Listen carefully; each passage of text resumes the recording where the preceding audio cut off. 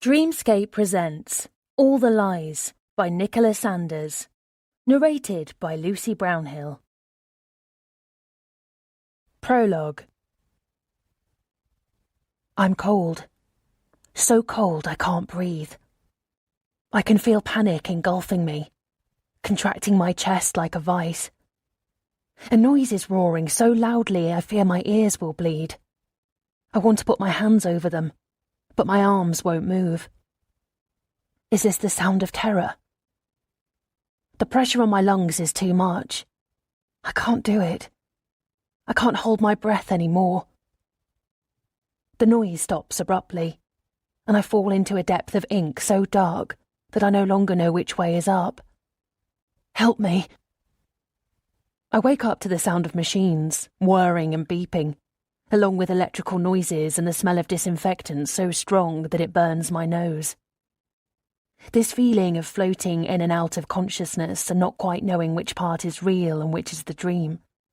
It's disorienting. I hear snippets of conversations, activity, footsteps on a hard surface. Do you know where you are? A male voice close by. Is he talking to me? A sudden pressure on my arm. A hand. My name is Dr. Cutter. Can you hear me? Something clicks. A light shines on my eyes, making my eyelids flutter. I try to open them, but all that I see is a kind of cloudy blurriness, as if my eyes are swollen almost shut. Then pain shoots through my skull like an electrical current, making me groan. I'm thirsty. Something touches my teeth. A straw. I take a sip greedily, and a cold rivulet drips down my chin onto my neck. Where am I? You're in the Royal London Hospital. You were in a ferry accident. Do you remember what happened? No, I'm not sure. Ferry. Water. Cold. So very cold. It's okay. You rest now. We've given you something for the pain, so you won't be awake for long. But your mother is here. She's waiting outside. I'll bring her in to see you. My mother is here. There was an accident. I can't see her properly, but I feel her weight next to me, making the mattress sink a little. She takes my hand in hers and rubs it. Her palms are rough, her calluses hard and dry. She brings my hand to her lips and kisses it again and again. Thank God you're alive. Thank you, God. I don't know what I would have done if you'd... My sweet girl. Sweet Lizzie. But my mother doesn't have calluses on her hand, and she's thin and small. The mattress doesn't dip when she sits down, and she doesn't call me Lizzie. My eyelids are too heavy. I desperately try to keep them open. And finally, the mist clears, and her big round face with its red cheeks and thick auburn hair comes into focus, hovering above. I have never seen this woman before in my life.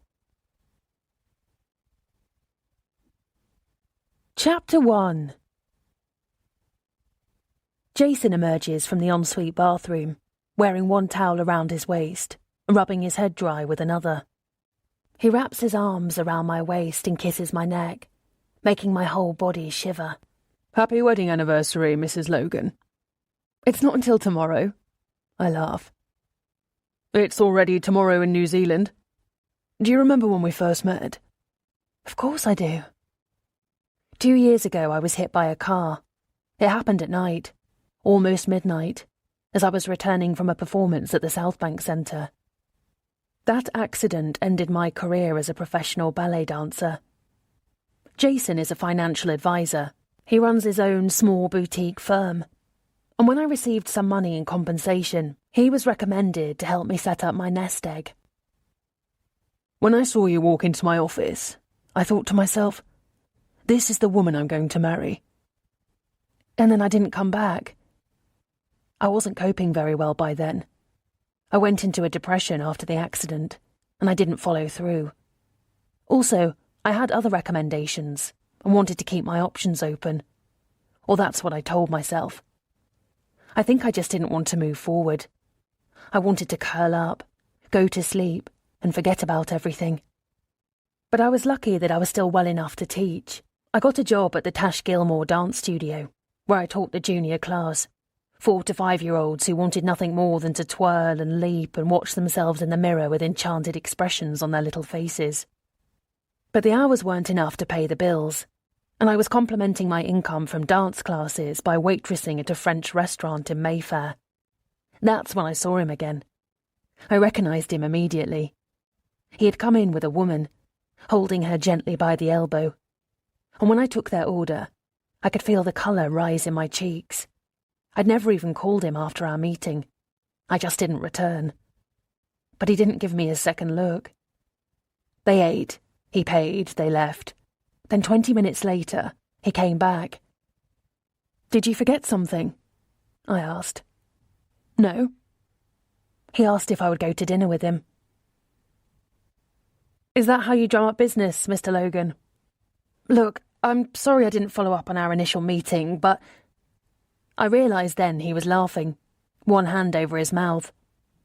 "What's so funny?" "I'm sorry," he said, recovering. "I manage tens of millions of pounds for my clients, Ms. Jones. The amount you proposed that we manage for you would rank in the bottom 5% of our clients' assets." "Oh. I'm sorry. I shouldn't have laughed. But I assure you, I'm not here to secure your portfolio. I would like to ask you out for dinner. No business involved. You have my word." "What about the young woman you came with?" "She's a friend and a colleague. Nothing romantic, I assure you. Please say yes." Men like Jason aren't usually interested in women like me. So yes, I was surprised by the invitation. But he was charming, butterflies in your stomach handsome, and I was already in love. That one dinner led to another, then another, and so on.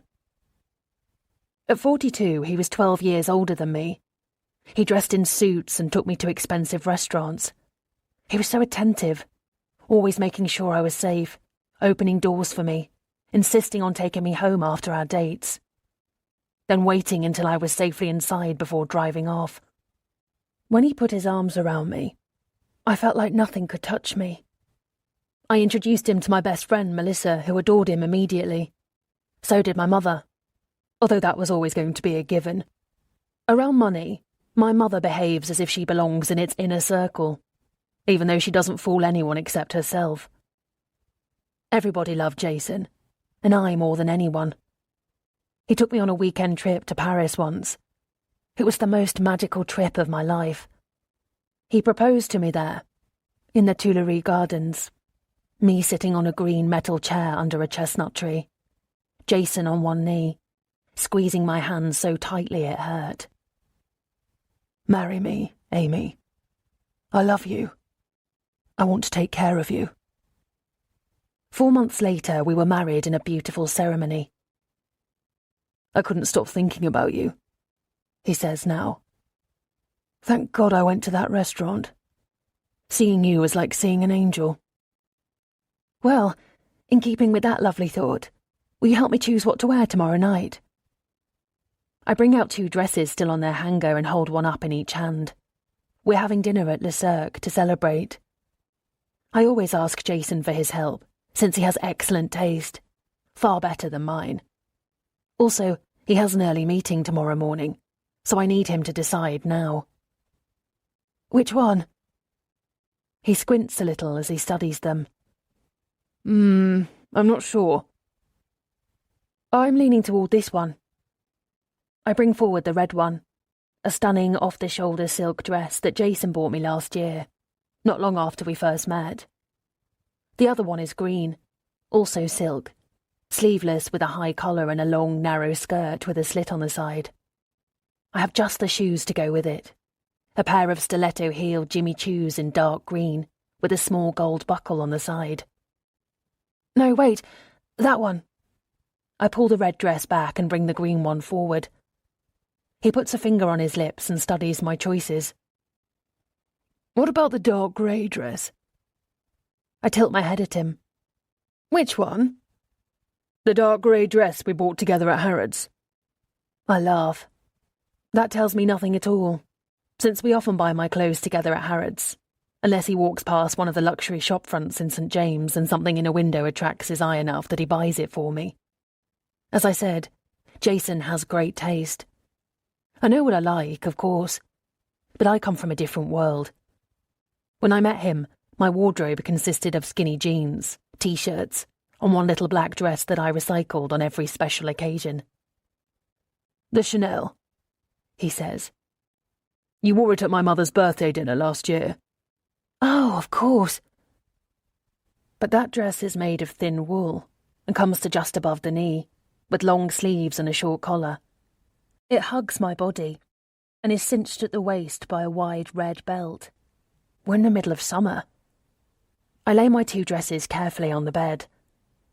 It's too warm for this time of year, I say gently with a smile on my face. No, it's not. Please, he begs jokingly. You look so good in it. Wear it for me with the black boots, too. It makes you look like Emma Peel from The Avengers. Emma Peel? Really? I aim an imaginary gun at him with both hands. He laughs, takes me in his arms and kisses the top of my head. You wouldn't shoot me, he murmurs. You love me too much. His lips find mine, and we kiss tenderly. But a voice inside my head whispers, wouldn't I? Chapter 2. The first time Jason hit me, I'd been at home all day, unpacking the last of our belongings. I was wearing a pair of yoga pants and a loose sweatshirt, my face scrubbed free of makeup, and my hair tied in a loose ponytail. He came home from work, looked me up and down and said, Jesus, Amy, do you really have to look like the maid? I laughed and put my arms around his neck, my hands still in yellow rubber gloves. I was about to kiss him when I smelled a strong odour of alcohol on his breath. He pushed me back with a sneer. You used to be so proud of your appearance. What's happened to you? I stared at him, one hand on my waist, unsure if this was some kind of joke. Excuse me? But he just walked past me to the living room and straight to the drinks cabinet. How do you think that makes me feel? He asked, pouring himself a scotch. I work all day to give you whatever you want. A beautiful home, beautiful clothes. It's disrespectful, Amy. You're turning into a slob. You really should clean yourself up. My cheeks burned. I stomped upstairs, brushed my hair, got changed into a simple jersey dress, and added a pair of silver earrings. Then I wiped my tears with both hands and went back to join him. He was still standing in the same place. No, that wasn't so hard, was it? He muttered, before knocking back the rest of his drink. I marched right up to him, one finger pointed right in his face. You're drunk! I was so unprepared for this slap across my face that I stumbled sideways, my hand flying to my cheek, mouth agape in shock. Don't you ever talk to me like that again, he said. I didn't reply. I watched him knock back his drink, then another, before he asked if we were ever going to eat something in this house, or was I too lazy to cook on top of everything else. We ate leftover risotto I'd made the night before, my cheek still hot from the slap. I waited silently for an apology that never came. Jason pushed his food around his plate and drank an entire bottle of Merlot. The next morning he was so sweet, so much like his normal self, that I wondered if I'd dreamt the whole thing. The next day he bought me a bouquet of flowers, put his arms around me and said something about our first fight, and how in future we shouldn't sleep on an argument. And can I say, Mrs. Logan, how ravishing you look this evening. You call this an argument? I snapped. Jason, you hit me.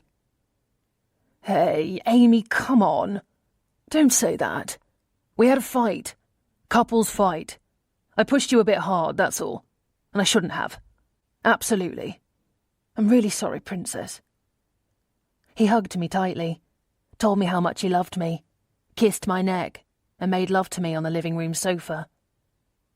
I spent the next few days rationalising what had happened that night. He'd been stressed, clearly. Jason didn't usually drink like that. Not then, anyway. As he'd said, we'd had our first fight. That was all. He'd overreacted and apologised, and I was ruminating over it. I needed to let it go. I was a very lucky woman. I lived in a large, elegant home filled with beautiful things. And Jason was a wonderful husband who showered me with expensive gifts, extravagant holidays to exotic places, and shopping trips to Paris. Yet none of those things stopped me from feeling like a colourful bird in a gilded cage at times. But I loved my husband with every fibre of my being. He was my protector, my mentor, and my lover. 2 weeks later, I'd almost forgotten about our first fight. I was starting to think of it that way too, having relaxed again by then. Jason was being caring and kind, as charming and loving as ever. Then one night he was late coming home from work and hadn't returned any of my calls. I was getting concerned. I'd been waiting alone for hours by the time he came home, and when I asked him where he'd been, he didn't say anything. But from the way he walked, not so much unsteady on his feet as trying a little too hard, I knew he was drunk. He helped himself to a whiskey and said, "Out for a drink with Richard, if you must know. We wanted to discuss business. I was going to bring him here, but then I changed my mind and took him to the club. Do you know why, Amy?" "Of course I don't know why." "Because I was embarrassed. Look at this place. It's a fucking mess. What do you do all day?" He pointed at the cushions lying haphazardly on the sofa, and a fashion magazine that had slipped onto the floor by the coffee table. "And look at you." "I don't get it. You used to take such pride in your appearance, Princess. What happened to you?" He jerked his chin towards my left hand. "Is it because you got that ring on your finger? You don't have to work for it anymore, is that it?" He took hold of my chin in his thumb and forefinger and tilted his head towards me. "You've lost that innocent face. What happened? Or maybe you were never that person." He grabbed my hair. "Were you ever that person, Amy?" I cried out, clawing at his hand to try to loosen his grip. But he just held tighter and brought his lips close to my face, so close I could feel his hot breath. "Were you, Amy, or did you trick me?"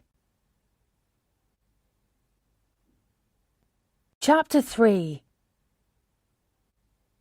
I always hesitate when the doorbell rings, but when I peer around the edge of the curtain, I see my friend, Melissa. For a moment I consider pretending I'm not home, but it's only fleeting. "Can I offer you something to drink, Melissa?" I ask after we've embraced, and she follows me into the kitchen. "I've got all manner of tea, herbal or not, or I can make you an espresso." She throws her bag onto the counter and wriggles her wrist to check her watch. "I was thinking more like a gin and tonic with a slice of lemon." She perches herself on a stool. I smile. "Gin? I don't usually drink before dinner." She runs a hand along the slick white countertop and gazes at the French doors and the pretty garden beyond. "You've become quite the boring housewife since you got married, you know that. A year ago you'd have wrestled me for the bottle." I laugh. "You cheeky cow. Oh, sod it, you're right. Let's go and sit outside. I'll bring the drinks." Melissa teaches the first and second year students of the diploma programme at the Tash Gilmore studio, where I used to teach. That's how we became friends. And later we shared a flat in Croydon, where I lived until I moved in with Jason. I take the tray outside, but my leg hurts today, and Mel sees me wince. She gets up to take the tray from me.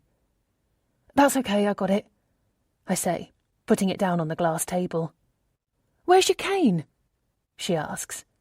"I don't use it anymore." "Why not? I thought it was helpful." "I don't need it." Mel doesn't look convinced as I hand her a cold G&T, just the way we used to drink it, 2 ice cubes and 1 slice of lemon. She settled herself on the rattan sofa with a lit cigarette in one hand. "Do you have an ashtray out here?" "Just stick it in the geranium. I'll clean it up later. An awkward silence passes between us. She gives me a quizzical look. I cross my legs. I'm so pleased you dropped by, I say. It's really nice to see you. What brings you to Fulham, anyway? She blows a plume of smoke. I had a meeting at the workshop. We're looking at spaces for the kids' graduation performance. I was going to call you, then I lost track of time. I almost didn't come, then I thought, screw it, I'll miss you. Here I am. I miss you too. It's been ages. Well, that's your fault. I'm just kidding. But I don't blame you if that's any consolation. If I lived here, I wouldn't want to step outside either. What do you do all day, anyway? I shrug. There is plenty for me to do if I want to. I've joined the committee of the Martin Historical Art Society. Mel raises an eyebrow. And I just finished a cookery class at Leith's. She raises the second eyebrow. Don't mock. I wag my finger at her. I can put together a 3-course gourmet dinner for 6 and be confident it will turn out just fine. She laughs. You're really into this shit, aren't you? Who would have thought? I rearrange a cushion behind my back. Actually, I was thinking of going back to work. Part-time, obviously. Just a few days a week. I study her expression. Why so surprised? At the dance studio? That's what I was hoping. She gives my leg a fleeting glance. I can do it, Mel. Same as before. If it's just a couple of hours a day in the junior class, it's not like I'll be showing them how to do a grand jeté or an assemblée. Judging from the look on her face, I probably said this more sharply than I'd intended. I thought you'd given all that up. You know, working for a living. She gently bumps my shoulder with her fist. Ha ha, very funny. Seriously, though, I thought you'd have a baby by now, with another one on the way. I feel my cheeks colour and she quickly adds, Oh, Amy, sorry, hun. Me and my big mouth. Everything okay? I flap a hand at her. Yes, of course. No problem at all. We're taking our time, that's all. But with the wedding and the honeymoon, then settling down in our new, gorgeous home, Jason and I agreed I should give up work for a while. After a few weeks, I'd been itching to return. But as Jason pointed out, I could fall pregnant any day. We'd always said we'd start a family as soon as possible, so I would just have to quit again in 6 months. That wouldn't be fair on my students, and it would be disruptive for the school. But I can't escape the fact that I'm not pregnant yet. I'm sure Tash would welcome you back with open arms, she says. The kids miss you. They always ask when you're coming back, and we're busy. We could always use the help. Hearing her say that is a relief. That's great. I'll call her next week. Brilliant. Mel hands me her glass for a refill. I gulp the rest of mine and take both back into the kitchen. She follows me, pulls up a stool, sets her elbows on the counter and rests her chin in her hands. And how is your yummy Jason? He's very well. Thank you for asking. Good. And where is he taking you this evening? I turn around and set her glass on the counter. Nowhere. Why? Because you're all decked out like you're going out somewhere special. Oh, you think? Thanks. I just like to look nice, that's all. Oh my God, Amy, you crack me up. You're really in love, aren't you? Lucky Jason. I bet he'd still love you if you opened the door in your jammies with your hair in curlers, you know. But I get it. Good for you. I'm jealous. I laugh. I'm not kidding. You're so lucky. Your Jason is scrumptious. I wish I had one like that. I wish I lived in a house like this. I miss our place sometimes, I say, twirling my own glass. Really? Yes, really. Don't look like that. I laugh, then catch sight of her watch. Shit! I grab her wrist. Is it really 5:30 already? Almost. Why? I have to go. I have to make some calls. Sorry. She waits for a moment while I bite my thumbnail. You want me to leave? Sorry, it's just that I promised the committee I'd get a whole lot of stuff done, and now I haven't, and it's stressing me out. Okay, well I can wait. Will Jace be home soon? I can hang out with him while you do your incredibly stressful committee work thingy. Not that I'm inviting myself over for dinner or anything. It's not like I'm hanging out for a gourmet French cuisine ooh-la-la 6-course meal. Unless, of course... Sorry, Mel. Just not tonight, okay? I really need to get this done. I'm so sorry. She gives me an exaggerated but good-natured eye roll. Okay, fine. I can take a not very subtle hint. She gets up from her stool and reaches for her bag. Next time, I promise. I'll cook something amazing, just for you. I swear. I'm going to hold you to that, she says, kissing me on the cheek. It's nice to see you anyway, Amy Lee. Don't be a stranger. Love you. Love you too. I blow her a kiss, close the door after her, and lean back against the door. Jason will be home in 15 minutes. Chapter 4. I quickly wash our glasses in the sink, dry them, and put them away. I throw the slices of lemon in the small compost bin I keep in the garden. I wipe the kitchen bench with some lemon-scented cleaning spray that makes me sneeze, then push both stools under it. I turn on the oven to cook the lasagna I prepared earlier. Then I rush upstairs. In the bathroom, I swirl a mouthful of Listerine before spitting it out, then quickly move to my dressing table in the bedroom and lightly spray a light mist of Bulgari Mystique behind my ears. I dab some concealer under my eyes, dust a little blush on my cheeks, and pull out my lipstick, Agatha Orange, Jason's favourite shade, and carefully reapply it. I put a tissue between my lips and press them to take off any excess. Back downstairs, I do a quick visual sweep to make sure everything looks perfect. It is. I check my appearance again in the hall mirror. The outfit is fine, but the makeup isn't quite right. It's too much, too heavy under the eyes. I should have washed my face clean and started again from scratch. I'm about to run back upstairs to fix it, just as I hear the key in the lock. I make myself smile and turn to greet my husband. "Hello, darling," I say sweetly. He gives me a perfunctory kiss on the lips and quickly pulls back, rubbing a thumb roughly under my eye. "You look cheap," he says. "Clean yourself up, please." "Of course. I'm sorry, darling." I still take his coat off him and hang it in the cupboard, after which I dash upstairs and fix my eyeliner. Downstairs, he's standing in the living room, looking out the window. "There. What do you think?" I offer my face for him to study. He puts his fingers on the base of my jaw and tilts my head this way and that. "Much better." "Thank you, darling."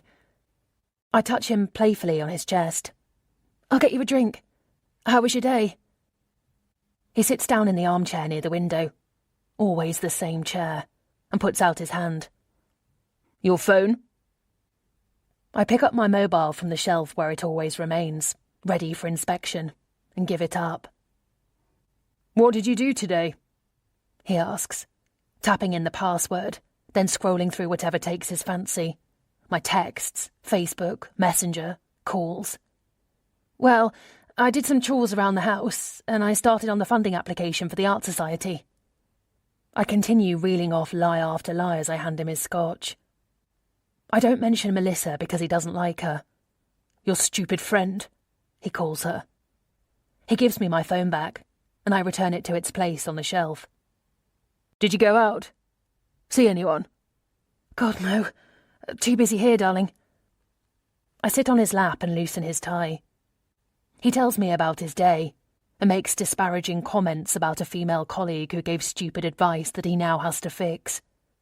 He often says things like that about the women in his office. They're not up to the job, they're too stupid, or they make mistakes. I shake my head and tut. I don't know how you can bear it, honestly. Only when I go into the kitchen to serve the lasagna do I spot the beige cigarette filter sticking out of the geranium pot, and I freeze, my hand on the oven door. "What's for dinner?" Jason asks behind me. He puts his hand on my ass and squeezes.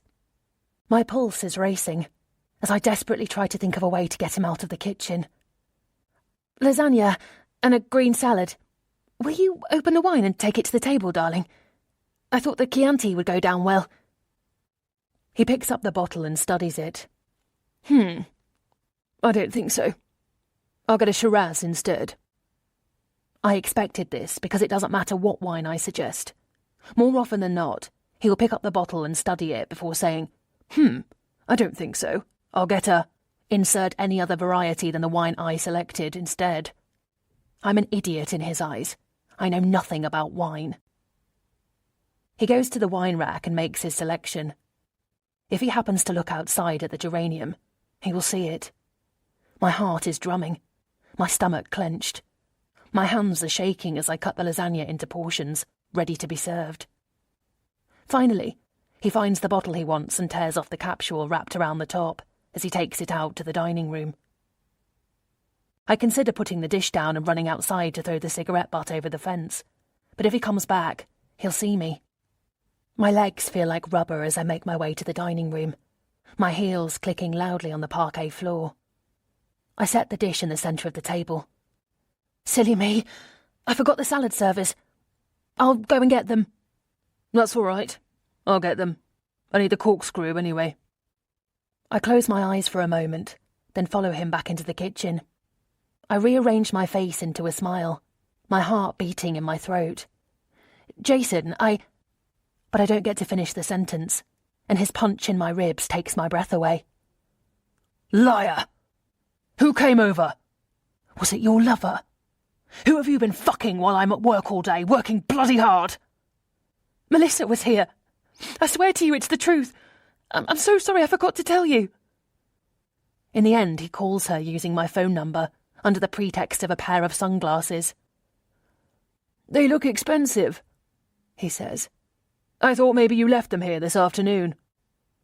They have a lovely conversation while I sit with my arms wrapped around myself, trying to wait out the pain. But he believes me in the end, and we sit and eat afterwards as if nothing happened. By now, the lasagna is cold. I work bloody hard, Amy. I'd like a decent meal prepared by my wife, who does absolutely fuck all day.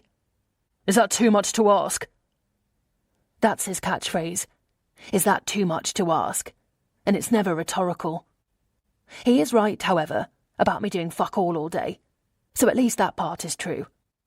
I have nothing to do at home except wander aimlessly from room to room and flick through magazines I've already read a dozen times and study elaborate recipes. I do nothing at all because so far, Jason won't let me work. He won't let me have friends either, or even go to the cinema by myself. He doesn't want me seeing Melissa because he says she's a bad influence, whatever that means. I'm only allowed to cook and clean and join the one charity committee he approves of. But Jason expects an answer. I said, is that too much to ask, Amy? He repeats, enunciating every word. No, darling, of course not. I'm terribly sorry. By the end of the evening, he is relaxed again. It's our anniversary tomorrow, he says. The combination of the scotch and the wine gives his words a slight slur. I smile. Is it? I caress his cheek with the back of one hand. He takes it and kisses my palm. You'll wear the Chanel for me. If that's what you want, then of course I will. Anything your heart desires. Anything. Making you happy is what makes me happy, I say softly. His eyes shine. We better go upstairs then, Mrs. Logan. Chapter 5. Every day, I think of leaving him. I spend countless hours planning it in my head. I've threatened to, once or twice, in the heat of the moment. But not long after we got married, Jason suggested I give him all my money to invest. You'll get back tenfold, he said. Trust me, it's what I do for a living. It was sitting in the bank doing not very much, and of course I trusted him. The first time I asked for a statement, he gave me a funny look. Why? Don't you trust me? That has nothing to do with it. I'm just curious, that's all. Your investment is doing very well. You'll be pleased. I'll bring a statement tomorrow. but the statement never came. The first time I threatened to leave him, he said, "Sure, Princess. Good idea. Why don't you just fuck off back to your pathetic, shitty little life?" "Oh no. Wait. You don't have a pathetic little life anymore." "I want my investment back, Jason. Just the capital. I don't care about any interest or anything else. Just give me my money back." He laughed. "You have no investment, Amy. You gave me your money, remember? You signed the paperwork."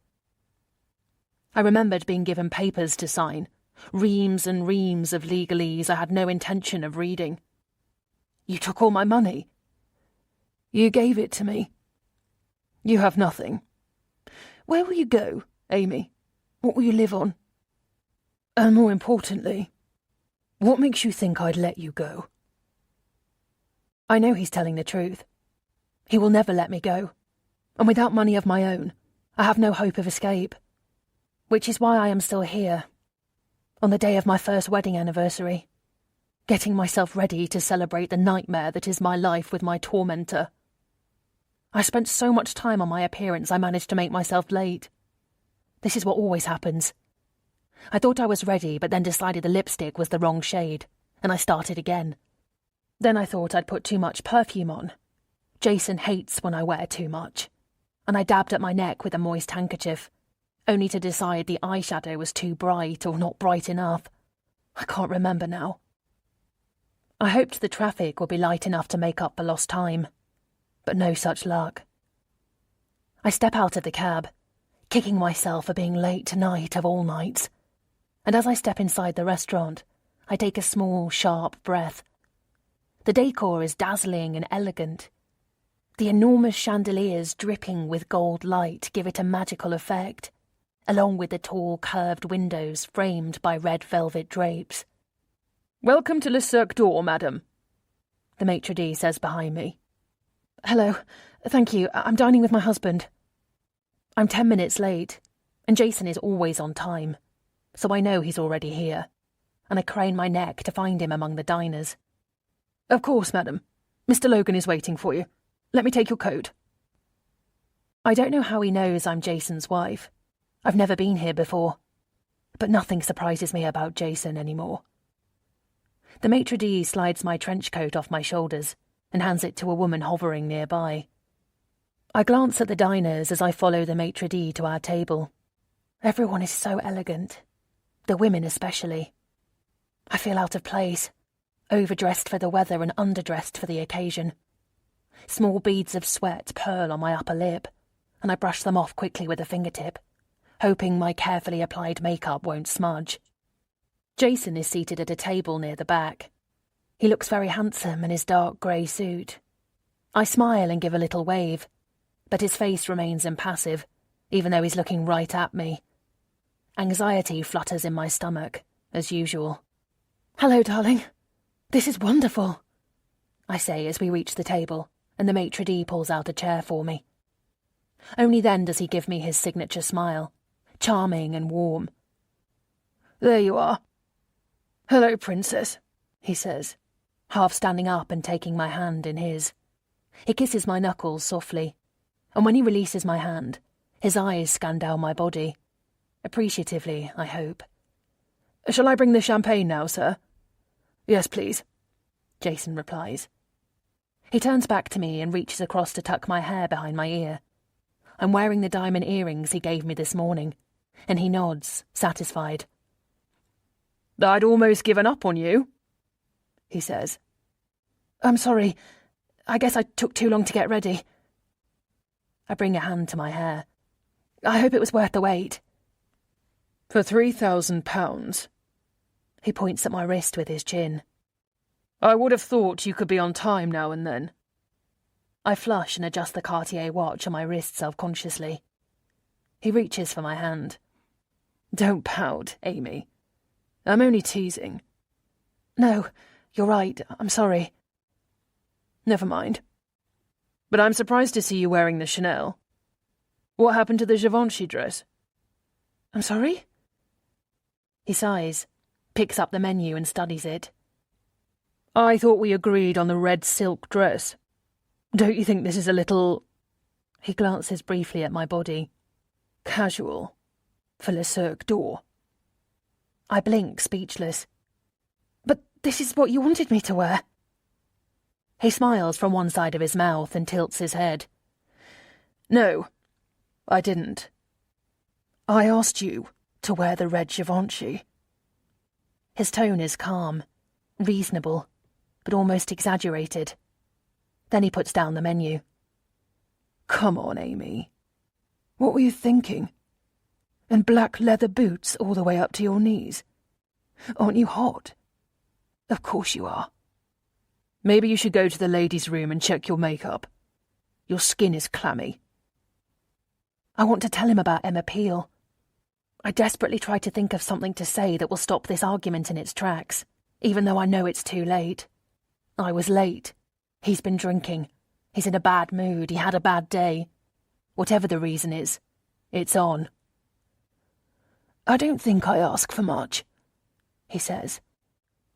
I give you everything you want, don't I? Yes, of course. All I ask in return is a little respect. That you listen to me. That you follow my advice. I don't think that's too much to ask, considering. Do you agree? He's speaking to me like I'm a child. The people at the table nearby have stopped talking and are trying to pretend they're not listening. I want to lean across to them and ask them if they're enjoying themselves. Do you agree? He repeats. I nod. Yes. Would you say that lying to your husband is disrespectful? Lying? Lying, Amy. Telling lies. Jason, I wasn't lying. You really did want me to wear the Chanel. Maybe you forgot. Why are you really late, Amy? I told you.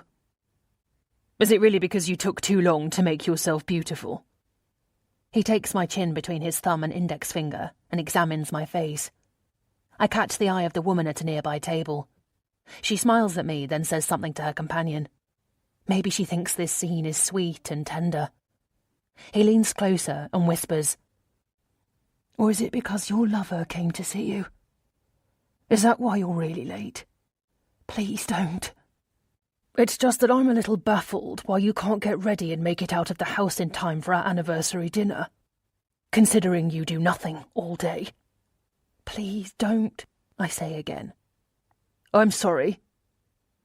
I can feel the sting of imminent tears in my eyes, and I blink them back, looking down at my hands in my lap. I pick at my nail polish without thinking, and catch myself. Please don't what, darling? What were you going to say? Please don't make a scene. Please don't embarrass me. He knocks back his glass of champagne like it's sparkling water and sets it back down. Say it, Amy. Please don't what? Nothing. No, you clearly had something to say. Just say it. The couple next to us are staring openly, and I know I've turned crimson. I can feel it, and no amount of makeup is going to hide it. I put my hand on his. Please let's not fight, darling. Not tonight. Not on our anniversary. I caress his cheek tentatively, and his eyes soften. He takes my hand and holds it. What happened to you, Amy? This is Jason's favourite question lately. He asks it almost every day. What happened to you, Amy? Maybe you happened to me, Jason. Why do you say that? I ask. You've lost that innocent face. I miss it. That's an awful thing to say. He shakes his head and says, You're right. Forgive me. I've had a long day. I shouldn't take it out on you. He orders a grilled fillet for himself and scallops for me. But our romantic candlelit dinner feels contrived now, both of us gazing into each other's eyes without really seeing each other at all. Even when he kisses the palm of my hand, I can't help but wonder if it's for the benefit of onlookers. My mother called, I say, my knife slicing the soft flesh of a scallop. How is she? He asks. She's better, I think. My mother has had a bout of flu that she's only just managed to shake off. Good. Have you made any plans for her birthday? I thought I would take her shopping for a new handbag. Something special. She's owned the same one as long as I can remember. I can see her now, with her bag hooked over her wrist. A plain black leather bag, tapered at the top, with 2 gold-coloured squares that snap closed when you press them together. I wouldn't say my mother is poor, not by any stretch of the imagination. She certainly considers herself middle class, but she also comes from a generation that abhors waste. She owns 2 perfectly good bags, one for every day and one for special occasions. But she'll like a new bag, especially if she thinks it comes from Jason. That's a good idea, Jason says distractedly. We eat in silence for a moment. Then I blurt it out. I was thinking of going back to work, at the dance studio. He chews on a piece of steak and washes it down with a sip of red wine. Why would you think that? He asks, patting his mouth with his napkin. I mean, part-time, of course. You don't think I can provide for our family? I laugh. Of course not. You're a wonderful husband and provider. I just meant, I miss it. I miss the children, and I'm a bit lonely. No. I'm only thinking a few hours a week. Maybe one day. I said no. But why? For one thing, you're not a ballet teacher, Amy. You're a waitress. Remember, you're a cripple. You can't even walk properly. You couldn't teach dance any more than you could fly to the moon. I grit my teeth. If you would let me use a cane, then my leg wouldn't get so tired and sore. Why do you think I took the canes away, Amy? I couldn't forget the day I woke up and my canes were gone. Jason announced that he was sick and tired of being seen with an invalid, and that I was just putting it on for attention anyway.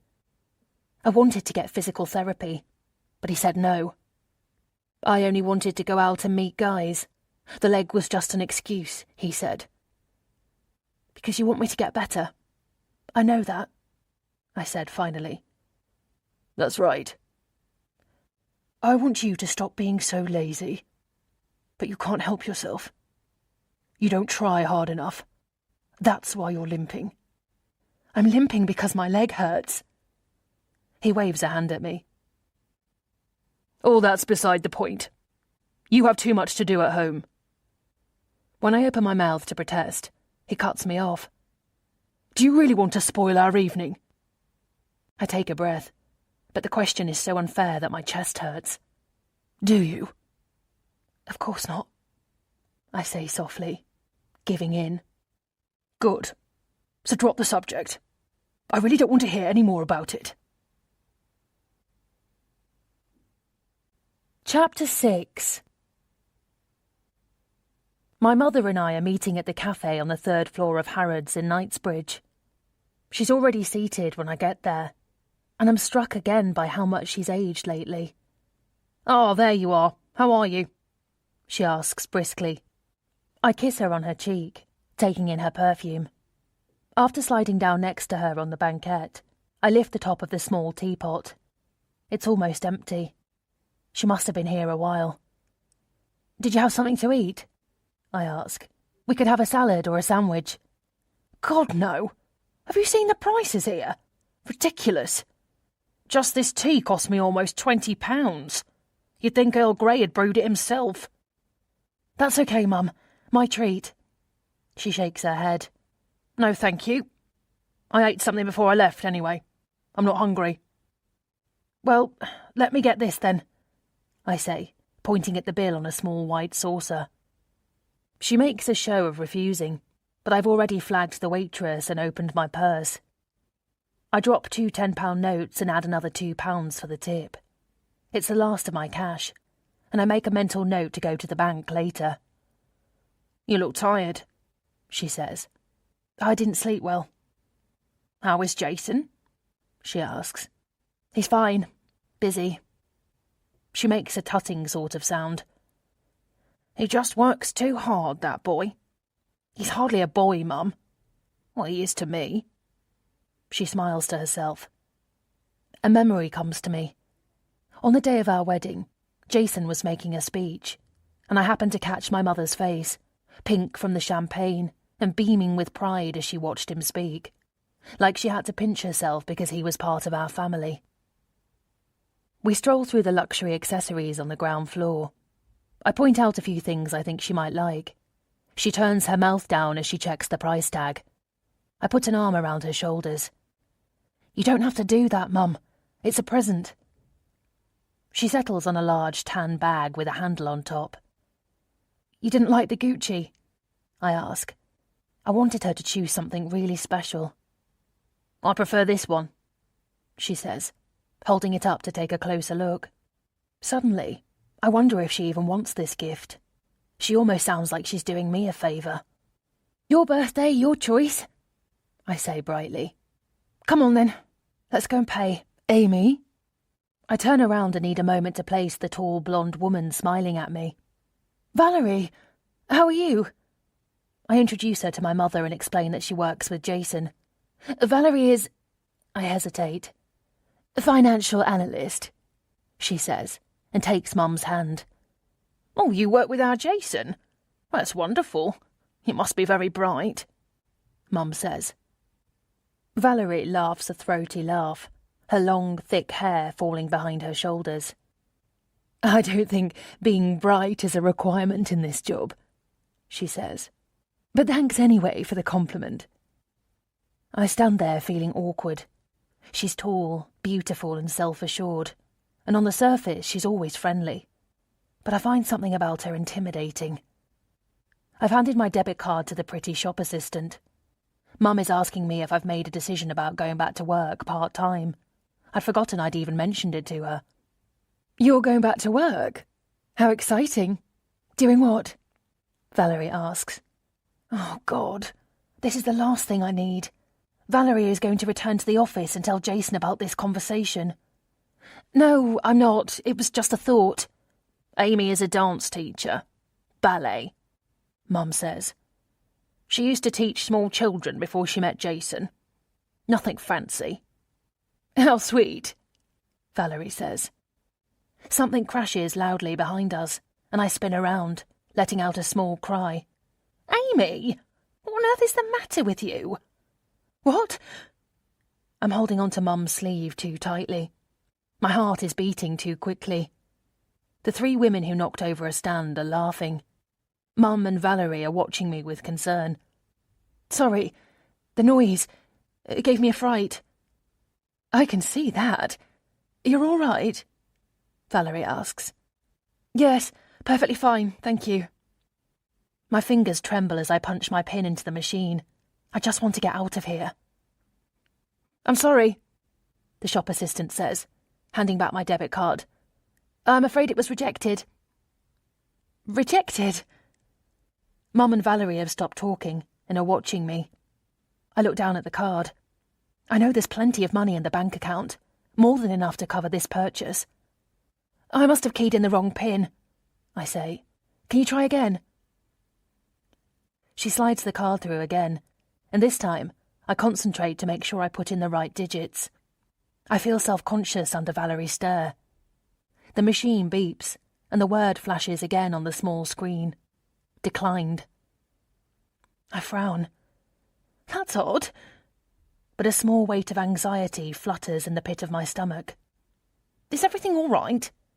my mother asks. I give her a small smile. "Of course, Mum." I turn back to the shop assistant. "Here, use this one." This time I hand over my American Express card with more confidence than I feel, and we go through the motions again. Declined. "I'm sorry," she says again, but she's not so friendly anymore. She's throwing apologetic glances to the people behind us, and I realise I'm holding up the queue. My cheeks burn as I take the credit card from her and slip it back into my purse with trembling fingers. "I don't understand," I mumble. "Perhaps I can help," Valerie says, already fishing in her own bag, presumably to pay for my purchase. "Please don't," I say, putting one hand on her arm. I turn to my mother. "I should ring my bank. This isn't right. I know this card has plenty of credit available." I try to catch the assistant's attention, but she's moved on to someone else, and we've been shuffled sideways. Excuse me, I say. Maybe I can put this aside and pick it up later. No, here, I'll do it, Mum says with a sigh. Then to Valerie she adds wryly, If I'd known I'd be paying for my own present, I would have chosen a box of chocolates. Don't do that, Mum. I'll get it later. But she's already handed over her own card, and before I have time to object, the purchase has gone through, and the handbag is being wrapped in soft layers of paper. I'm sorry, Mum. I'll reimburse you as soon as I sort this out. It's fine. There's obviously a mistake with your cards. I'm sure Jason will sort it all out, she says, in a tone implying that none of this would have happened if Jason had been here. Well, I should go, Valerie says breezily, as if we'd been chatting about nothing more than the latest fashion. I'd almost forgotten she was still there. Jason is expecting me back at the office. She squeezes my hand and says goodbye to Mum. Still flushed with embarrassment, I detect a glimpse of triumph in her eyes when she turns to me. Goodbye, Amy. I hope it all works out for you. I just nod, my cheeks burning, and follow my mother outside. I'll drive you home, Mum. No, thank you. I think I'll take the tube. It's been a lovely day, she adds, sounding like she doesn't believe that at all. I'm going to pay you back. But she's already walking down the street. Over at the bank, I explain the situation to the teller and hand her my card. She types a few strokes on her keyboard and frowns. Mr. Logan closed this account this morning. Excuse me? This cheque account has been closed. So is the credit account. Are you sure? Yes. This makes no sense. What about this card? I ask, pushing my American Express card across the counter. She picks it up, opens a drawer, pulls out a small pair of scissors, and cuts it in half. My chest rises in fury, and my jaw clenches so much that my teeth hurt. Without speaking, she picks the other card I gave her and does the same.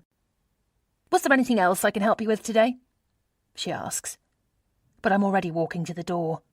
It's all I can do to stop myself from spitting in her pretty face. I sit in the car and burst into tears. I get my phone out of my bag and dial Jason's mobile. It goes straight to voicemail. He must have turned it off. I try his office number. Jeanette, his secretary, answers, as she always does. Jason never answers his own phone. Trying to sound bright, I ask for Jason while wiping the tears from my cheeks. Hi, babe. He sounds so normal that I wonder whether the bank made a mistake. They got the wrong Jason Logan. As if. Did you close my account? I blurt. Silence. Did you? Silence. But why? What have I done now? I sob, bent over in the seat. He sighs. Why did you lie to me, Amy? I close my eyes.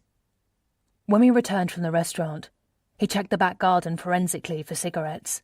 No cigarettes were there, but he'd gotten the idea into his head that the reason I was late was because my lover had been here again.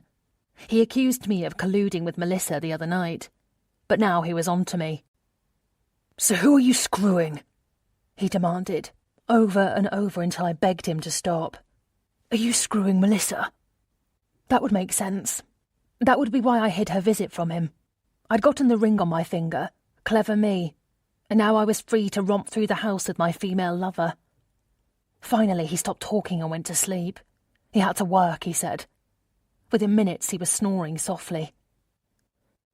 Who is it, Amy? He continues now, seemingly having given up on the idea of Melissa. I ignore the question. I've already answered it 100 times anyway. You closed my account and cancelled my cards knowing that I was taking my mother to buy a present for her, because 2 nights ago I forgot to tell you that Melissa came over. You're doing it again. Doing what? I wail. You didn't forget to tell me. You deliberately lied. Why do you lie to me, Amy? Oh my God. You're insane, I mumble. What else are you lying to me about, Amy? For God's sake. Why aren't you pregnant? Excuse me? It's been a year. Why is it taking so long? It shouldn't take this long, Amy. Or maybe there's something you're not telling me. I feel dizzy. I don't know what you mean. Don't you? I pressed the heel of one hand between my eyes. You embarrassed me. You knew I was going to buy my mother a present today, and yet you closed my account and cancelled my credit cards. Your account. Your credit cards. I want to tell him to fuck off. To get the fuck out of my life. But I know if I swear I'll have to pay later. Yes, Jason, my account. You stole my money. You can't cut me off like this. He pauses. Where are you? In the car outside the bank. Why? Open your glove compartment. What? You heard me. Just do it. I squeeze the latch, and the door falls open. Inside is a roll of banknotes held together by a rubber band. £100. What is this? Go on. When you need money, you can ask me. Meanwhile, why don't you go and buy your mother a present? From me. I hang up the phone and throw it across the dashboard. Chapter 7. It's been a month. 29 days to be precise, of having to ask my husband for money. Money for what? He would ask. Money for the tube. Why? Where are you going? To meet Melissa for coffee. No. There's no meeting your boyfriend or girlfriend for coffee anymore. Or anything else. We've discussed this. You only leave the house for groceries. I have to itemise everything I need to buy. Then when I return, I have to give him the receipts with the change, so that he can make sure I'm not squirreling any away. Can I have money for tampons? Still not pregnant? How long has it been, Amy? What's wrong with you? Some days I wait until he's gone, and I go back to bed and cry into a pillow. I stay like that for hours, sometimes all day, until it's time to get up again, make myself beautiful, and prepare an elaborate gourmet dinner. I take a shower and gently rub lotion into my skin, and wince when I reach a tender spot on my arm, my body's memory of a recent beating. In the mirror, I notice the towel has slipped off the rail. I pick it up and am about to sling it back on when I notice something on the floor. A small mound of silver dust lies just below the edge of the rail. I crouch for a closer look, but I can't tell what it is or where it's from. I'm about to sweep it up with a Kleenex when I look up briefly at the silver ball at the edge of the rail, and something stops me. The ball has a hole in it, small and round, the diameter of my little finger. It's hollow, and the edge of it is still rough, like it's been drilled recently. I peer at it, then jerk back. Something is inside. I quickly unscrew the ball, and a small black cube, not much bigger than my fingernail, drops out. I study it for a moment, my heart thumping. This is undoubtedly a camera, and it's been pointing at the large mirror above the vanity. No matter where I am in this room, it would catch my reflection. I drop it from my shaking hands, and it clatters on the tile floor. Who are you fucking, Amy? Oh, God. That means this can't be the only camera. There must be more. I run to the bedroom, letting my robe fall on the plush carpet as I reach for my clothes, laid out on the bed. A pair of beige slacks and a simple white linen shirt. My hands are shaking so much that I can barely button it up. I scan the bedroom, but I know I'm not going to find them that way. I check the doorknob and run my fingers around the window frames. What if he's watching me now? He'll know, one way or another. I flick through the books on my bedside table, and on his. I study the wallpaper for any strange anomalies. I sit at the dresser and check the drawers and the mirror, and that's where I find it, stuck behind the edge, with a hole drilled through the mirror frame. It is aimed right at my side of the bed. I think I'm going to be sick. Taped under the drawer of my bedside table is a foil of contraceptive pills. Every morning, I wait until I am alone and take the pill. I wonder how long Jason has been watching me. Why aren't you pregnant yet, Amy? Is there something you're not telling me? I sit on the bed, bend over and groan, my face in my hands. What am I going to do now? I can barely breathe as I go through the rest of the house, searching each room in turn. I find one in the living room and one in the kitchen. After 2 hours, I give up and lay my findings on the coffee table. 4 tiny cameras were hidden around the house, watching my every move. I sit on the sofa and wait. By now, he must know I found them. He must have been watching me throughout. What is he going to do if I confront him? Will he deny it? Will he pretend to know nothing about it? But then the front door opens, and he walks into the living room, stopping in the doorway to watch me. Tears are streaming down my face when I open one hand, revealing the small black devices. You've been spying on me. He comes towards me, his hands clenched into fists. I spring off the couch and run upstairs. Leave me alone! I yell. He's right behind me, climbing the steps 2 at a time. I run into our bedroom and push against the door, hoping to get inside before he catches me. But he's too fast. He grabs me by the hair. I scream, "Jason, stop!" He pulls me into the bedroom and throws me onto the floor. You want to know why I did that? Because you're a liar, Amy. You're a liar and a whore. You pretend. You lie. You said you wanted a family as much as I did. But you lie, Amy. It's been a year and you're still not pregnant no matter how much I try. And yet you don't seem the least bit concerned about it. So that got me thinking. Then I remembered the cigarette butts all over the garden, and it all made sense. At least you're not going to saddle me with someone else's bastard. I guess I should be grateful for that. So, who are you fucking, Amy? Some tradesman you picked up? His face is on top of mine, so close I can see his nostrils flaring. He's pulling me by the hair. I can smell his sweat and want to gag. Jason, please, let's talk.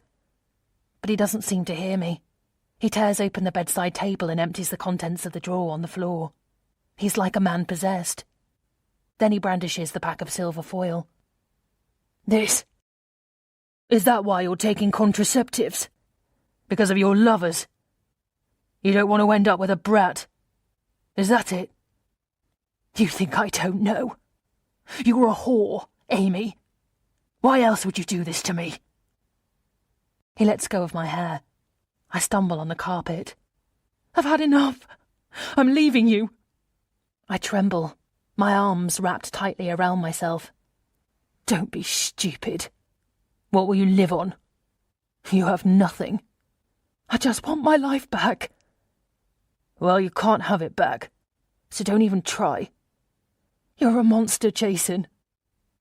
You're a monster and a bully and a coward. Pain erupts in my ears so quickly I almost black out. I put one hand on my burning cheek. I should have expected it. I should have been prepared. Get up, he snaps. I push myself up, using the bed for balance. Hiccuping, I wipe snot off my face with my sleeve. I walk past him, trembling, and pull a suitcase from the shelf in my closet and throw it on the bed. He's too stunned to stop me. Where will you go? What will you live on? I'll get a job. At the dance studio? I don't think so. I called the owner, Tash Gilmore. I told her you wanted to return to work, but your leg was getting worse, and you were going to have an operation. It would be months before you could even walk again. You did what? She was very sorry.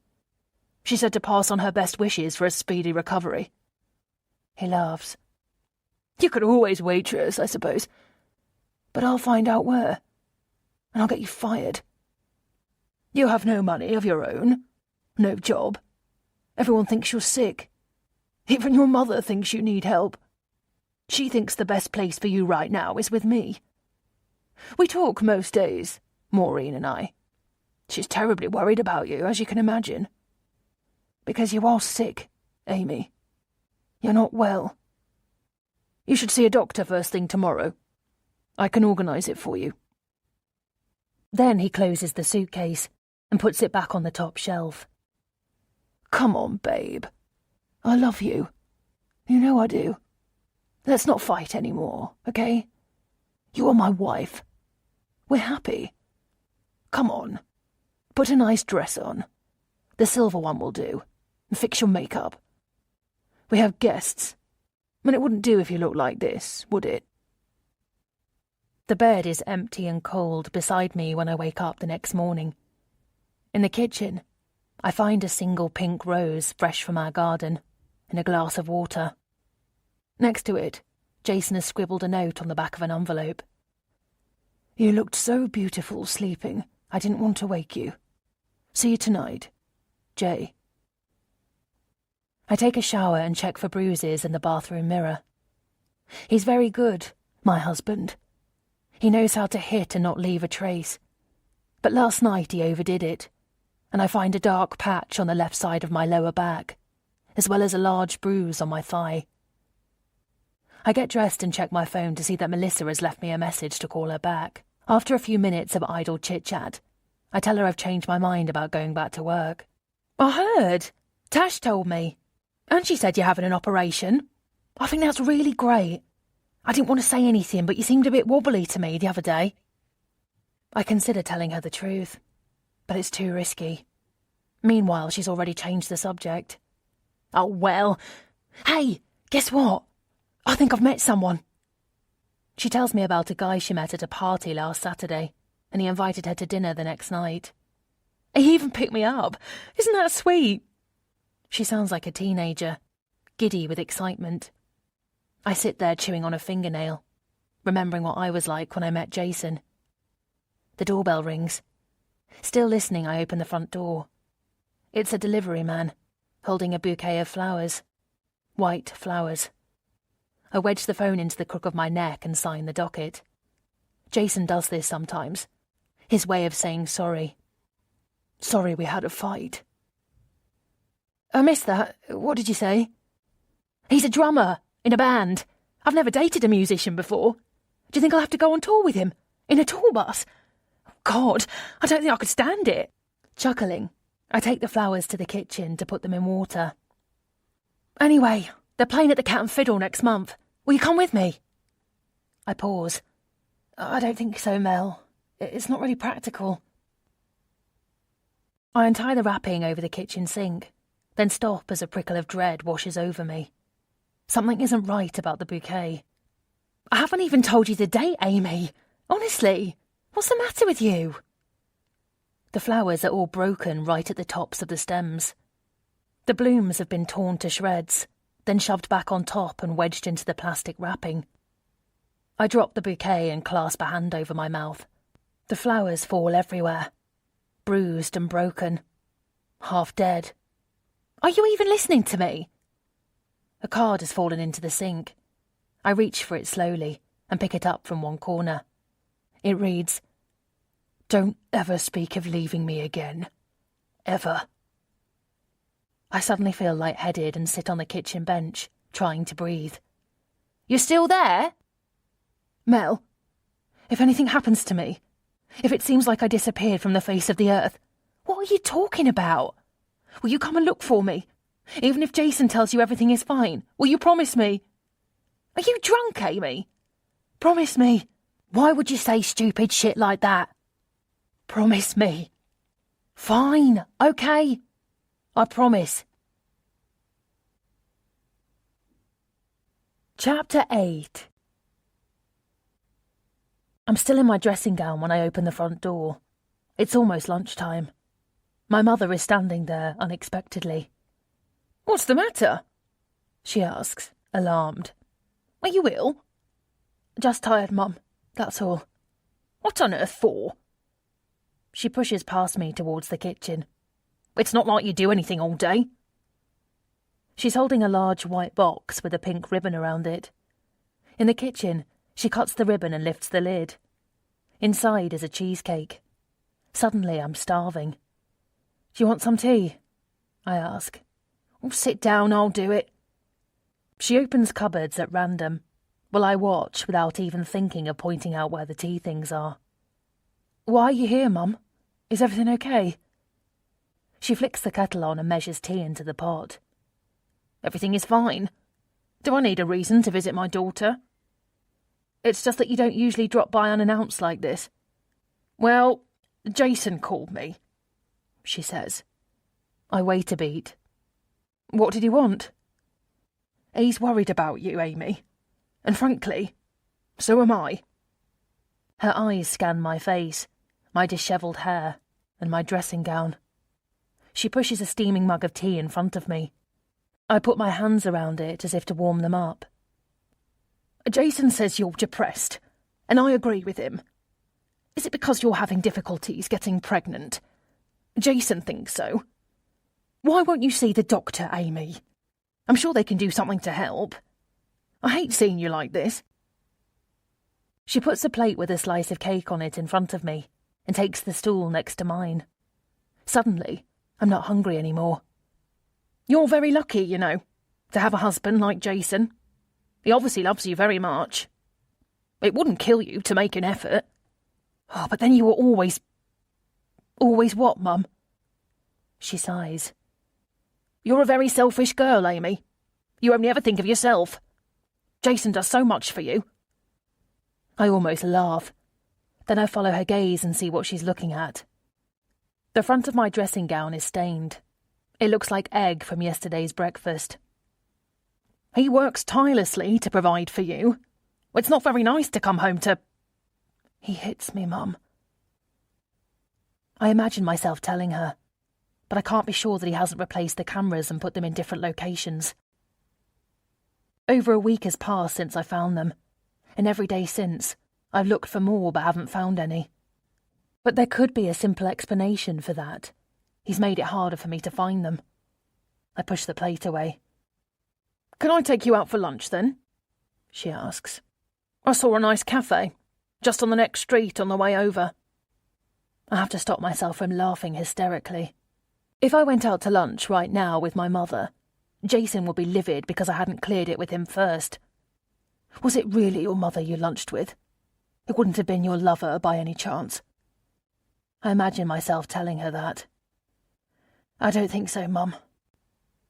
A notepad sits on the table with a pen, and I drag both over to me and say, I need to get groceries for dinner. I should start a list.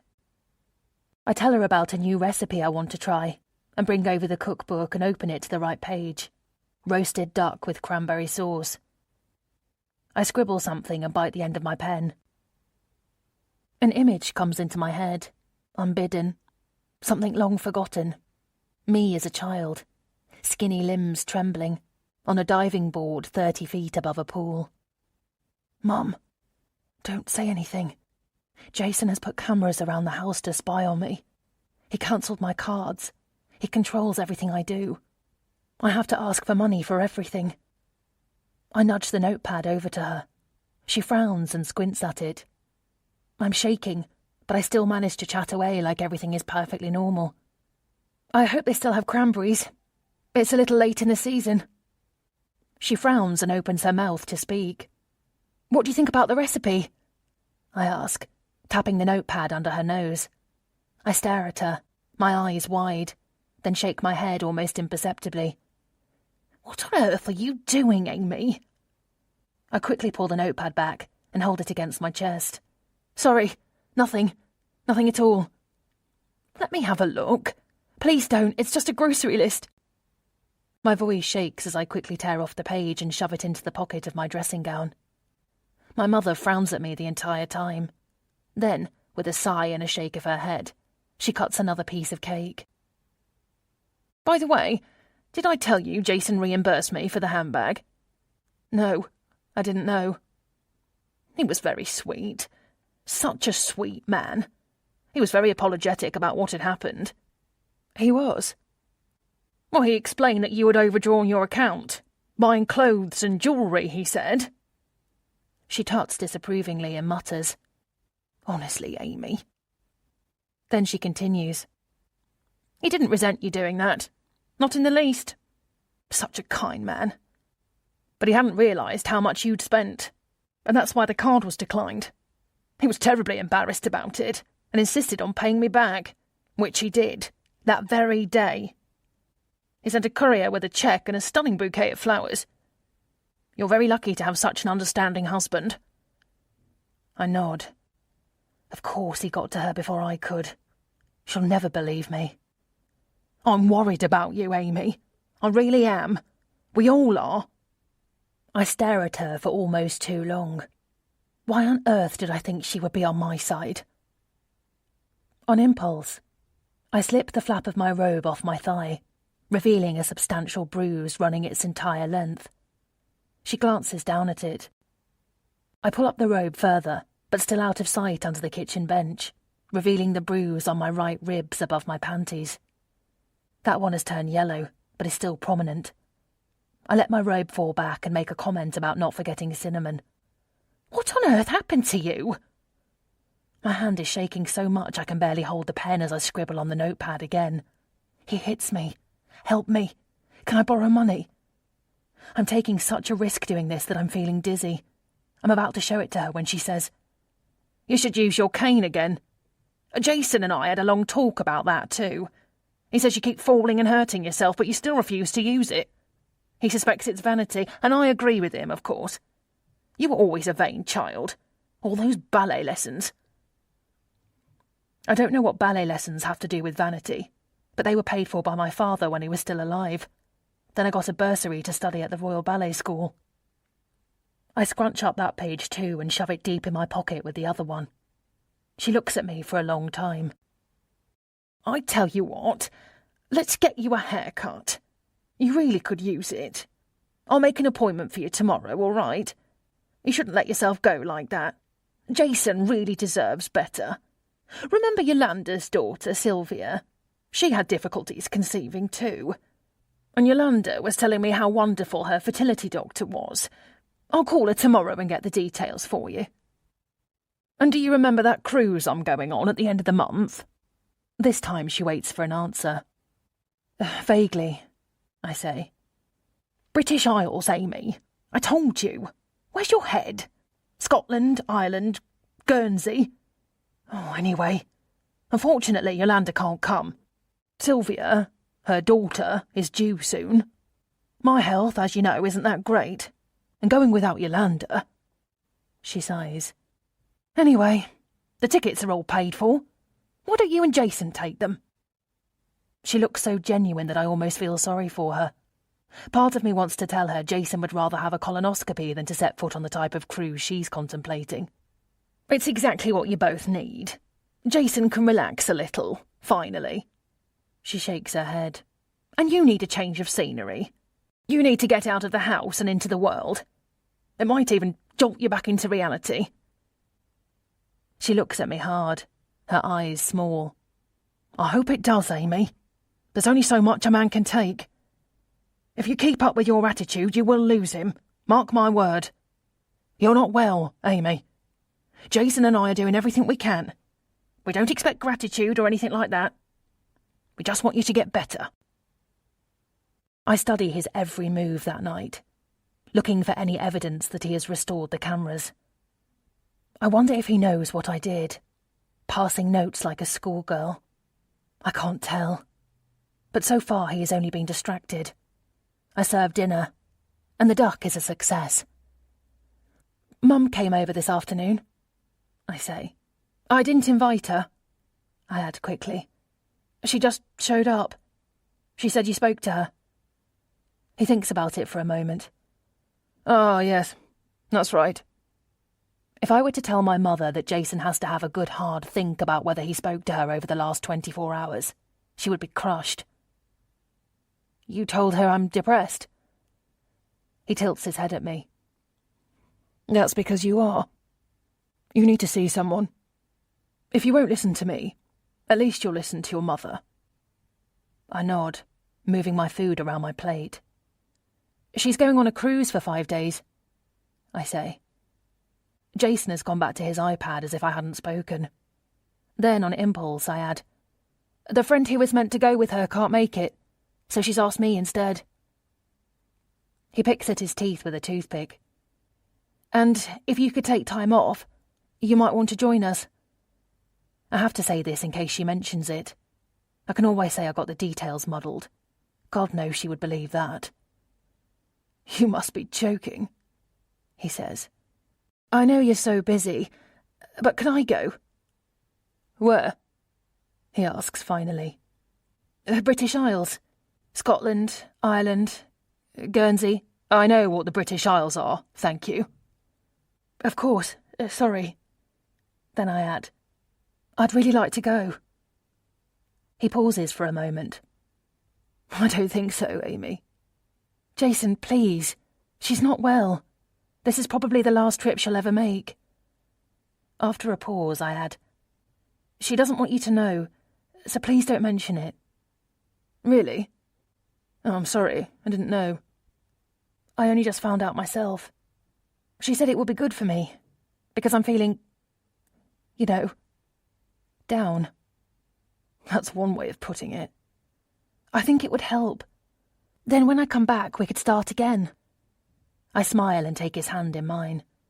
I want our marriage to work, Jason. I really do. And I want to have a baby with you. He stares at me for a long time. What changed? I shrug. Nothing. I'm lonely. It's time for us. I love you, you know I do. He studies my face. And it will be good for me to spend time with my mother. For the both of us. We'll see. Let me think about it. I'll let you know. I don't think I fully formulated the thought before now. Yet here it is, perfect and absolute in its clarity. I'm going to run away. Chapter 9. I'm so much better now, I said to my mother over the phone. I'm very sorry about the other day. God, I just don't know what was the matter with me. I spoke to my doctor and you were completely spot on, Mum. Not conceiving. It's been hard. She's got me on some very good medication, and I'm so much better thanks to you, Mother. Then I told her not to say anything to Jason about the cruise. Let me surprise him. It's a wonderful gift, but you know what Jason's like. He won't accept it unless he thinks it's from me. He's so proud. That's right, Mum. Let me wait once we're on board with a bottle of champagne before I tell him how generous you've been. He'll be bowled over. It's a miracle he's letting me go. 5 days. 5 glorious days away from him. His psychotic temper. His jealousy. His constant need to belittle me. Away from that house. Away from my life. Hallelujah.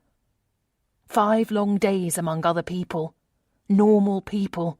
Friendly people, presumably. 5 long days without my husband's fists pommelling me. He wants to drive me, of course. I told him Mum and I are meeting at Waterloo, where we will take the train to Southampton. Jason insists on driving me to the station, and I try to dissuade him, but he won't hear of it. Part of me wants to stop this, to tell him she called to cancel, but it's too late now. He'd never believe me. My stomach is heavy with dread all the way there. I have no idea what he would do if he figured out I was lying, but it would be the end for me. He parks the car in the drop-off space and takes my luggage out of the boot. He looks around for my mother but can't see her. His face hardens. I pull my phone out of my bag, pretending it just rang. It's her. Hope everything is okay. I put my phone to my ear. A cab honks behind us. We're only supposed to park in the drop-off space for a few minutes, and we've already been there too long. Mum, where are you? I look around for her. Oh, that's fine. I'll come to you. Yes, I know. See you soon. Bye. I turn to Jason. Sorry, darling. She's waiting for me at the platform. She must have misunderstood. I can sense him weighing whether to come with me or not, but more cars are honking now, and he can't stay parked here. Finally, we say our goodbyes. I try not to look the way I feel, elated, excited, and desperate to get away. Only after the car has turned the corner do I let my breath out. The train journey is uneventful, yet the rubber band that connects me to Jason is stretching with every mile. I feel that it will snap soon. At Southampton Terminal, I need a moment to get my bearings. The ship waiting at the terminal is enormous, much bigger than I expected. People are everywhere, of all ages and sizes, being guided into lines where we wait our turn, all beaming with anticipation. Finally, my turn comes to step forward and present my travel documents to a man in uniform behind the counter. I keep expecting someone to tap me on the shoulder and tell me a mistake has been made, and I have no right to be here, and I best get home immediately, where my husband is waiting. He hands me a small folder with documents. Will you take both keys now? He asks. 2? No, it's just me. He glances at his paperwork, frowning. My husband was going to come with me, but he couldn't make it at the last minute. Has he not made the changes to the booking? I wonder if they'll stop me from boarding if he's not with me. Oh, the irony. He taps a few keys on the keyboard and frowns at the screen. My stomach is clenched in nervousness. What if I don't get on the ship? What then? Could I still disappear? Walk away, never to be found again? He taps the screen with one finger. It's all right. I've made the changes. It's been updated. He smiles and my tension uncurls. He hands me a key card and the folder, then lets me through, wishing me a pleasant trip. I am so relieved that I want to kiss him. I walk up the gangway and am suddenly inside the ship, moving past large sets of tropical backgrounds, in front of which people are standing posing for photos. Would you like your photo taken, madam? A young woman asks. She is looking behind me, presumably for my husband, my child, or a parent, because nobody travels alone on these cruises. They're for couples, for families or groups of friends, not for single women like me. No, thank you, I say. Maybe later. Someone taps me on the shoulder. My heart does a somersault. This is it. He's found me. I'm going back. Excuse me, I couldn't help overhearing you're travelling alone, says a woman with an American accent. So am I. Maybe we could keep each other company. I'm Barbara. She has a beautiful head of red hair, almost bouffant, and a brilliant, warm smile. I like her immediately. I shake the hand she extends. I'm Amy. To say I'm excited is an understatement. I've never seen anything like this place. A kind of fantasy world for young and old. I love it so far. I get lost. Then I find my way and reach my cabin, but my keycard doesn't work. Fortunately, staff are everywhere you look, ready to help. I'm sorry, ma'am. There's been a mistake, the young man says as he consults his clipboard. You've been given the wrong key. Your cabin is 2 levels below. All right. The confusion triggers a rush of paranoia, but only momentarily. The main thing is that I have a room. I don't care what level it's on. But when I get to it, I do care. I know Mum booked a cabin with a balcony. Of course she did. She wouldn't have suggested Jason stay in a small inside cabin with no window. Yet that seems to be where I'm staying. I'm sorry, I tell the steward. Are they called stewards? Or is that only on flights? I think there's been a mistake. I was supposed to be in cabin 3440. This is my paperwork, you see? Is this your luggage, ma'am? Yes, it is. So this is your cabin, ma'am? If you'd like to upgrade. No, I don't want to upgrade. I am supposed to be in a different cabin. The luggage was brought here by mistake. He checks his clipboard. This is your cabin, ma'am. See? I argue half-heartedly. Whatever the problem is, I don't want to bring attention to myself. Not while we're still in port. I can always deal with it later. You know, actually, it's fine. Thank you. I slip inside and close the door. It is fine. I felt more claustrophobic in our enormous house in Fulham. This is the most personal space I've had in a year. After I put my few belongings away, I decide to go and explore. Amy! Barbara is sitting at the bar with a bottle of champagne on ice. Come, sit here. Join me. We can watch the boat leave together. Or is it a ship? I never know these things. She pats the stool next to her. Waiter! Another glass, please, for my friend, Amy. I laugh.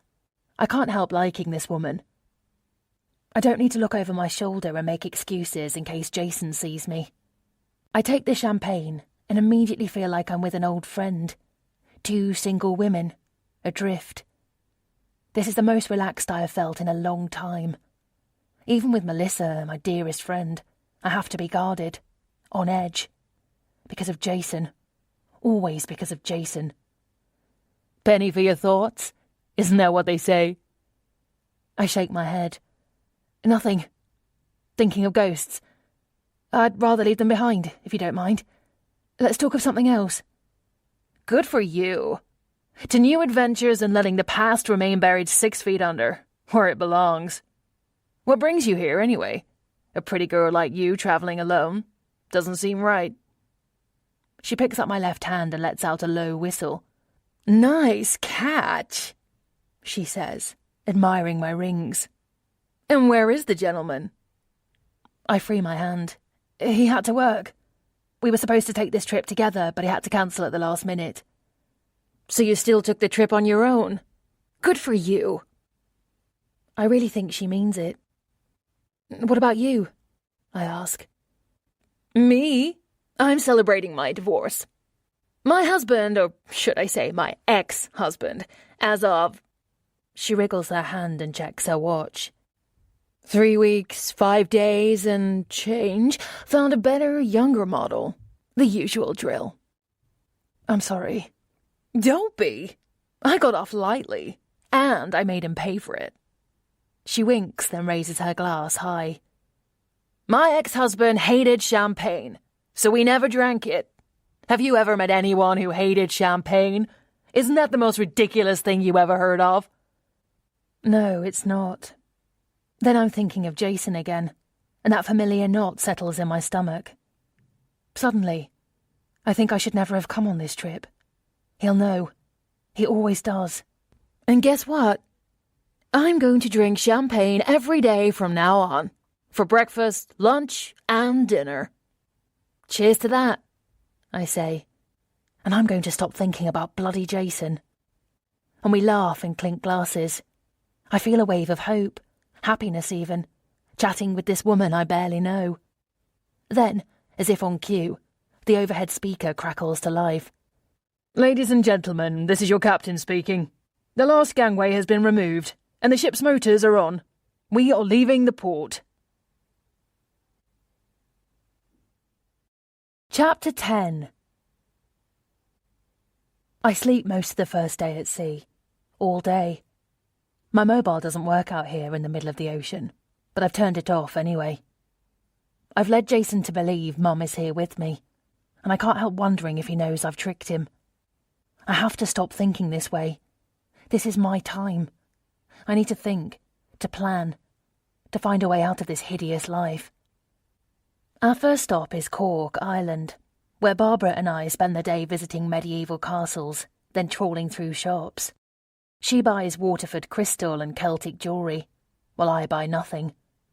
She keeps suggesting items to me, once telling me a tweed would look fabulous on me. Just the thing, Amy, for those cold London winters, but of course I don't have any money. I have some cash, for Jason has been doling it out if he is satisfied I spent the last batch appropriately, my life being a series of checks and balances. But I've still managed to squirrel some away by picking up receipts that weren't mine at the supermarket, and he gave me an extra £500 to spend on the cruise.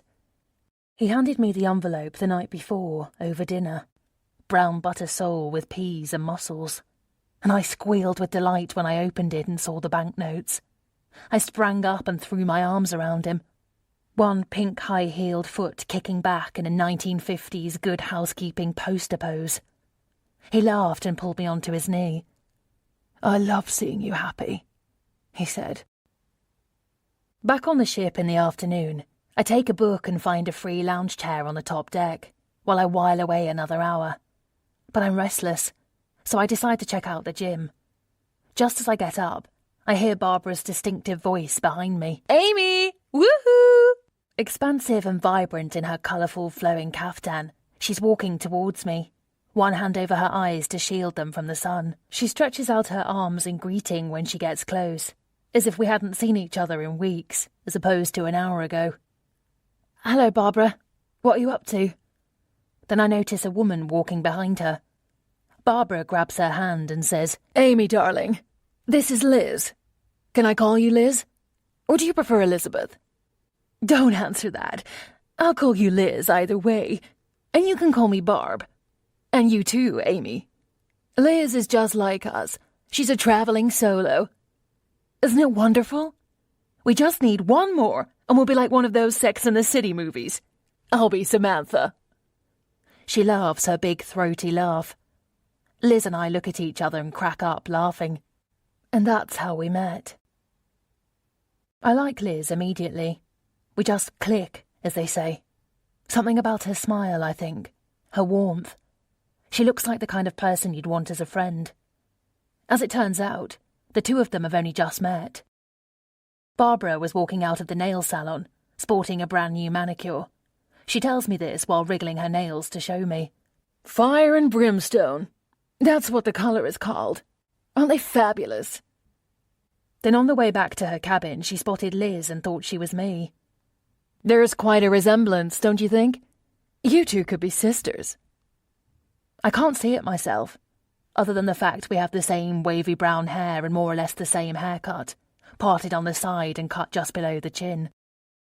We study each other and shrug at the same time, which sends us into another fit of laughter.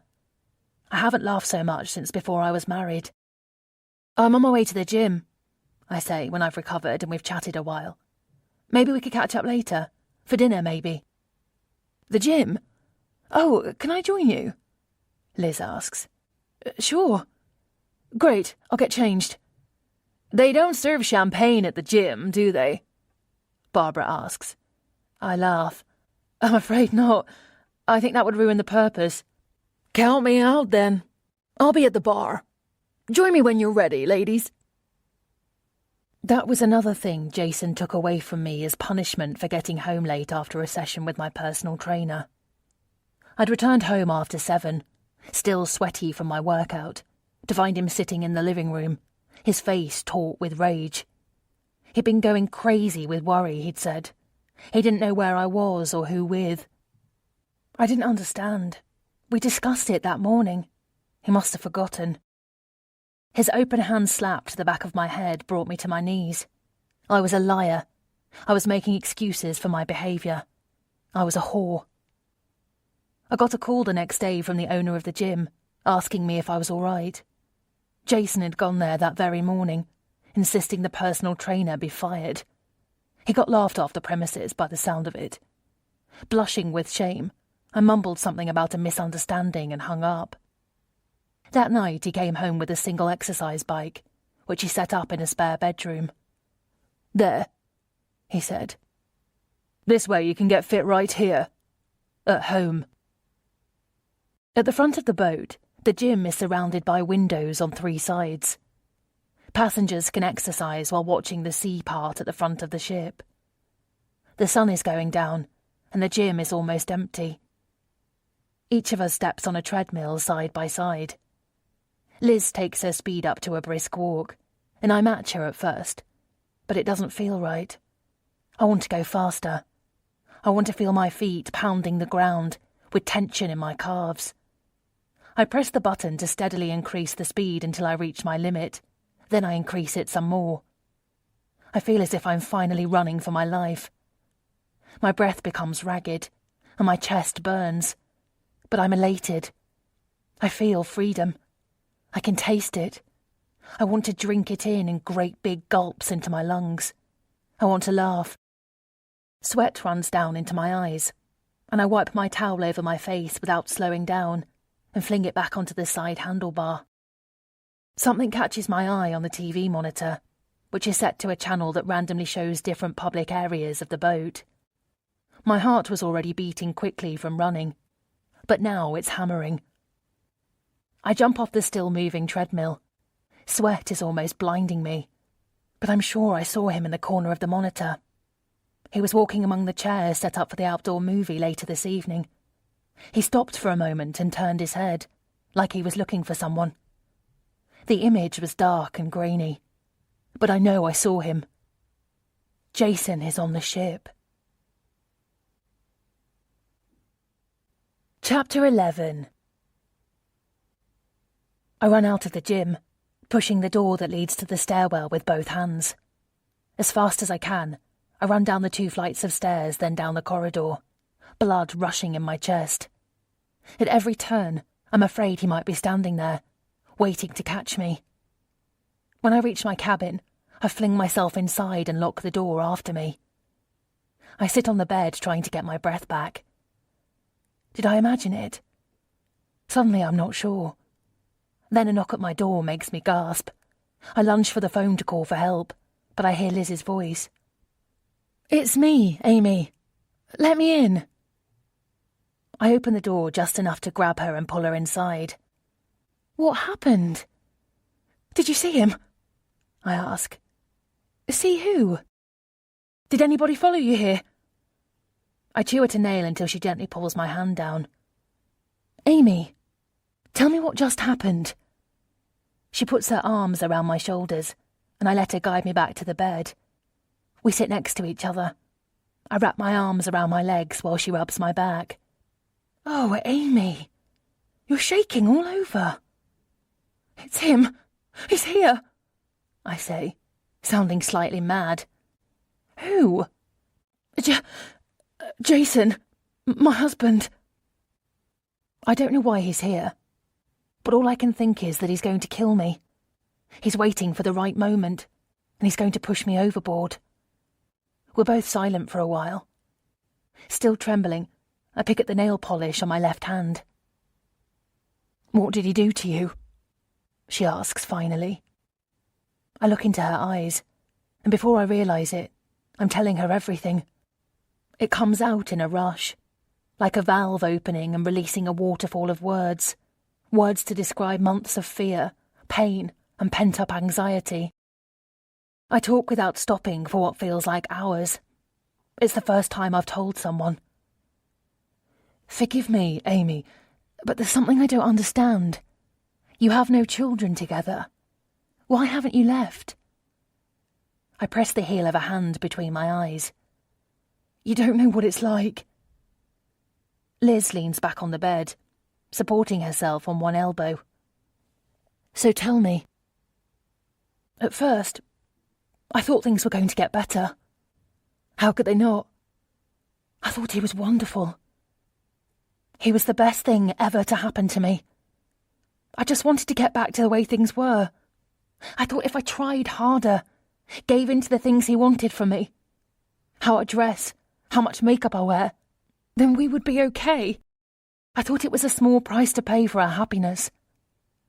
But then it became about where I went, who I saw, all the things I told you. By the time I decided to leave, he'd taken everything from me. My money, my friends, my independence, my sanity. I'm terrified of him. Where could I possibly go that would be out of his reach?" "You should go to the police. Get a restraining order." "I don't think he'd give a toss about a piece of paper, Liz. He'd find me. And he'd hurt me." "And you think you saw him?" I think so." I close my eyes. Did I really see Jason? I can't tell anymore. I tried to recall the image on the monitor. It was fleeting and dark.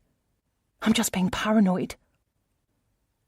No, I'm not. I open my eyes again. He was here. "But why would he be here?" Liz asks. "You don't know Jason. Spying on me. That's what he does." But now that I say it out loud, the certainty is drifting away. If Jason didn't want me to go, he would have said so. Why would he suddenly be here? "Could you email someone? A friend who could call his office to see if he's there?" "God, no. There's no one I could ask. I mean, there's Mel, but no. There would be just too many questions. A friend of mine calling Jason to find out if he's still at work would alert him to something. I tell you what, I'll email my friend Sarah back home. She's my best friend. I'll just ask her to call and see if she can make an appointment for some financial advice. I'll tell her to ask for an appointment for tomorrow or the next day. If he's away, his office will say so, surely. And if she can secure an appointment, then we'll know for a fact that he is not on this ship. I think about this. Even though I waver, thinking I've overreacted, knowing would be nice. Then a sharp knock at the door jolts me with panic, and I clasp a hand over my mouth. Liz squeezes my hand and gets to her feet. "No, don't," I whisper. But she's already opened the door to Barb holding a flute of champagne in one hand and an almost empty bottle in the other. Chapter 12. I've been looking for you two everywhere. We were supposed to meet an hour ago. Sorry, Barb, I say, my heart still hammering. It's my fault. Hang on. What's going on? Have you been crying? What's happening? Liz and I exchange a glance. She waits for me to say something, but she must have sensed my hesitation, because she turns to Barbara and says, "Amy misses her mother." I don't know whether to laugh or cry. "Oh, honey," Barbara says. "That's so sweet. You're just a little girl at heart, aren't you? Here." She hands me the flute of champagne. "That'll help." Then she puts her arms around me. "We never really stop missing our mothers. Take it from me. They're always a part of us. When did she die?" For a moment I'm confused. Then I get it, and my hand flies to my mouth. "Oh, God, no. She's not dead. She's very much alive." "But I thought... You mean you missed your mother because she is not here? Oh, Amy, that's so sweet. You sweet little thing." We all laugh. I shake my head and feel like an idiot. I begin to suspect I've conjured up Jason and everything is fine again. Barbara hooks her arm into mine and says, "Let's have dinner." I hesitate. Then Liz says, "Why don't I go and get a tray from the buffet? I could bring back some salads. We could have it here." "Eat here?" Barbara asks, as if Liz has suggested we eat off the floor with our hands. "What's the matter with you?" Liz gazes at me. "I don't think Amy feels like going out right now." "But what is this nonsense about you going to the buffet? What are you suggesting? Fish and chips on a plastic tray, with some half-wilted salad on the side? I don't think so. No. Let's go to my suite, and I'll get my butler to bring us something delicious and a lot more champagne." "You have a butler?" Liz and I blurt at the same time. "Well, yes, ma'am. Every suite comes with a butler, and he's very handsome, too." "Let's go. It's very close. Just one floor up." Liz looks at me hesitantly as if to ask, "Could you do that?" I nod imperceptibly. "Yes, I'd like that, Barbara. Thank you." Barbara's suite is enormous. It has its own living area, separate from the bedroom, and spacious enough for a proper sofa, 2 armchairs and a coffee table. "This is something else," I say. "You make me feel like I'm slumming it." "Thank you. And you are slumming it. Come and sit down." She indicates the sofa. Sitting on the armchair, Liz gives me a little nod as if to ask, "Are you okay?" I nod back. That night in Barbara's room, the conversation turns more intimate. We all drink maybe too much. I'm sitting back in Barbara's lounge, my head resting against my elbow. She sits next to me, wearing a long flowing dress, her feet tucked under her. Liz is sitting in the armchair, her feet up on the edge of the ottoman. "What about you, Liz?" Barbara asks. "Is your mother still alive?" Liz takes a moment to reply. Then suddenly, her eyes fill with tears. "You okay?" I ask. "Oh dear, I'm such a klutz," Barbara says gently. Liz waves a hand in front of her face. No, it's fine. I was adopted when I was a baby. My adoptive mother passed away 3 months ago. I miss her terribly. I'm so sorry, I say. Barbara gets up and puts an arm around her. Liz laughs. I'm okay, really. She runs her fingers under her eyes and takes a breath. My birth mother put in a request to meet me a few years ago. What did you do? I ask. She gives me a small shrug. Nothing. I didn't accept it. Weren't you curious? Barbara asks. Of course I was. I was tempted. But I didn't think it would be fair to Mum. I never even told her about it, and I didn't want to go behind her back. We were very close. It didn't seem right. Barbara tilts her head at her. So what about now? Liz slaps her hands on her thighs. That's why I'm here. What do you mean? I flew from Australia, that's where I live, to meet my birth mother. I'm going to see her in 2 weeks. She lives in a small town somewhere north. Millhaven. Have you heard of it? Barbara and I shake our heads. Well, I think it's quite small. She smiles. So here we are. For a beat, no one says anything. Then Barbara and I both speak over each other. This is incredible. Are you nervous? She asks. And what's she like? Do you know? I hand Liz a tissue. What do you mean, Australia? What are you doing on this cruise? Barbara refills Liz's glass. Shouldn't you be in Millhaven or whatever it's called? Liz laughs. Wait a minute. Yes, I'm nervous. Very. Like I said, I'm meeting her in 2 weeks. My friends booked this cruise for me as a going-away present. How come you don't have an Australian accent if that's where you're from? Barbara asks. We only moved there when I was 16. I was too old to pick up the accent, I guess. My dad, that's my adopted father, died last year. He's the reason we moved there, for his work. It just wasn't the same after he was gone. I think Mum missed him too much, you know?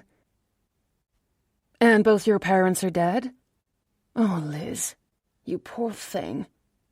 They must have been quite young, Barbara says. How old are you? 25, 28? 31. But they adopted me when they were already in their mid-40s.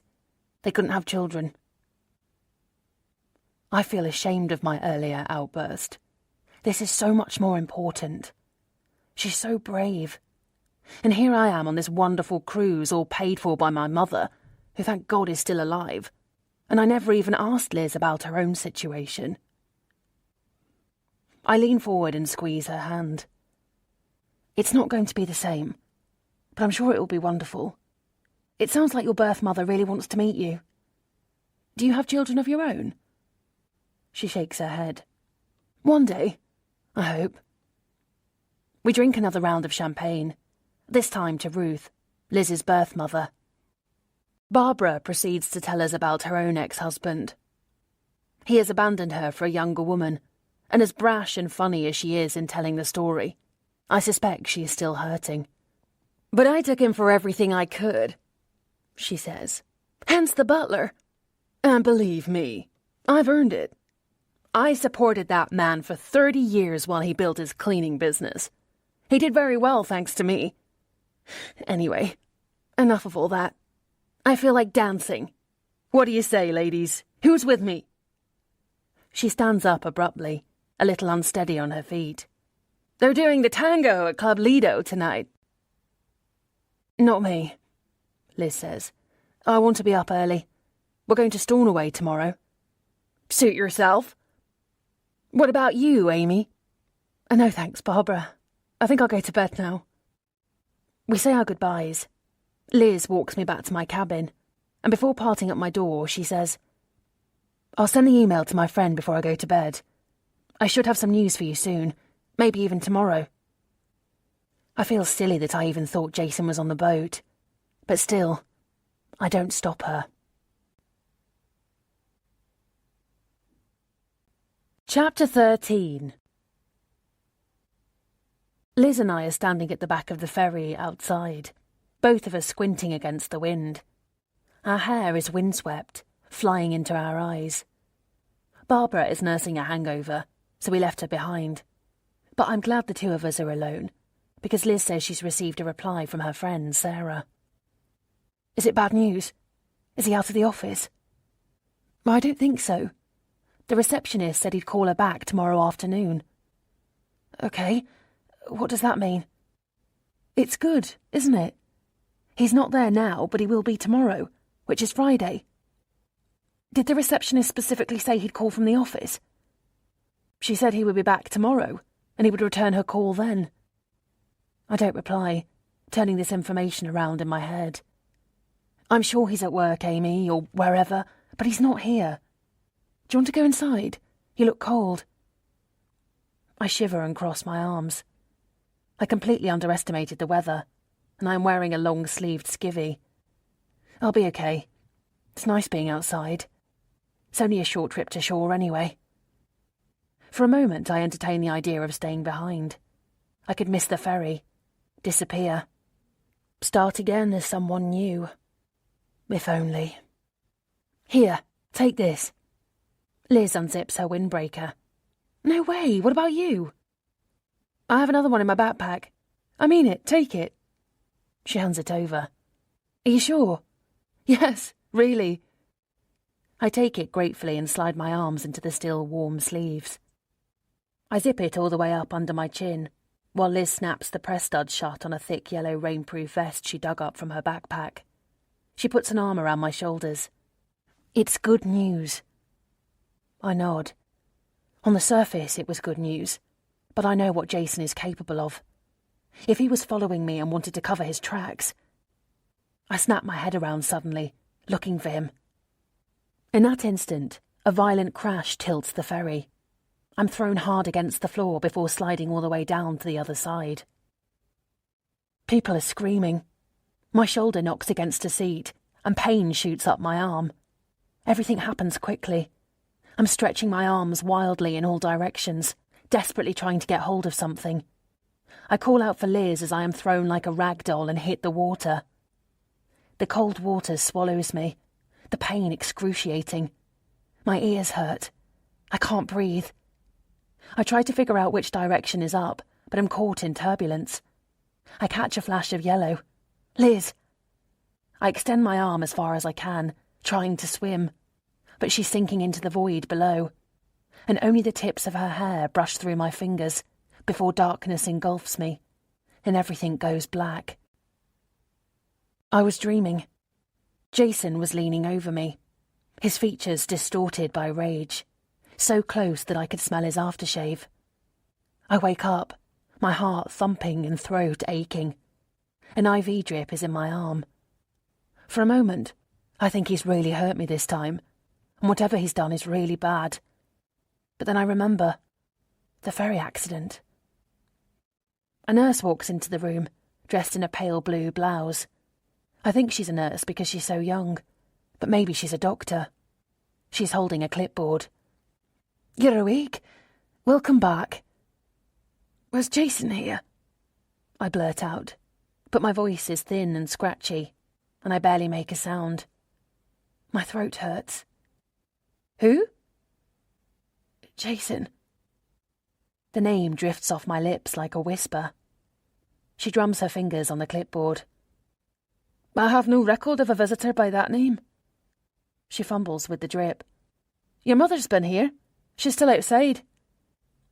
Oh my God. That's right. Liz's mother. She was here. Then something dawns on me, and my eyes well up with tears. If they think I'm Liz, does that mean she's still missing? A TV sits in a corner. It's on, but muted. The scenes showing are of the coast, a large tanker, people on stretchers, and people huddled with thin metallic blankets on their shoulders. The rolling text at the bottom of the screen says 30 people are feared drowned, and some of them are still missing. Most of the people on the ferry are feared dead. Feared dead? But if they think I'm Liz... I turn to the nurse. Liz. Very good. You know your own name. She smiles and takes my pulse while staring at her watch. Jason appears on the TV, and I gasp audibly. He appears to be outside his office. My mother is there too. Can you turn it up, please? I ask. The nurse points the remote and unmutes the sound before handing it to me. Devastating news. I pray to God that we will find her. The last 3 days have been agonizing. 3 days? I just hope we can retrieve her body. He wipes his eyes with his thumb and index finger. So we can give her a proper burial. He turns to my mother and puts one arm around her shoulders. Jason thinks I'm dead. The camera turns back to the interviewer. Although the search and rescue teams continue to search the area, the authorities are fearing the worst for the people still missing. Amy Logan is one of them. A photo of me fills the screen, and my heart somersaults in my chest. The nurse is focused on the drip while I fumble to operate the remote. She notices and frowns, turning to the TV just as my photo disappears, replaced by a shot of the ferry. She takes the remote from me and turns the TV off. "Your mother is outside," she says. "Do you want to see her now?" My mother. Not my mother, Liz's mother. Jason thinks I'm dead. I don't remember, I say, my voice thin. What do you mean? I don't remember anything, I say. Then I add, my voice breaking. I don't remember my mother. Okay, you are not to worry, Liz. You've been in a coma for 3 days and it's very common for people in your condition. We're going to run some tests, but you have nothing to worry about. It will come back, you'll see. It's just for now, I tell myself. Just until I think of a way to get Jason out of my life. A temporary reprieve. That's all. Chapter 14. The doctors will let me go home today. By home, I mean Liz's home. Or rather, Ruth's home, Liz's birth mother. This morning, Ruth brought me clothes to wear that belonged to her other daughter, Debbie. But the windbreaker I was wearing is still in the closet, and Ruth examines it as we leave. "It's torn," she says. "Probably not much use now, I'm afraid." She smiles sadly and hands it to me. Liz's jacket. I take it slowly and hold it against myself. I feel the pockets, and suddenly, everything makes sense. Still in there, secured by a zipper, is Liz's wallet, as well as a plastic card still attached to a lanyard. It's the key she used to get into her cabin. That's why they think I'm Liz, and Ruth has never met her before. She's seen photos, but has never met her in person. They never even spoke on the phone, as far as I can tell. Of course, I also remember what Barbara said about how much we looked alike. I'm just buying time. That's all. I'll figure something out, then I'll recover my memory and apologise. And with a bit of luck, Liz will be back, and she'll be okay. I pray to God that this is true. Barbara. In the car on the way to Ruth's house, I borrow her phone so I can access the internet and find out more about the accident. A tanker ran into the ferry. Somehow, by the time they saw us, they were too close. The collision was so fierce that people inside were knocked unconscious before falling into the sea. Most people drowned. Some people have yet to be recovered. Amy Logan, wife of the London financier Jason Logan, is one of them. Jason thinks I'm dead. Everyone does. Barbara wasn't on the ferry, I remember. She stayed behind on the ship, so she must be okay. We drive for almost 3 hours before reaching the town where Ruth lives. She points out various landmarks. "Over there is the Abbey. It's 14th century and a private home now, but you can still visit parts of it. And this is our shopping centre. You'll find most of what you need there. We have a very good university, and the farmers' market is very popular. People from all over the county come here on Sundays." She chatters on for the whole journey, and I barely say a word. I guess we're both nervous, just dealing with it in different ways. Ruth's youngest daughter, Debbie, greets us at the door when we arrive. The family resemblance is clear, especially in the eyes. But whereas Ruth has a big, round, open face and rosy cheeks, Debbie's features are sharper, more angular. You must be Liz. She puts her hand forward to shake mine, then changes her mind and gives me an awkward hug. Her chewing gum smacks right next to my ear. The hug is not as warm as I expected, but I put that down to the awkwardness of the situation. Do you want a cup of tea, dear? Ruth asks me. Thank you. That would be nice. The three of us walk inside. You'll be sleeping in Debbie's room. Debbie's old room, Ruth says over her shoulder. Debbie, will you show Liz? Sure. Come with me. It hasn't been my room for 6 years now, ever since I got married. It's just a spare bedroom now, but Mum still calls it that. So you're married? I ask, taking in my surroundings. It's a medium-sized room with a window overlooking a garden at the back. It's decorated in what I would call English country style, with a flowery bedspread and matching curtains. Ruth has clearly done her best to make it cheerful. Daisies are arranged in a small vase on the desk, with a stack of romance novels on the bedside table. Yeah, Scott and I live nearby. Just up the road, really. We have a little boy. What's his name? She opens the closet and stands back. Leo. Mum said to bring you some of my clothes because you didn't have anything to wear.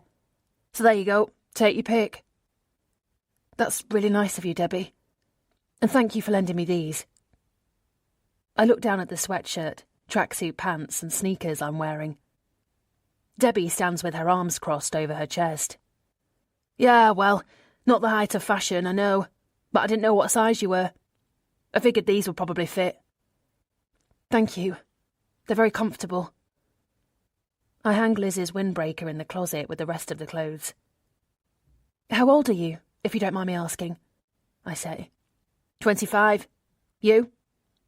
31, I reply, grateful that I even know that. I sit on the bed. And thank you for letting me stay in your old room. She shrugs. It makes Mum happy. She runs a fingertip over the edge of the closet. I'll be honest with you, Liz. I'm not crazy about you being here. I see. Why? She turns back towards me. Let's just say I find it interesting that you showed up right when she got all that money from her inheritance. You've known about her for years, but you couldn't be bothered visiting before now. I'm about to argue, to tell her I know nothing about an inheritance, but I stop myself. I don't know what Liz knew. I do know it would never have figured in Liz's decision to come here. It was complicated. My adoptive mother, save it. I don't care. She takes out her gum, wraps it into a tissue she's pulled from her pocket, scrunches it up, and drops it on the desk. She turns to leave but stops at the door and looks back at me over her shoulder. If you hurt my mother, I'll kill you. I nod. I'm glad we cleared that up. Downstairs, Ruth has prepared the tea and serves it in the small living room at the front. You don't have much of an Australian accent, Debbie says. Debbie? Ruth admonishes, as if Debbie had said something rude. What? It's true. We moved there when I was 16, I say, remembering what Liz told me. I guess I was too old to get the accent. We know that, love, Ruth says, twirling her spoon in her cup. You told us in the letters. So why did you move to Australia? Debbie asks. For work. My mum and dad... I stop, then I turn to Ruth. Sorry. Oh, it's all right. I wish I'd met your other mum. She sounded like a very nice person. She was, I say. God, I need to get off the subject. I know nothing about Liz's life, and if they exchanged letters, Ruth is bound to know more than I do. I wonder if she kept them. She must have. Ruth wouldn't throw away letters from the daughter she'd never met. Ruth takes my hand. Liz, I just want to say I'm so happy you're here. I can't tell you how much. But you've gone through an awful lot, and we've got plenty of time to get to know each other. All right, love? I don't want you to worry about anything. I'm sure you have lots of questions for me, and I have lots of questions about your life too. And about your mum and dad, and we can talk as much as you like tomorrow. and the next day, and every day after that. But I think today, you just need to take it slow. What do you think, love? I think Liz would have liked you very much. Before I can reply, the back door opens with a bang, and a small caramel-coloured dog bounds inside. Tyson! Ruth exclaims, laughing, and the dog leaps up on her lap, jumps on her chest and licks her face. Ruth laughs with delight as Debbie looks at me with a raised eyebrow. Tyson, I say. Yes, it's my little Tyson. Isn't he the sweetest? Close the door, Scott. We don't want the little rascal running outside. Then to me she says, He's only a puppy. He doesn't know how to get home yet.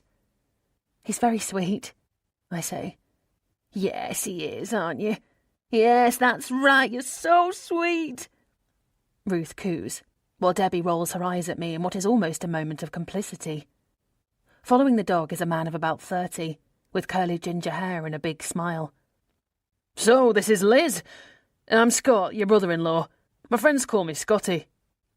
He walks straight over to me with arms open wide and gives me a warm hug. I'll get you a cup, Scott, Ruth says, springing into action. She gives Scott a peck on the cheek and pours him a cup without asking whether he wants one.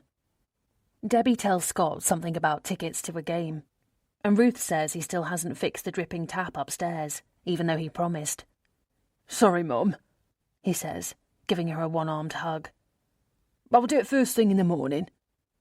He turns to me. Have you met Tyson? I have. He's hard to miss. Is he yours? Heaven forbid. He belongs to Ruth. Or should I say, Ruth belongs to Tyson.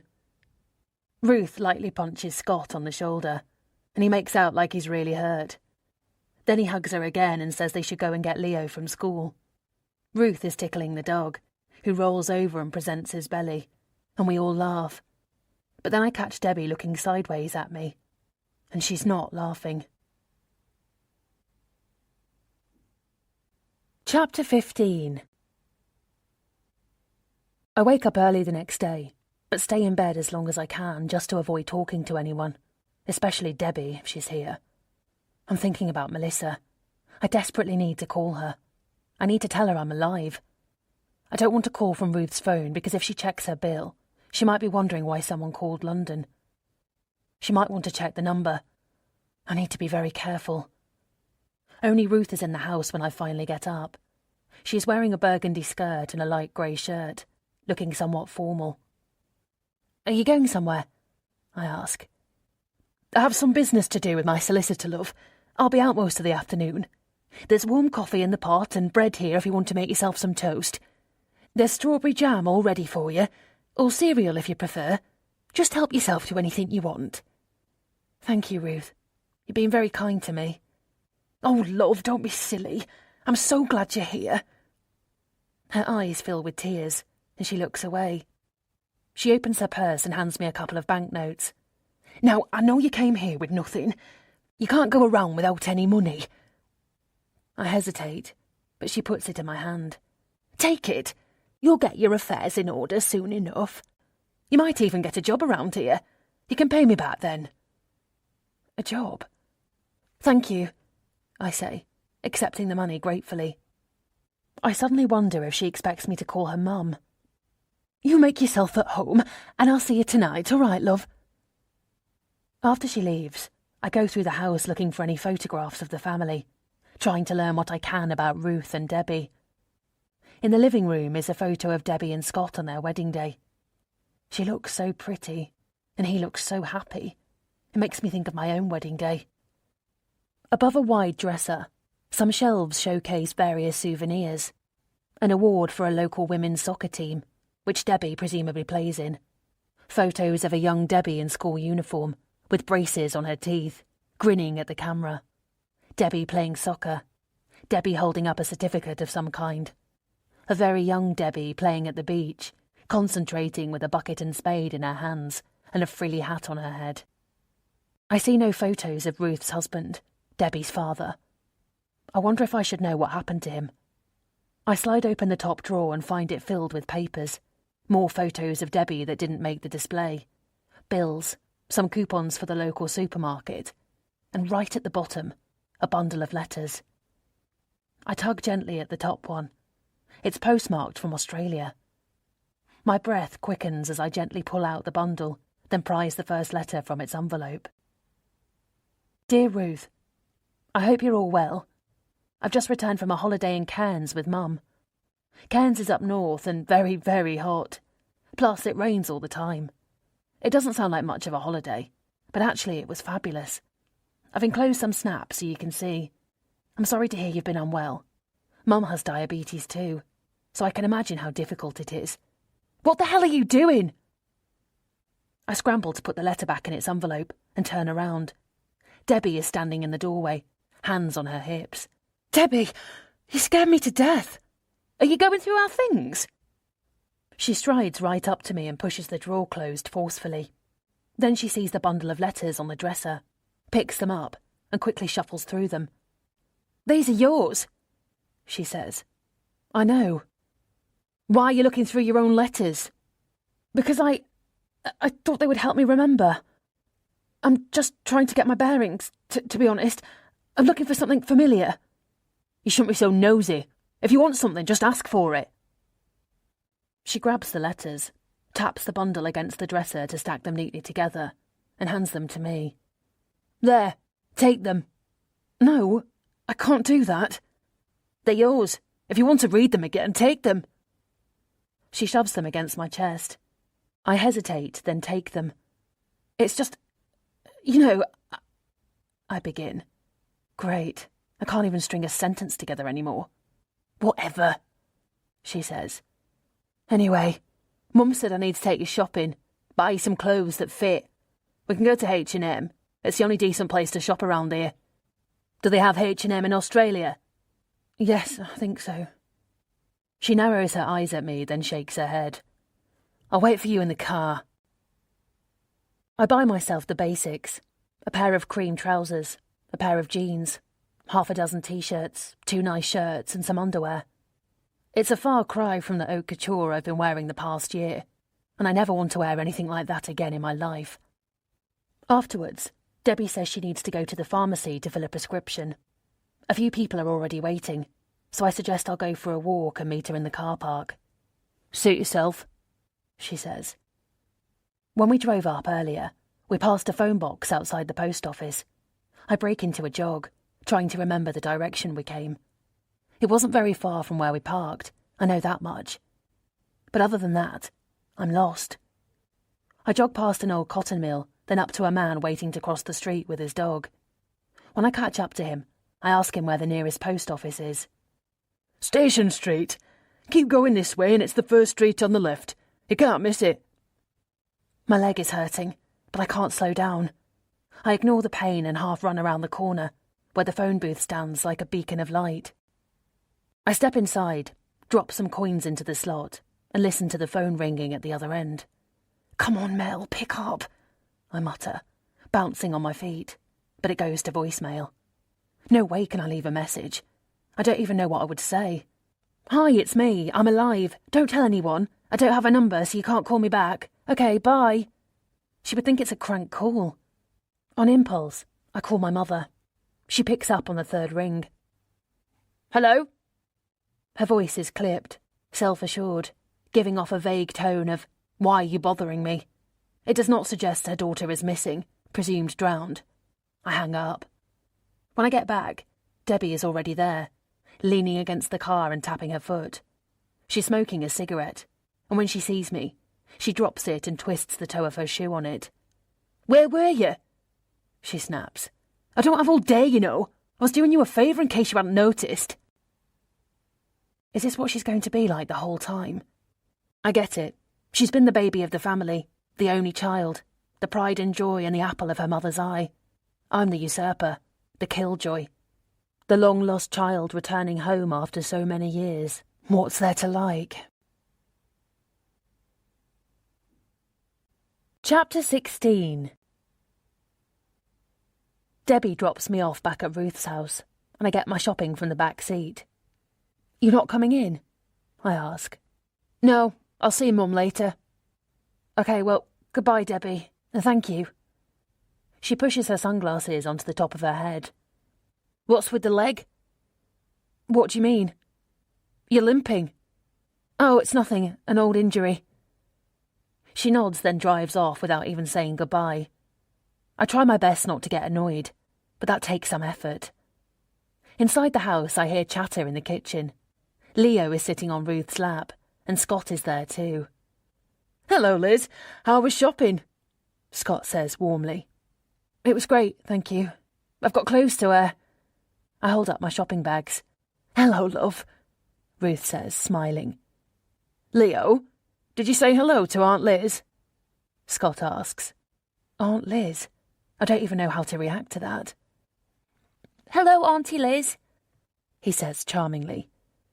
I didn't know I had an Aunt Liz until Daddy told me today. He goes right back to working on his drawing. I bend my head to take a closer look. He's writing the word Grandma in large, careful, loopy letters at the top of his drawing. It's very nice to meet you, Leo. Did you have a nice day at school? Yes. Yes, what? Scott says. Yes, thank you. I made a drawing for Grandma today. Did you? That's lovely of you. I bet Grandma is very chuffed. Can I take a look? Yes. He holds it up and turns it around to show me. It's a picture of a house with a single window and a door, a chimney smoking on the roof. He's drawn a figure next to it, presumably Ruth. Isn't it gorgeous? Ruth asks, bouncing Leo on her knee. Quite the Da Vinci, our Leo. It most certainly is. It's one of the nicest drawings I've ever seen in my entire life. Leo lifts his head at that. Really? You're very old. You must have seen lots of drawings. Scott chuckles. I'm afraid you walked right into that one, Aunt Liz, he mutters from the side of his mouth. He slaps both hands on the kitchen table. We should go home, Leo. Time for your bath. Can you put your pencils back in your backpack and say goodbye to Grandma and Aunt Liz, please? Don't leave on my account, I say. I meant it about his bath. You start to mess with their routine and it's all over. Trust me, you don't want that to happen. A lot of kissing and hugging follows. Then Leo sings out, Bye, Grandma. Bye, Aunt Liz. I could show you around town if you like, Scott says, helping Leo with his backpack. I'm usually free for lunch. Let me know. I will, thank you, I reply. Standing at the front door, Ruth and I watch them walk away. Scott looking exceptionally tall with Leo's little hand in his. Back inside the kitchen, I help tidy up, washing the cup sitting next to the sink. Liz, Ruth says behind me. I turn around. Yes? Can you sit down with me for a moment, dear? I pull up the chair Scott just vacated. Ruth seems nervous, making my heart sink. Shall I make us some tea? She holds up a box of Tetley black tea. Actually, no. Forget I said that. From the cupboard she pulls 2 tumblers and a bottle of whiskey, single malt, according to the label, and sets them on the table. I think I'll need something stronger than tea, she says. Ruth, we don't have to do this now. Of course we do. I promised we would. A promise is a promise, my dear. You deserve to know more than anyone. Then she adds, I named you Daisy when you were born. I was 17. Now I'm almost 50. I didn't want to give you away. I really didn't. She takes in a sharp breath. Tears prick the backs of my eyes, and I reach across the table to take her hand. It was different then, she continues. My parents, they were religious. Everybody was religious. The boy, well, he wasn't going to do the right thing by me. He was just a local lad, and his parents had grand aspirations for him. And why shouldn't they? Everyone wants what's best for their kids. Me being pregnant wasn't going to be the best for anybody. Suddenly she looks up, and her face crumbles. I'm sorry, love. I shouldn't... It's all right. I understand, I really do. You don't have to explain. She knocks back the glass of whiskey and pours another. Dutch courage. She turns to look out the window. The day has turned grey. I wanted to keep you, and that's the truth. I begged everyone to let me keep you. My parents, the sisters, the nurses. But no one listened to what I wanted. I still remember the day you were born like it was yesterday. She chuckles. Everybody had told me it was going to hurt like hell. But when you came out of me, all wrinkled and small like a raisin, all scraggly, and you took your first breath, you were so loud, Lizzie. Everyone had to put their hands over their ears. She laughs. I thought, now there's a little fighter. And I looked at you, and you were like a miracle. I thought, I would never do anything as miraculous, as perfect in my entire life as making you. It was like nothing I'd ever experienced, giving you life. I was just a kid myself. She wipes her tears with the palm of one hand. Now, it wasn't the 50s, but there was still a stigma attached to a single mother, especially a 17-year-old one. Might as well have worn a placard. She raises her fingers to make air quotes. Local slut. My parents wanted me to have a chance. I know that. They weren't bad people. They did what they thought was best. And maybe they were right. I don't know. Could I have taken care of you? Given the best life you could live? I don't know. But God, I missed you, Daisy. Every single day. This is the most horrible thing I've ever done. I feel like the biggest fraud. I can't believe I put this poor woman in this position. What's wrong with me? Maybe my mother was right after all. How can I be so selfish? Ruth is pouring her heart out, desperate for some resolution, maybe even some redemption. And here I am, putting my own needs ahead of hers, ahead of everyone else's. You did the best you could, Ruth. You didn't have a choice. Didn't I? I just don't know anymore. I know you can't remember much right now with the accident, but have you been happy, Lizzie? Have you had a good life? A happy childhood? Did you love your mum? Did your parents love you like you were the most precious creature in the world? Because these are the questions I've asked myself every day. I nod. Yes, yes, and yes. Yes to all these questions. I don't remember much, but I know I was happy, and I was loved, cherished even. This is too much. It's just not fair for her, and I can't bear it anymore. I'm not a horrible, selfish person. I can't keep doing this to Ruth. I have to tell her I'm not Liz. But I met her, only briefly, and she was one of the kindest people I've ever met. She was so sweet to me. She was kind and caring, generous, and yes, she looked happy. She loved her mum, her other mum, and she had a moral backbone, just like you, Ruth. She didn't meet you before because she didn't want to hurt her other mum's feelings, but she couldn't wait to meet you, and she already loved you. I put my hand over hers. Ruth, I need to tell you something. Am I interrupting something? My heart leaps out of my chest. Debbie is standing in the doorway, holding a shopping bag with the H&M logo. Her eyes are sharp with anger, which makes me pull my hand away. Ruth wipes the tears off her cheeks with her fingers. You're obviously in the middle of something. Sorry for interrupting this little tete-a-tete. Are you looking for Scott and Leo? Ruth asks. They were here. You just missed them. I didn't just miss them, Mum. They've been home for ages. Leo already had his bath. Her eyes fall on the bottle of whiskey. You're not supposed to drink that, Mum. Remember? She takes the bottle, shoves it into the back of the cupboard and slams the door shut. You all right, Debbie? What's the matter? Ruth asks. Nothing's the matter. She dumps the shopping bag on the table in front of me. You left this in the car.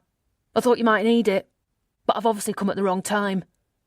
Don't be like that, love, Ruth says. It's okay, Mum. I'm going anyway. Oh, wait, there's one more thing. She digs into her pocket and hands me a piece of scrunched up paper. A journalist called this morning. I meant to tell you. They're doing a story on the survivors. He wants you to call him back. I stare at her for too long. A story? I ask finally. I just said that, didn't I? The piece of paper is a small ball, so I lay it flat on the table and slowly remove its creases with my palm, trying to buy time. I wonder if Debbie can tell. A name and a number are scribbled on the paper. You've gone all pale, Debbie says, frowning. Have I? Maybe it's the alcohol. I don't usually drink. But she narrows her eyes at me in a way that makes me uncomfortable. Don't you want to do the story? I didn't say that, but I can't remember much, so... Which is why you should do it. I would have thought you'd do everything possible to get your memory back. Debbie, stop bullying her, will you? Ruth interjects. Yeah, well, whatever. I'll leave you two to it then. She walks out without saying goodbye, and Ruth shoots me an apologetic look. I don't think she likes me very much, I say. Don't worry about that, she says. She'll come around. I don't know why exactly, but I start to cry and can't stop. Not just because of Debbie, of course. It's everything. My whole messed up life. It's being stuck in limbo. It's Ruth's story. It's Liz. Ruth has dragged a chair close to mine and put her arms around me. There, she whispers soothingly. It's going to be all right. You'll see, love. I rest my head on her shoulder while she caresses my hair and whispers sweet words to me. No one has ever done that for me before. Certainly not my own mother. What were you going to say before? She asks. What? You had something to tell me. I wipe my cheeks with both hands. I think of Jason and of the journalist wanting to do a story. It's too late to tell the truth. Jason will find out immediately and come after me. Then he'll kill me. I don't know. I can't remember. I kiss her on the cheek. You're a wonderful mother, Ruth. I wish more than anything that Liz was here instead of me. Chapter 17. So far, I've heard no news of Liz.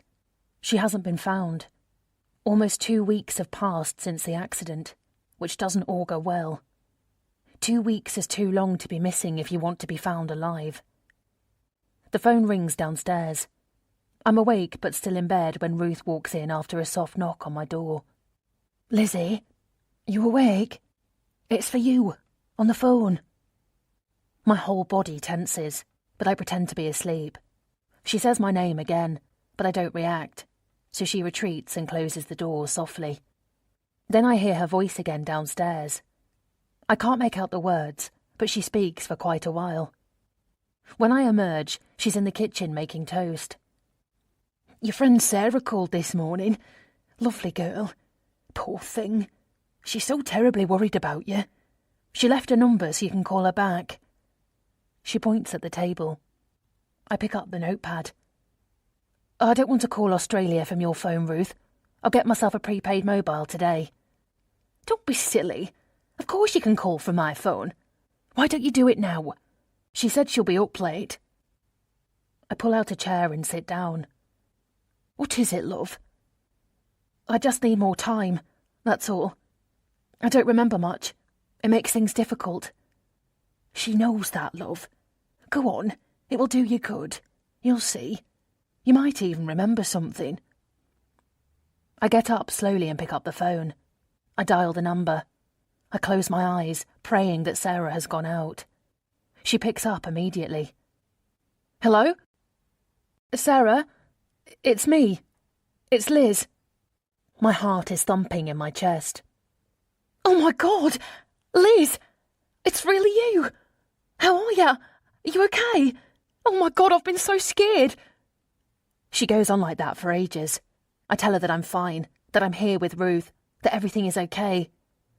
You sound funny, she says. Maybe it's the distance. There's a delay on the line. It's a bit distracting.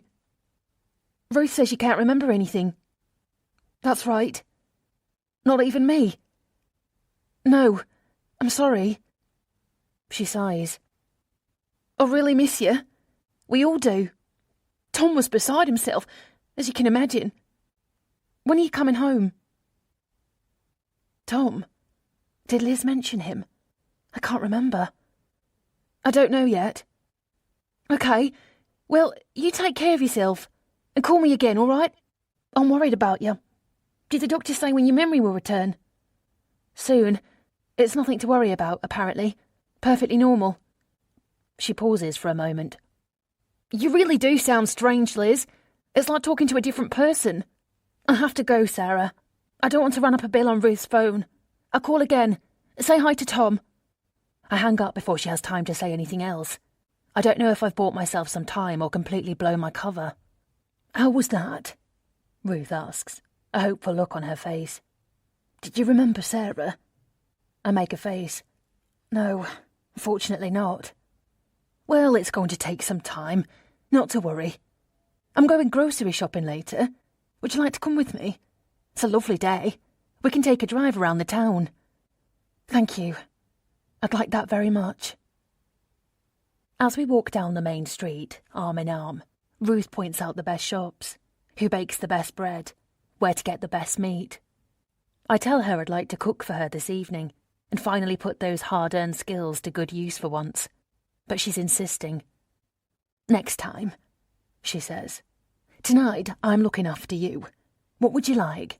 Some lamb, maybe? You probably eat that all year round back home. What about steak and ale pie? How does that sound? I'm fishing around my bag for my sunglasses and tell her that sounds very nice. She stops, points at a small Barclays branch and says, I bank here. They're very nice. Let's go and ask them. I'm sure they'll know what to do. I found my sunglasses and I'm holding them in midair. Ask them what? How to get access to your money. They'll be able to help, I'm sure. In Liz's wallet were a debit card and a credit card from an Australian bank called Westpac. 3 days have passed, and I've been making excuses to Ruth as to why I haven't asked for replacement cards or access to the accounts. I don't remember my PIN numbers. The cards are unusable as they are, too damaged by the ocean. You can't even see my signature anymore. They're all valid excuses, but that's not why I'm putting it off. I'm not going to steal Liz's money. It's not mine. At some point I'm going to tell the truth. Of course I am. It would look awful if, in the meantime, I've been helping myself to her money. Ruth holds my arm as we walk into the branch. My daughter has a wee bit of a problem, she says to the teller. She's been in an accident, and her debit cards are unusable. Show her your cards, Lizzie. My fingers tremble as I reach into Liz's wallet, prise the Visa card free, and hand it to the teller. What happened to it? She says. Did you put it through the washing machine? No, Ruth leans forward and says, Liz was on the ferry. Then she adds, Stornoway. Oh, my Lord, you run that ferry? I nod.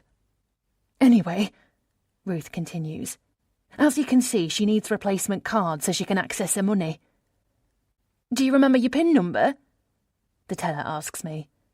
Well, that's the problem, Ruth continues, as if I wasn't there. Because of the accident, our Liz has had a few memory gaps. Numbers are one of those gaps. You'll find that's true of most people, the teller says wryly. The best thing to do is contact your bank in Australia directly. They should be able to send you replacement cards. They'll need to do some security checks and you should be fine. Or you can contact Visa Direct. I can call them for you now if you like. Yes, thank you. See? Ruth says to me, as the teller slides a pen and paper across. I knew they could help. Just write down your date of birth, your address in Australia and your phone number, the teller says. I bite my lip. Do you remember your address, Liz? Ruth asks, writing Liz's date of birth on a piece of paper. For a moment I don't understand how she knows that, but then I realise how, and a lump forms in my throat. Ruth has never forgotten Liz's date of birth. Of course she hasn't. How could she? No, I'm sorry. I want to leave. But Ruth puts out a hand. Let's take a look at your wallet. It might be in there. I should just say no, walk away, and tell her I don't want to do it now. I know Liz's driver's licence has her address. I pull it out regretfully and hand it to Ruth. What did I tell you? Ruth says, brandishing the licence. Armed with those details, the teller calls Visa on my behalf. She asks a couple of questions, mostly answered by Ruth, while I stand there, only able to nod or shake my head. My heart is beating too quickly. I don't want to do this. We're missing a couple of points, the teller says. But since Mrs. Joyce is a customer and she can vouch for your identity, if you would just fill in this form, Mrs. Joyce, we should be good to go. What? Really? I blurt. Ruth squeezes my arm. Didn't I tell you? I knew they would help us. The teller hands me a form to sign. Then she opens her drawer and counts £500. This is a cash advance on your Visa card until your new one arrives. We'll call Mrs. Joyce to let you know, and you can come and pick it up from here. You just need to sign this. She points at the space on the form. I'm holding the biro, hovering above it. Lizzie, Ruth says. Slowly I bring down the biro and sign Liz's name. OK, that's all done, the teller says. I'll forward the form for you, and your card should arrive shortly. Let me know if you need anything else. And somewhere, somebody will receive this form, and they will see the signature isn't the same as the one they have on file. They will ask me about it. They will ask more questions that I won't be able to answer, and then they'll figure out I'm a fraud. I need to put the £500 back into Liz's account somehow. I need a job, something that pays cash, preferably. I can't imagine the town needs a ballet teacher, but I could always work as a waitress. I give Ruth back the money she gave me earlier, and after we've returned with our groceries and I put everything away, I tell her I'm going for a walk. Just to get my bearings. I might stop somewhere for lunch. Would you like to join me? Thank you, Lizzie, but you go. I've got to trim the roses. I've put it off for too long already. I'm relieved, and on impulse, I kiss her cheek as I walk out the door. I've never done that before. I scan the windows of the various cafes and restaurants as I walk past until I find one on Main Street that is looking for a barista. Perfect. As I'm about to go in, someone calls my name. Turning, I see Scott waving, then jogging lightly in my direction. Hey, Aunt Liz, what are you up to? I'm thinking of applying for this, I reply, tapping the window where the notice is taped. Really? So you're sticking around then? I tilt my head at him. For now. A few weeks, probably. I like it here. So you've got a work visa. That's very organised of you. Then he slaps his forehead. Oh, sorry, Aunt Liz. You don't need a work visa. You'd have your national insurance number. I'm just an idiot. A national insurance number? I hadn't thought of any of that. But of course I need one. And I wonder if Liz even has one. Not at all. I haven't got any of that organised yet, I say. I don't even have a bank account here yet. Just taking it one day at a time. Seeing what the options are. Actually, I was hoping they might pay cash. I point at the sign. He makes a face. I don't like your chances. But let's go in and check it out anyway. It's lunchtime and I need something to eat before I get back to work. That's why I was headed this way. This is where you have lunch? Not necessarily. He studies the board outside advertising the specials. Baked jacket potato, homemade pies and spinach quiche. What do you think? He asks. Looks good to me, I reply. We sit at the table by the window. How are you finding it here? He asks. I like it. It's a lovely town. The people seem very friendly. They are. We're not a bad sort. How long have you lived here? Forever. Born and bred. I'd love to go to Australia, though. Whereabouts do you live? Sydney. At least I know that part is true. We pause while the waitress puts down our sandwiches and coffees. Ruth is thrilled to bits that you're here, you know, he resumes after she's gone. I'm sure she'd want you to stay as long as you want. I smile, but I want to get off that conversation. I don't want to talk about Ruth. It breaks my heart to think of what I'm doing to her. What did you do in Sydney? I scan my memory back to the letters. IT consultant, I reply. Computers, basically. Wow, that sounds clever. But wouldn't it make more sense to do that? Why work as a barista? Good question. I shrug. It's very competitive. I can't imagine there's a big demand for it in a town like this. And anyway, I don't know how long I'll stay. I'd rather keep things simple. I tell you what, you could work with me at the estate agency. I can always use some help in the office. My heart quickens a little. Do you have a position available? Not exactly, but we could always use the help. We're growing very quickly. He leans forward and whispers, and I would pay cash. That would be wonderful. But what would Debbie say? What do you mean? I don't think she likes me very much. She won't be thrilled if I work in your office. She'd be fine. Don't judge her too harshly. She is really a wonderful girl. Really kind. She's just very protective of Ruth, that's all. I wonder how Liz would feel about that. As if Ruth needed protection from her. Good grief. She'll come around. You'll see. Give it another week and you two will be best friends. Sisters. I smile. I hope so. So is it settled? We could go back together right now and I could show you around the office. Seeing as you're an IT consultant, I presume you can type. You can use a computer. I laugh. Yes, I can use a computer. But I need to talk to Debbie first. I need to make sure she's okay with me working at the agency. I'll speak to Deb, he says. Come and have a look anyway. It's on the way back to Ruth's place. It will give you a chance to consider if you even want the job. As he pulls out his wallet and goes to pay, I pull out my purse, but he raises his hand to stop me.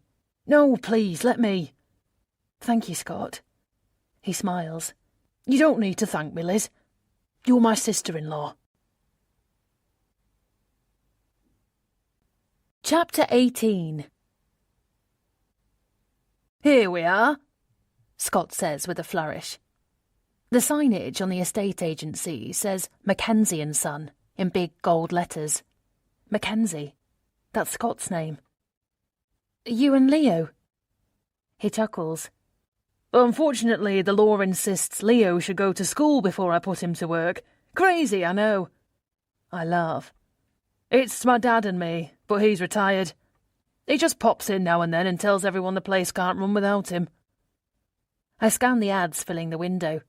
All of them advertise properties for sale. A handful of them have a sold sticker diagonally across. So business is good then? I can't complain, he says, closing the door after me. Although you'll find he does, a woman behind the counter says dryly. She's in her late 50s, I think, dressed in colourful clothes from head to toe. Even the frames of her round glasses are a swirl of purple and orange. Mary, meet Liz, my sister-in-law. Oh my goodness, Liz! It's so nice to finally meet you. How are you holding up? She comes around the corner and wraps her arms around me. Thank you. I'm fine, I say, half stumbling backwards. But I recover and return the hug. Terrible thing what's happened. She shakes her head. It's such a relief that you're all right, to everyone. Thank you. That's very kind of you. I thought Liz could help us out around the office, Scott says. Mary raises her eyebrows above the glasses. In sales? Nah, Mike and Susie are doing just fine. He turns to me. We've got 2 sales agents. They're awesome, aren't they, Mary? Oh, they have their days, Mary says dryly, which makes me chuckle, and she winks at me. Right now, they're out showing properties, so you'll meet them later, Scott says, then focuses on Mary again. I was thinking more on the admin side. Some filing, maybe. Some filing? This time, Mary's eyebrows shoot right up above her glasses. This sounds wrong to me. It's not how Scott put it to me, and I feel a ripple of irritation at being put in this position. If you don't need help, I begin. I suppose there is always a bit of filing, Mary concedes before I have a chance to finish. And getting the sales catalogues up to date, she adds. We could use some help there. since it's your job. She points a finger at Scott. Scott rubs his hands together. Fabulous. There you go. See? What did I tell you? Are you sure? I don't want to impose or make more work for you. I say this to Mary. Scott rolls his eyes skywards. Oh, don't mind me. I'll just be out the back. Mary, would you mind showing Liz the ropes? And maybe make a list of things she could help you with. It's just a few hours a week. Maybe a day at the most. Is that all right, Liz? Thank you, Scott. It's perfect. But only if it's no trouble. It's no trouble. Promise. Actually, I was asking Mary. I quip, and she winks at me again. All right, then, off you go, boss, she says. Let's get you started, Liz. I like her. She has a no-nonsense, down-to-earth personality, but with a large serving of kindness. I can tell. I'll show you the kitchen, she says. Would you like a cup of tea? That would be lovely, thank you. People in this town drink an awful lot of tea, I've noticed.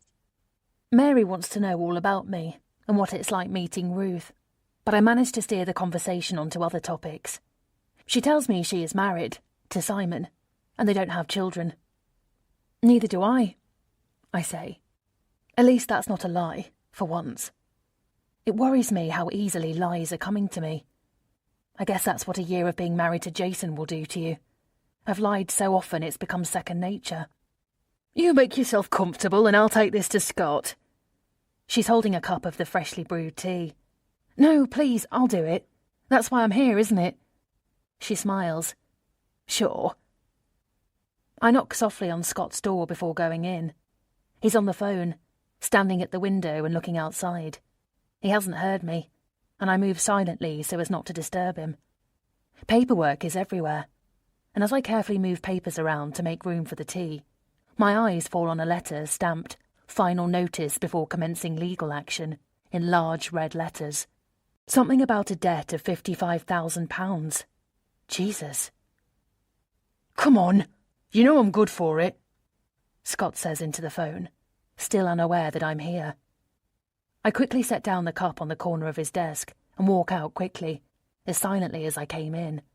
Mary, tell me honestly, do you need help around the office?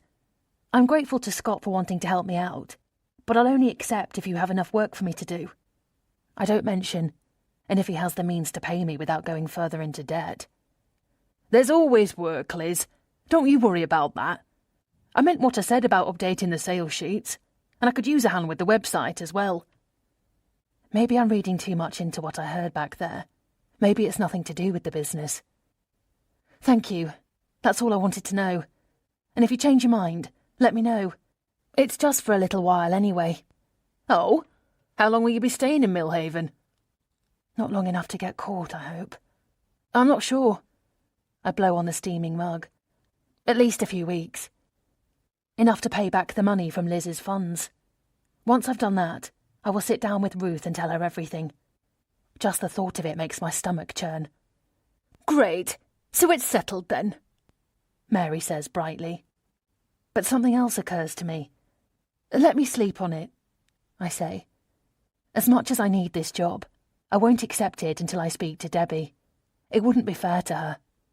If she says she's okay with it, then yes, I'll take it. Otherwise, I'll have to come up with something else.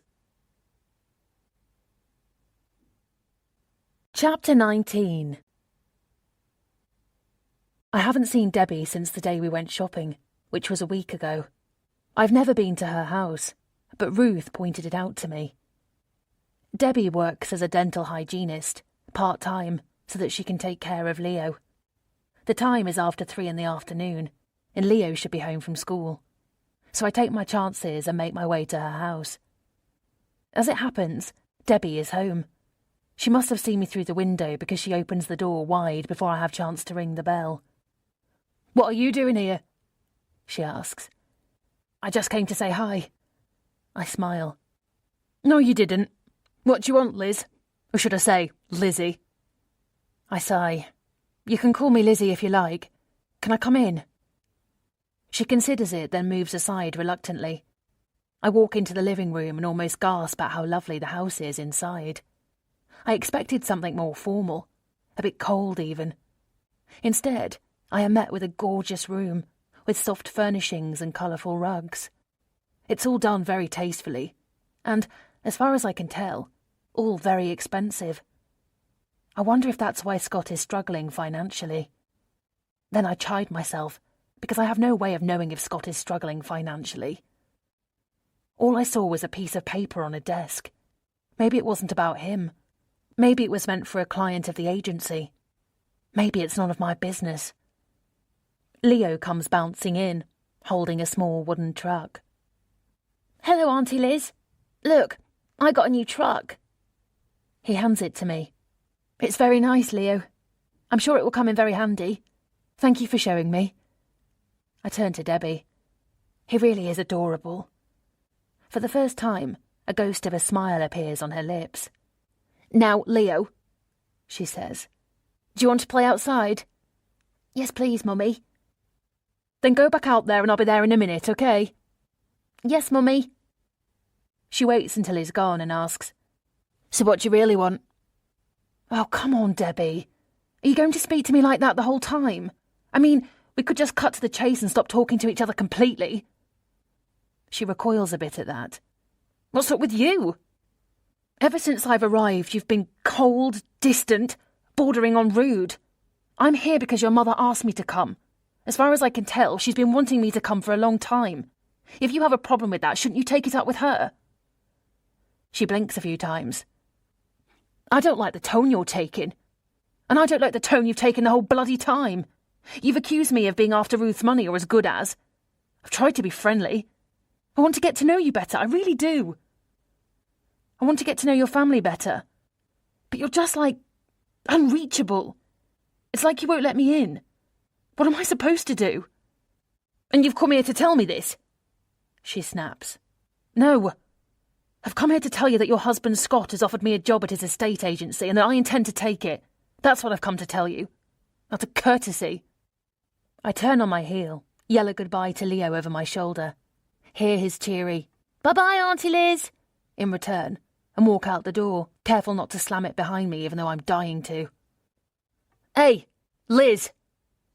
I turn around and Debbie is standing in the open doorway, hands on hips. I'm prepared to fight for this job if she's going to take that attitude. Why won't you do the interview? That's not what I expected, and I shake my head quickly. Don't play coy with me, Liz. That journalist has called you 3 times now in as many days. I know he has. Mum told me. And you've never even called him back. She comes down the few steps so that she's standing right in front of me, then points a finger at my chest. There's something fishy about you. Skulking around behind everyone's back. Going through Mum's things.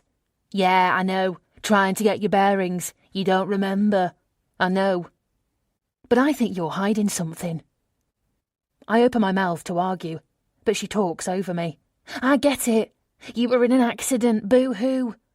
Mum says the whole time you've been here you've only had one short conversation with a friend, and only because she called you. I think that's strange. If it was me, I'd be on the phone, reaching out to people closest to me. You won't even share anything about you. It's like you have no friends, no other relatives. It's like you've emerged from the sea. Or maybe you don't want us to know anything about your past. Why is that, Liz? I'm not hiding anything, I stammer. I'm here because your mum... Yeah, I heard you the first time. I know you're my half-sister. She almost spits on the word sister. I know Mum wanted to get to know you. But something is not right about you. So if you have come here to run rings around my mother so you can get money from her and then fuck off back to Australia, you'll have me to deal with. I don't know what you're up to, but I meant what I said. If you hurt my mother, you'll have to deal with me. And trust me, you won't like it. She turns around back to the house, and I'm frozen in place, speechless. Okay, fine. I'll do the interview. I yell, but I don't know if she heard me, because she slammed the door at the same time. She's onto me. That's what she said. What does that even mean? Has she found out something about me? Just thinking about that is making my stomach clench with fear. I need to come clean to Ruth and get out of here soon. I need to do it safely. I need to talk to Mel. Chapter 20. There she is. Scott extends his arm in my direction, like a magician proudly displaying his assistant still in one piece. Okay, this is embarrassing, I say. It feels more like the first day of school than my new job. Don't be silly. The team just can't wait to meet you. The team consists of a grand total of 3 people, not counting Scott. Mary I've already met, and 2 new faces are looking back at me over their computer screens. This is Mike, Scott says. Mike raises a hand in greeting. Hey there. Hi, Mike. Nice to meet you, I reply. And this is Susie. Susie is friendlier than Mike. She springs up and shakes my hand. It's really nice to meet you, Liz. She's got curly blonde hair and a warm smile. Scott is rocking on the balls of his feet, grinning like a proud father showing off his brood. Okay. He rubs his hands together. Let's get the photo done. We'll do it outside in front of the shop. I'll get Darren next door to take it. I can feel the blood draining from my face. The photo? I ask, somewhat timidly. For the website. We've been planning to do it for ages. And now that you're here, no time like the present, right? He tilts his head at me. That's okay, isn't it? Yeah, it's just that... Everyone is staring at me. Can I talk to you for a minute? Sure, let's go in my office. He closes the door behind me. Is there a problem? No, I just wanted to say... I drop my voice to a softer level. Because you're paying me in cash, technically you've only got 3 employees. Is that what you're so worried about? He laughs. Who do you think is going to count how many employees I've got? And anyway, it's temporary, isn't it? I mean, just go and open a bank account, then I don't need to pay you in cash. Just give me your paperwork. It's no big deal, Liz. Of course, you're absolutely right. I was just being extra cautious. He puts a hand on my shoulder. Thank you. I appreciate that. But really, he smiles, it's not that big a deal. It's just a group photo. We all stand outside under the grey sky. I wonder if it's going to rain. I certainly hope so. Scott runs into the sports shop next door and returns with another man, Darren. He's agreed to take the photo. I try to wedge myself behind Mary, making myself as small as possible. But Darren keeps asking everyone to shuffle this way and that, until we are all as visible as possible. He takes what feels like 100 snaps before returning the iPad to Scott. When it's all over, Scott says, Liz, will you upload that to the website? I'd like it on the front page. Sure. I have no idea how to do that. I barely know how to type a URL into the address bar, but I managed to rope Mary into helping me out. I tell her I've never used this system before. She shoots me a puzzled look. You've never used WordPress before? I thought you were an IT consultant. Different kind of IT, I say. Mainframe, I add, even though I have no idea what a mainframe looks like. Fortunately for me, Mary is as much a Luddite as I am, but she has extensive notes on how to upload photographs to the website. She talks me through it, and somehow I managed to muddle through. And now, here I am, on the front page of Mackenzie & Son Estate Agency's website. I watch with horror as she types in all our names into the caption. What's your last name, Liz? I wait a bit. Will it come up in search results? I wonder. What if Liz's friends are trying to track her down? Anyone who knows Liz will see it's not her in the photo. I can only get away with this because no one I know has met her. Why don't you put Liz Joyce? I say. Really? Is it? It's not official. No. I just think it would be nice. That's so sweet. I think Ruth will be really chuffed. And I feel like such a fraud. While I wouldn't say Ruth is like a mother to me, she certainly is like a mother figure. There is a difference. I feel so at home around her. She's nothing like my own mother. Ruth and I talk all the time about anything. Gardening, children, something that popped up on the news, or the price of carrots, for goodness sake. My mother and I don't talk much at all.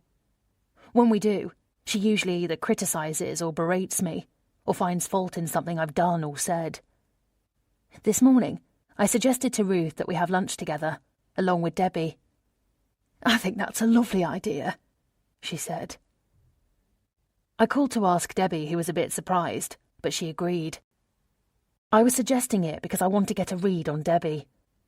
I want to know if she meant it when she said she was onto me, if she found out something about me. Or maybe that was also about Ruth's money, which I still know nothing about. I've recovered from the shock of having my photo taken and plastered over the internet, and the clock shows 12:30. Time to go and join Ruth and Debbie. We're meeting at 12:45 at the same cafe where I had lunch with Scott the other day. They're both already seated when I get there, their heads close together, deep in conversation. They don't notice me until I stand right by the table. "Hello," I say brightly. Debbie rolls her eyes rudely, and Ruth gives me a tight smile. "What's wrong?" I notice empty cups on the table. "What's going on? Have you been here long?" Ruth checks her watch and says dryly, "We've been here 45 minutes. What happened to you?" 45 minutes, Liz? But why?" I quickly sit down. "We were meeting at 12:45. It's only that now." Debbie's jaw drops. "We were," she says, "until you left us a message saying we had to come earlier because of something you had to do at work." "A message? What's wrong with you?" she snaps. "You left me a message at my job. You even asked me to call Mum." "No, I didn't." "Excuse me. You left a message with the receptionist at my job. Why else would we have come so early?" "I've had to rearrange my day," Ruth says. "But I didn't change anything." I turn to Debbie. "I don't even know where you work, let alone have the number." She rolls her eyes, and I'm about to really snap at her, but then Ruth speaks sharply. "Look, we're here now. Let's just have a nice time, all right? Let's order something because I have to leave soon. I've got my doctor's check-up in 20 minutes. I glare at Debbie, and she's trying not to smile. I'm stunned. How dare she do this to me? What an awful thing to do. Not just to me, but to her mother. But she just looks at me as if to say, "What more do you want?" "I did not leave a message," I reiterate. "That's enough, Liz," Ruth says. "We're here now. We don't have much time. Can we not spend it arguing among ourselves?" "There's a soup on the specials. I'll have that. It will be the quickest thing, probably." She puts the menu down on the table and signals the waitress. "I'll have the same," Debbie says, putting her menu on top of Ruth's. I can't even bear to look at her. A certain type of person will quite happily hurt other people they pretend to love, just to score a point against an imaginary enemy. I can't stand that type of person, and Debbie is clearly one of them. I also choose the soup. I'm hardly going to sit there by myself, waiting for something more substantial, while they rush through their lunch. Ruth tries to engage both of us in conversation, but it's stilted and uncomfortable. Debbie barely says anything. 20 minutes later, it's over. I tell them both to go, that I'll take care of the bill. Ruth thanks me, but it's cold. As I say goodbye to Debbie, I catch a flash of triumph on her face. Chapter 21. The next day, I make dinner for Ruth, who seems to have forgiven me for the mess I'm supposed to have made of the lunch. I've repeatedly told her I didn't call Debbie and I didn't change the time, but she brushes it away, suggesting we not talk about it anymore. While I'm doing the washing up and Ruth is watching the news, Debbie shows up. "Hello, love," Ruth says. "I wasn't expecting you. You've missed dinner. Liz cooked a fabulous chicken pie." "I bet she did," Debbie says. "Anything to make you happy, isn't that right, Liz?" "I came to drop this off, Mum. It's a letter that came for you to our house for some reason." I return to the kitchen to finish cleaning up, leaving them to talk in the living room. As I'm drying a plate, My hand stops mid-motion, still clasping the tea towel. My heart feels like it's exploding in my chest. He's here. Jason. I can hear his voice. I hear it like he's right behind me, and my whole body shakes violently. When I turn around, opening my mouth to scream, I realise the voice is coming from the other room. It's coming from the TV. I set the plate down on the table and rush into the living room. Debbie is on the sofa, and Ruth is sitting in the armchair, watching the screen. I go and stand behind her. Jason is giving some kind of press conference right outside our house. Oh, God. Mum is there too, a few steps behind him and a bit to the side, looking sombre. "This is my wife, Amy," he says, holding up a large photograph of me. It was taken at our wedding. I'm fixing the hair of one of the flower girls and smiling at the camera. I look so happy. My pulse is racing. I'm waiting for Ruth or Debbie to say something like, "Isn't that you up there on the telly? It sure looks like you." But they haven't seemed to notice the resemblance. I suppose the difference is the makeup and the way my hair is styled, in an elaborate updo, and the context is unfamiliar. "Anyone who knew Amy," Jason says, "knew about her love of dance. She was a naturally gifted young woman. She had a wonderful career ahead of her until a terrible car accident put an end to it. The damage to her leg meant she could never dance again. But that didn't stop Amy." Slowly, as if in slow motion, Debbie turns her head towards me. "Through sheer willpower and determination, she got better and turned to teaching. I can safely say she was adored by her young students. We were trying to have a family," Jason says. But I'm not watching him. I'm watching Debbie, and she's staring at me. I can't read her, but my stomach is clenching. I keep expecting her to say something about me limping the other day. After an eternity, she turns back to the screen. "More than anything, Amy wanted to have a baby. She talked about possibly going back to work when our children were old enough. She missed the students so much. And in honour of my wife, Amy Logan, I am dedicating this scholarship to her, the Amy Logan Dance Scholarship, which is to be administered by the," he checks his notes, "Park Street Dance Academy." "You all right, love?" Ruth asks. My fingers are clasped over my mouth, and I realise I must have made a sound. "I'm fine. I feel terrible for this poor woman." Debbie just looks at me, her eyes narrowed. "We don't need to watch this. It's too upsetting for you." Ruth points the remote at the TV. "No," I blurt. "Please, I want to see this. I'm okay." "All right, if you say so." The Amy Logan Dance Scholarship. He really thinks I'm dead. He has created a dance scholarship in my name, but made a point not to give it to Tasha's school, even though that's where I used to teach. Typical Jason. He thinks I'm dead, yet he's still trying to get back at me. "Do you hold out any hope that Mrs. Logan's body will be found?" a journalist asks. Jason looks down at his feet and considers this, then he looks back at the journalist. "I pray she is, but I don't know. It's in God's hands now." A tear rolls down his cheek, and he doesn't even bother to wipe it off. "I know this probably sounds crazy, but I still talk to Amy. I talk to her in my head. I miss her so much." The journalist nods solemnly. "I should go, Mum. I'll see you tomorrow." Debbie kisses Ruth's cheek and walks out. Chapter 22. I'm enjoying this job more than I expected. Being busy is nice. I forgot how fulfilling it can be.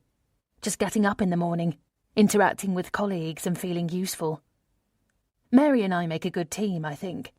I defer to her and make sure I don't step on her toes, and I think she's enjoying both the help and the company, even if it's only a few hours a week.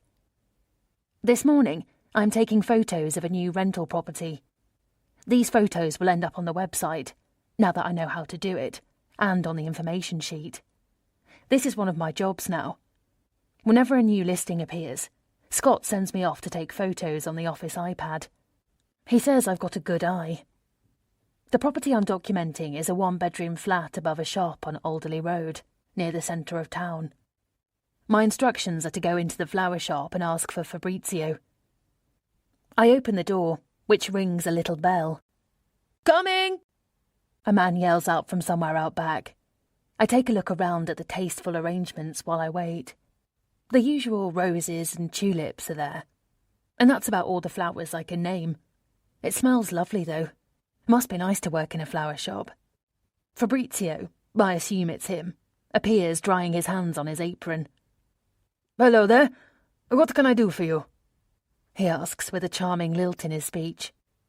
I am from Mackenzie & Son. My name is Liz Miller. Then I catch myself.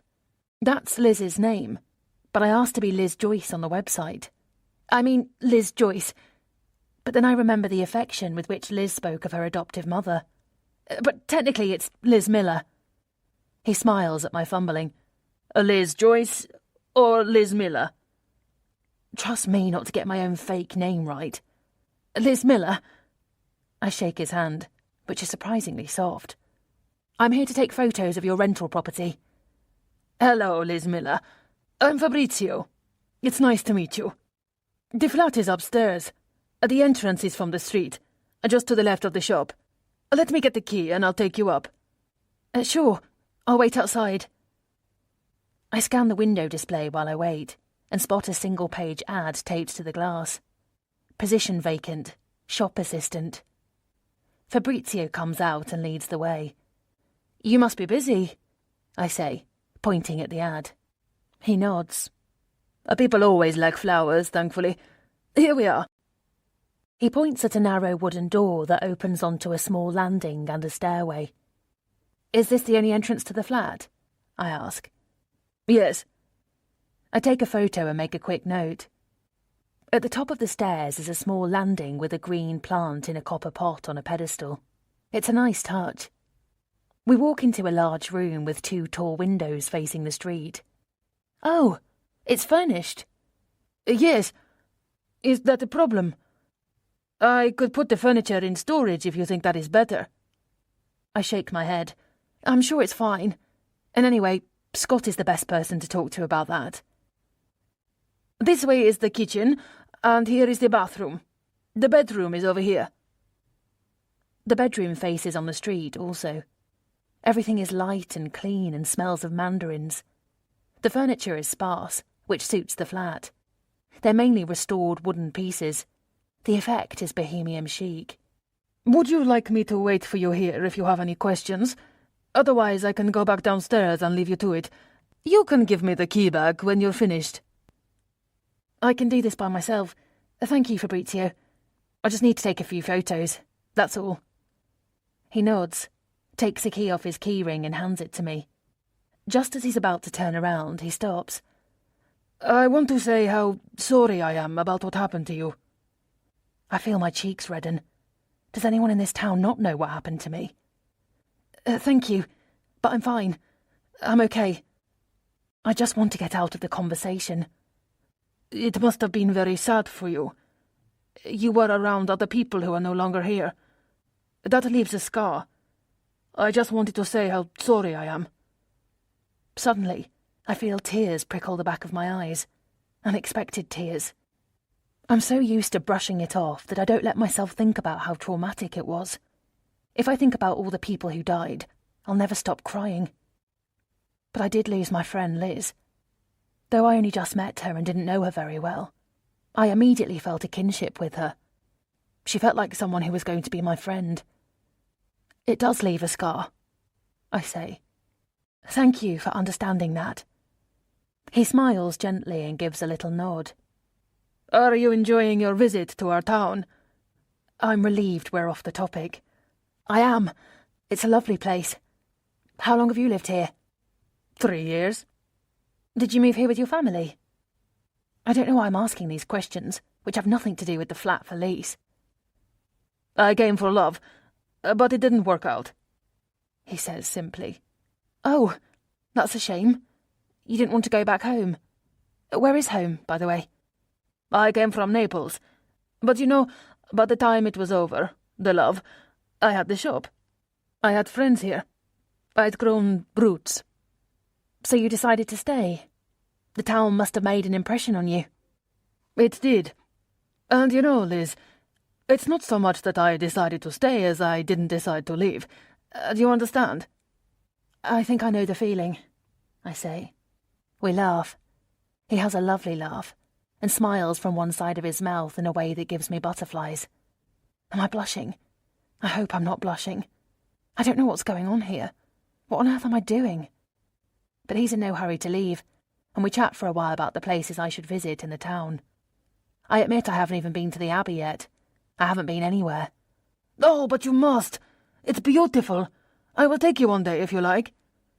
I do a double take, not sure I heard him right. Then he adds, But you have plenty of time.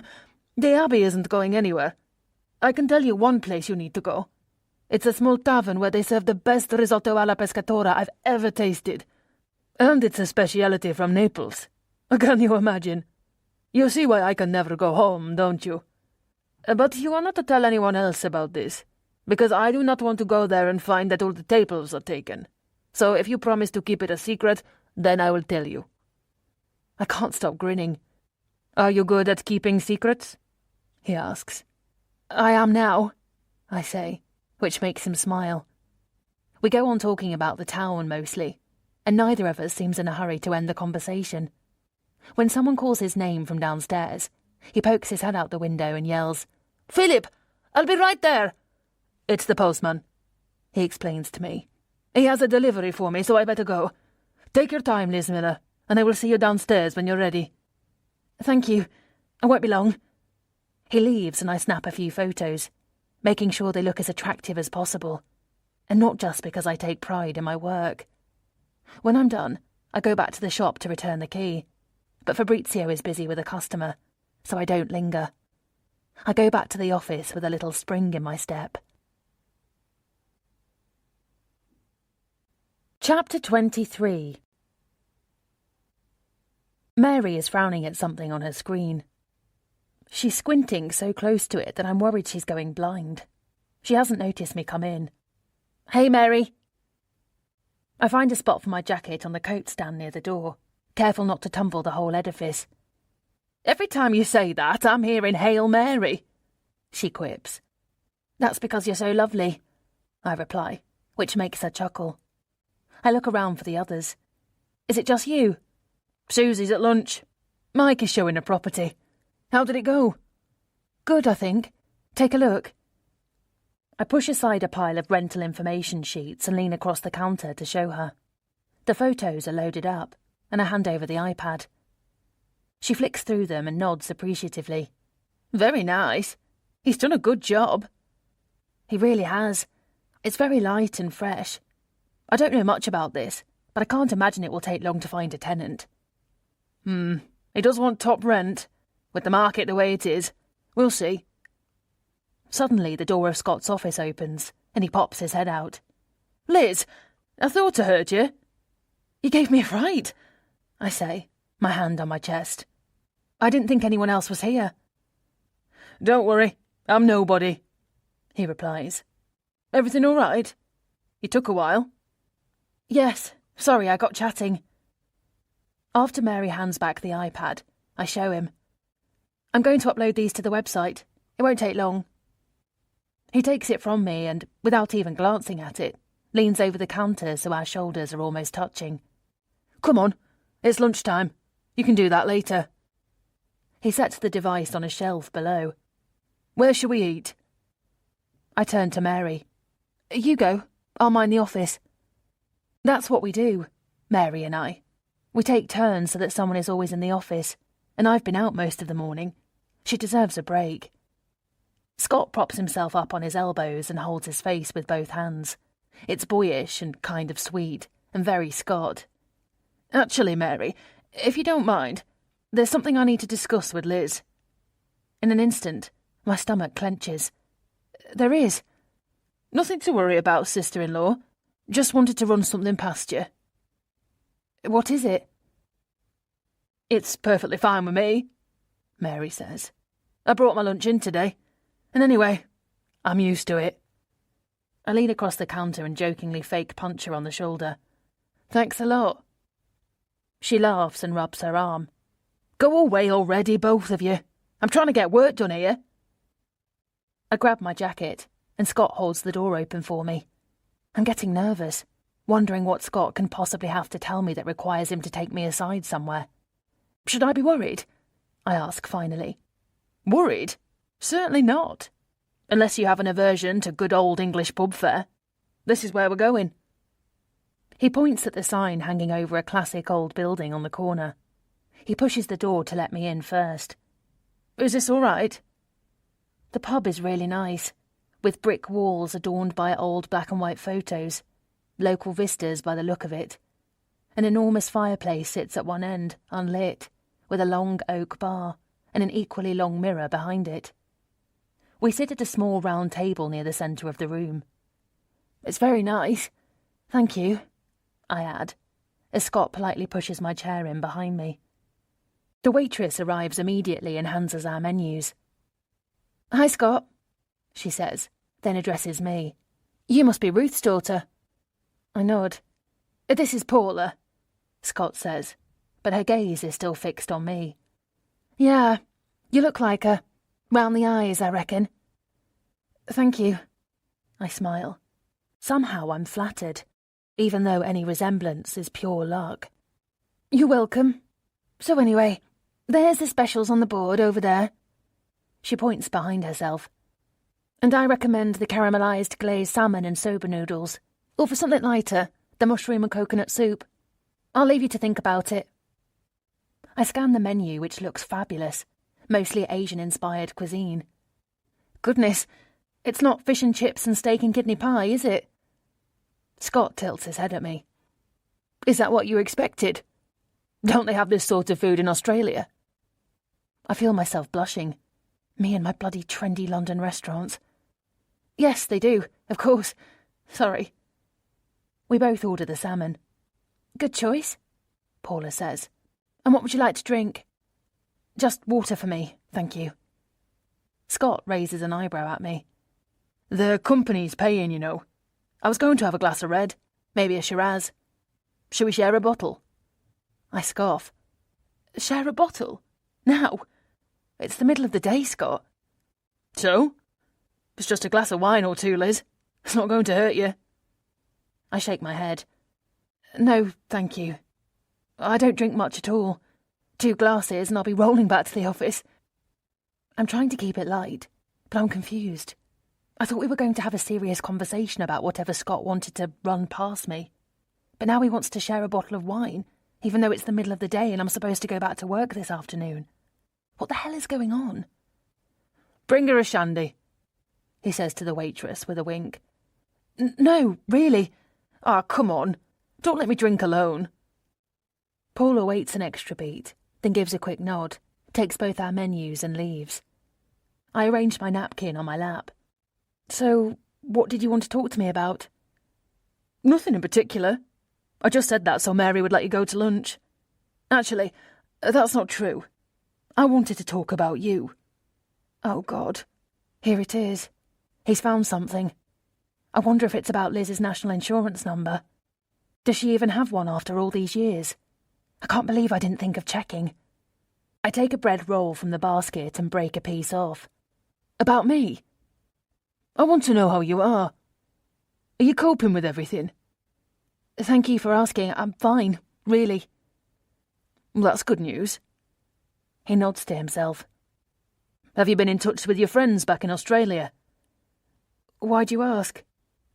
Do I need a reason to ask how my sister-in-law is doing? You're here under really very difficult circumstances, Liz. He reaches across the table for my hand. And you don't know anyone in this town. His touch makes me feel hugely uncomfortable. My eyes dart around to see if anyone is watching us. I want to pull my hand away, but worry that I'm overreacting. If this is just a brotherly gesture, he'll be really embarrassed, maybe even offended if it turns out that I'm misinterpreting the moment. That's not true, I say. I know Ruth and Debbie, and you. He signals for me to come closer, and I lean forward. Then he moves a lock of hair away from my eyes, but the gesture feels too intimate, and I pull away. I didn't see Paula bring our food, so when she puts our plates down in front of us, I reach for the bread again, just to remove my hand from Scott's. I feel my cheeks burn as she looks from him to me, and then back to him again. I'm mortified, as though we were having a private moment. But Scott takes it in his stride. That smells wonderful. Thank you, Paula. When she leaves, Scott resumes. I just meant you don't have many friends here, and I want you to think of me as a friend. I do, Scott. I'm very grateful for everything you've done for me. I don't mean that. It's just that, I thought you might want to talk to someone. I tilt my head at him. Talk to someone? What about? Tell me about your life, for a start. Tell me about Australia. My stomach churns. I don't remember much right now, since the accident. Really? Nothing at all? Even after all this time? All this time? It's only been 2 weeks. He shrugs. I thought you would have remembered by now. I'm trying, but it's hard. Where is this going? I wonder whether Debbie has sent him to ask me these questions and mentally facepalm myself. Of course she has. Maybe that's why he offered me the job in the first place, to spy on me, to find out what my motives really are, as Debbie put it. A cheeky cow. It will come back eventually, I say. The doctors assured me of that. I plan to stay here for a few more weeks, then I'll go back to Australia. And I'm sure once I'm back there, it's all going to fall back into place, if it hasn't already happened by then. A few weeks? I think so. I don't know. I'm just playing it by ear. Great. That's great news. This is delicious, don't you think? Yes, very. So tell me, what do you think of Ruth? I'm taken aback. What do you mean? I ask finally. You look like you're getting on well. I'm happy for you. It must be really nice to meet your mother after all these years. Of course. It's wonderful. I can't tell if he's prodding because of Debbie or because he's suspicious of me. I need to contribute to this conversation instead of throwing up generic responses. Great. Yes, it's lovely. Wonderful. I don't think of her as my mother yet, to be perfectly honest. I hope that's okay I said that. I understand completely. It's just that I have a mother. I had a mother. The woman who brought me up. That's who I think of as my mother. But of course it's wonderful to meet Ruth and get to know her. These are things Liz told me. Repeating them makes me feel a little closer to her, and my eyes start to water. Scott puts his hand over mine again, but to my relief, he takes it away almost immediately. Then, he touches my knee under the table. I'm so shocked that I bounce my knee to shake it off. If you are ever lonely, Liz, he says, you can always come to me. I want you to know that. I would like to get to know you better. And if you ever need a friend or a shoulder to cry on... Cry on? It's just an expression.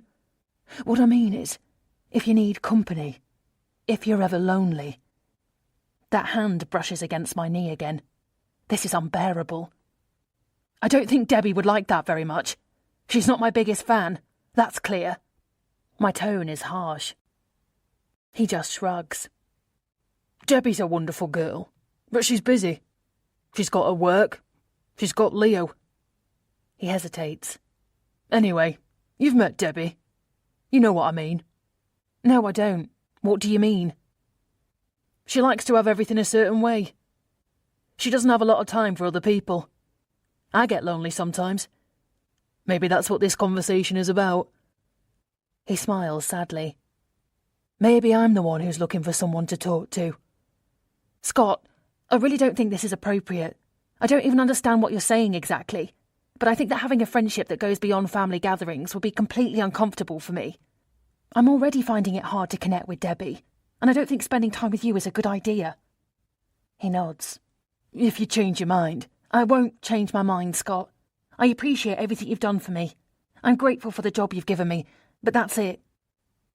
I'm so mad I can barely speak anymore. Then I spot Paula nearby, looking at us. I'm not hungry anymore. I just push food around my plate and eventually take a small bite of the salmon. I don't even drink the shandy. The silence between us goes on for too long, and the rest of the lunch is excruciating. Did Scott just hit on me? Am I reading too much into this? That's possible, but the situation just doesn't feel right. Now, Paula is whispering to the guy behind the bar, and they both shoot knowing glances in our direction. Scott doesn't seem to realise what's going on, but I just can't wait to get out of there. Finally, he pays the bill, and we return to the office. I walk ahead quickly and barely speak on the way back.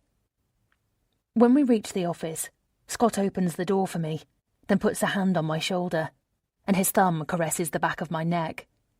I shiver and shrug him off.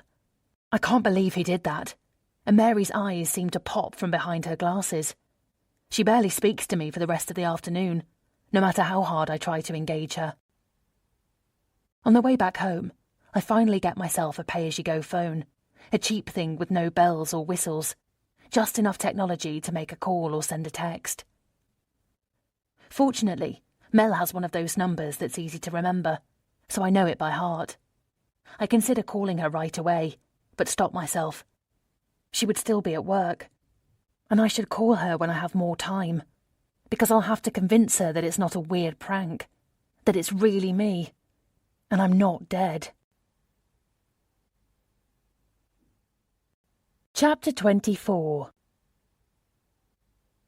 That bloody journalist from the Star is supposed to come over to do the story today.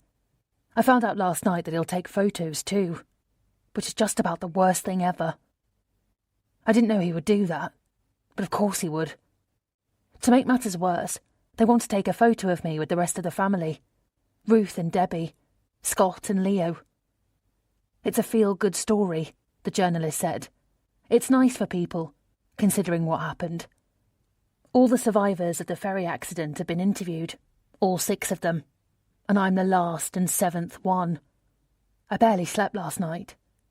If that article gets printed, Jason will see it, and that thought is terrifying. I thought of getting my hair cut and dyed. Then I thought, who am I kidding? He'll know. He'll come for me. I would be taking too much of a risk in letting this interview take place, so I called early this morning and said something had come up, and I needed to reschedule. Look, Miss Miller, we've already held up the article for you. You're the last one to be interviewed. I don't think my boss will put it off any longer. That story is getting stale. No offence. So go ahead and publish, I said. I can't make it, and that's that. In fact, I don't know when I'll be able to do the interview. I'm very sorry. Do what you have to. I hang up. But I left it until too late, and everyone is already here at the house. That's Debbie, Scott, Leo, and of course Ruth. And Tyson, Ruth insisted. Where could they possibly be? I say, after we've been cooling our heels for 20 minutes. Debbie has Leo in her arms and is getting annoyed. I'll give that chap a call, she says. I stand and put my arm on hers. No, I'll do it, I say. She sits back down, still holding Leo. In the hallway, I pick up the phone and pretend to read the number pinned to the corkboard. Then I have an imaginary conversation with a dial tone. Something about a car breakdown and lots of apologies, before scrunching the piece of paper and shoving it into my pocket. It's not going to happen today, I say when I return. They'll try to reschedule at the earliest convenience. Their convenience, you mean? Debbie says. How rude. How rude indeed, I say, making appropriate noises of frustration. We should go, Debbie says to Scott. Yes, we should, he says, slapping his hands on his thighs to haul himself out of the armchair. Time to feed the monster. Everyone agrees it's outrageous that the reporters didn't even show up, and that I had to call to find out they weren't going to make it. Debbie is picking up Leo's toys from the living room floor, and Scott is getting his coat from the rack. For one moment, the two of us are alone, and to my horror, he raises a hand to my cheek and gently brushes under my eye with his thumb. You've got an eyelash, he says softly. But he lingers, and I grab his hand to pull it off me just as Debbie walks in. She stops and gives a little gasp. He whips his head around, and a blush creeps up his neck. He fumbles, muttering something about Leo's coat. I should defend myself, but I know anything I say will look like a pathetic excuse. He was just brushing a stray eyelash. I didn't know he was going to do that. It's not what you think. Scott has put Leo's coat on and is dragging him towards the door. See you Monday, he mutters. Debbie walks past, looking me up and down with contempt. Even Ruth throws me a confused look. Well, that's that then. It's out of the question that I should work for Mackenzie and Son anymore. What happened tonight was certainly not ambiguous. If Scott thinks something is going to happen between us, I need to make it clear that he's dreaming. Every time I think about what Debbie saw, I groan with embarrassment. The next morning, Ruth is up early. I'm going out now, she calls out. I quickly run down the stairs and find her almost out the door, shrugging her coat on. Where are you off to? I'm going to work. If you go out today, can you make sure the back door is locked? You left it open yesterday. Did I? Sorry, Ruth, I'll be careful. Please do. Tyson will run off otherwise. I will. Have a nice day, Ruth. I'll see you tonight. She gives me a curt nod and closes the door. She's just given me the cold shoulder, and it squeezes my heart. Chapter 25. Hello, Liz Miller. Hello, Fabrizio. I'm standing in his shop, and he's behind the counter, cutting large strips of paper. Did you come to buy some flowers, or did you want to take more photos of my little flat? Neither, I'm afraid. That notice in your window. The notice? I point at it. Do you still need an assistant? Yes. Why? Do you know someone? Well, I hesitate. I'm asking for me, actually. You? He tilts his head at me. But you're working at the estate agency. I sigh. Not anymore, although I haven't told them yet. I'm sorry, I probably should have done that first. Can I ask why? Or is the question impertinent? Let's just say that it's not working out.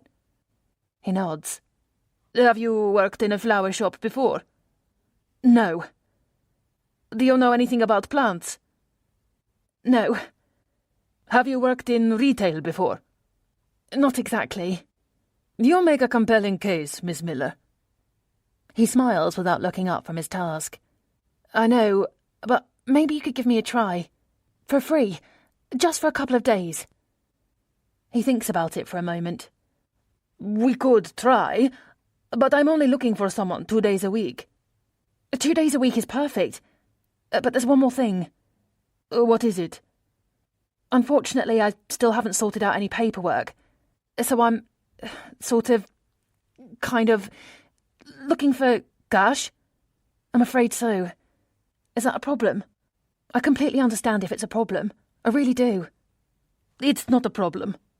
Really? Are you sure? I'm sure. Let's do a day's trial, paid, of course. Then I will decide. When would you like to do a tryout? I close my eyes in relief.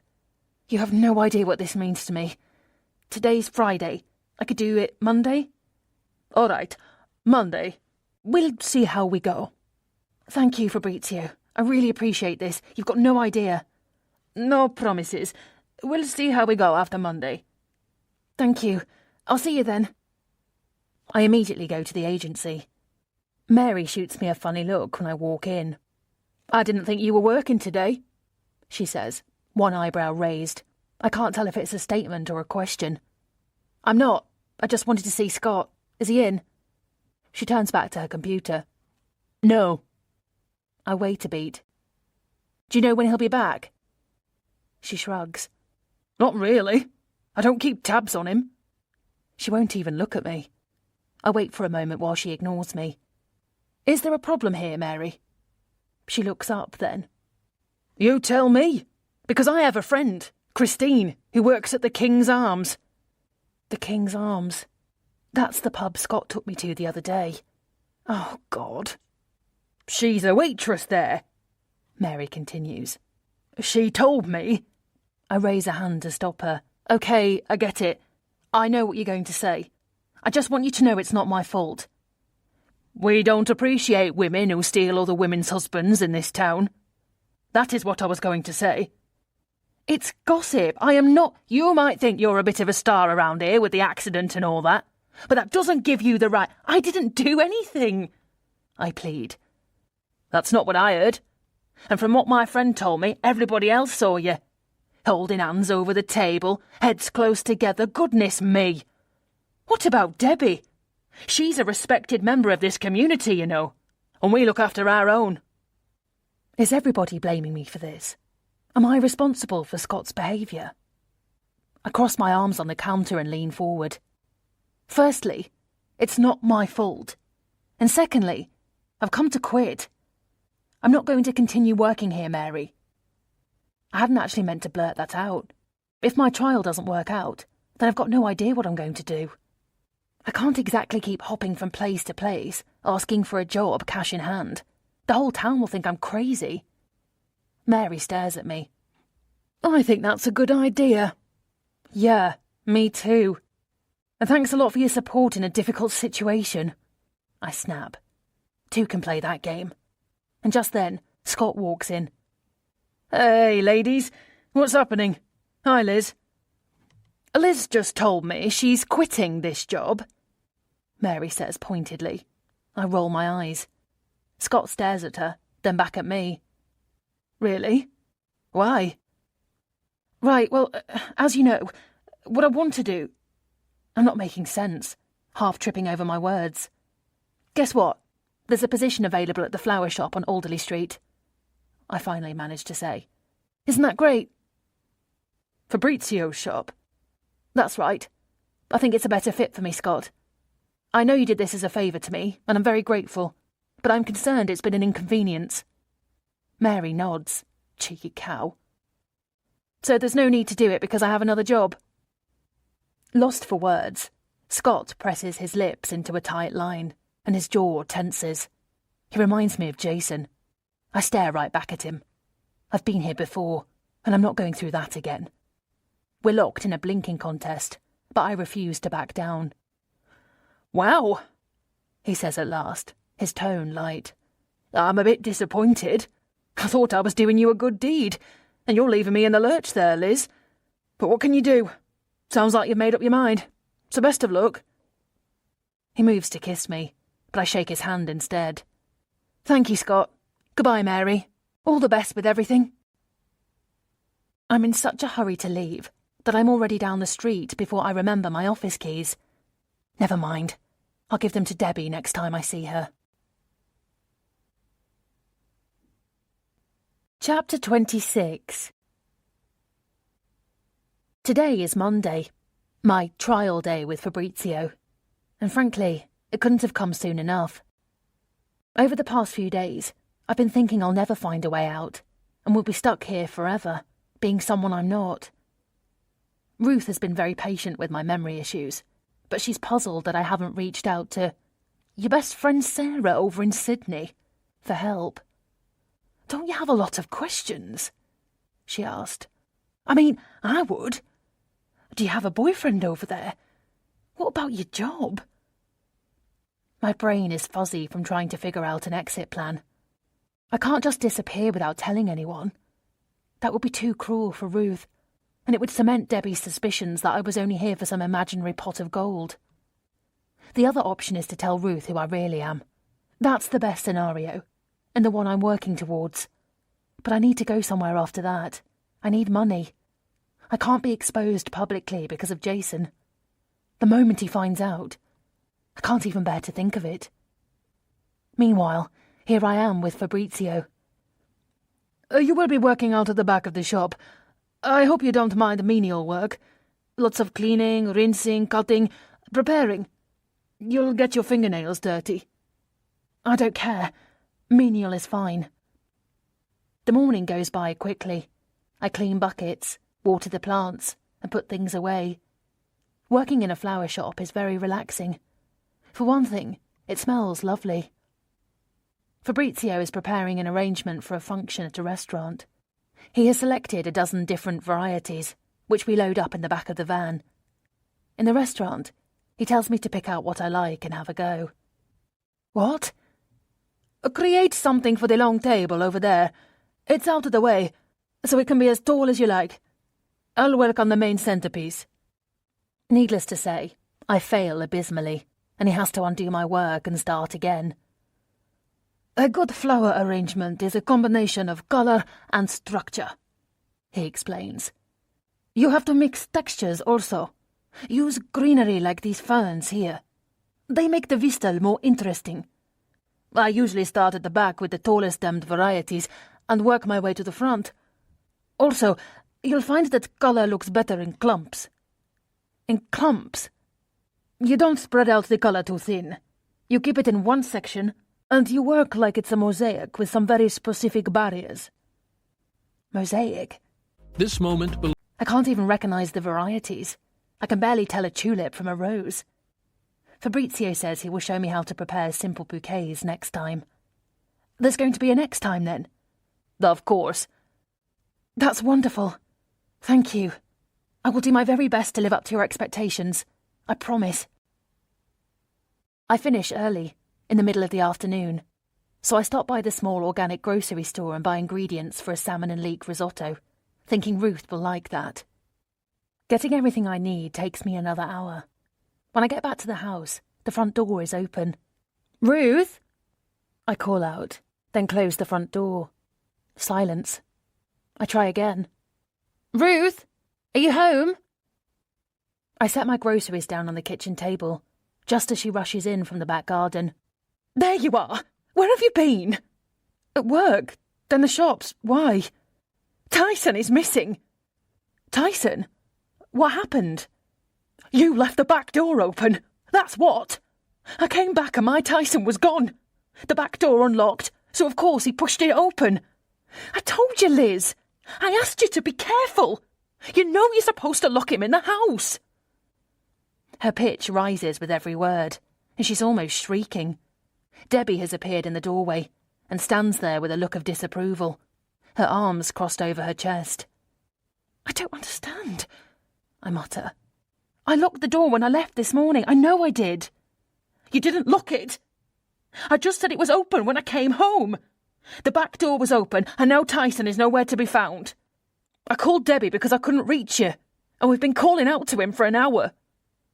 Ruth, I promise you I closed the door. I made sure he was inside. I even filled his bowl with fresh water. For Christ's sake, Liz, Debbie says sternly. What's the matter with you? I know your memory isn't that great, but you keep doing shit like this. You make plans you forget about and leave messages you forget about.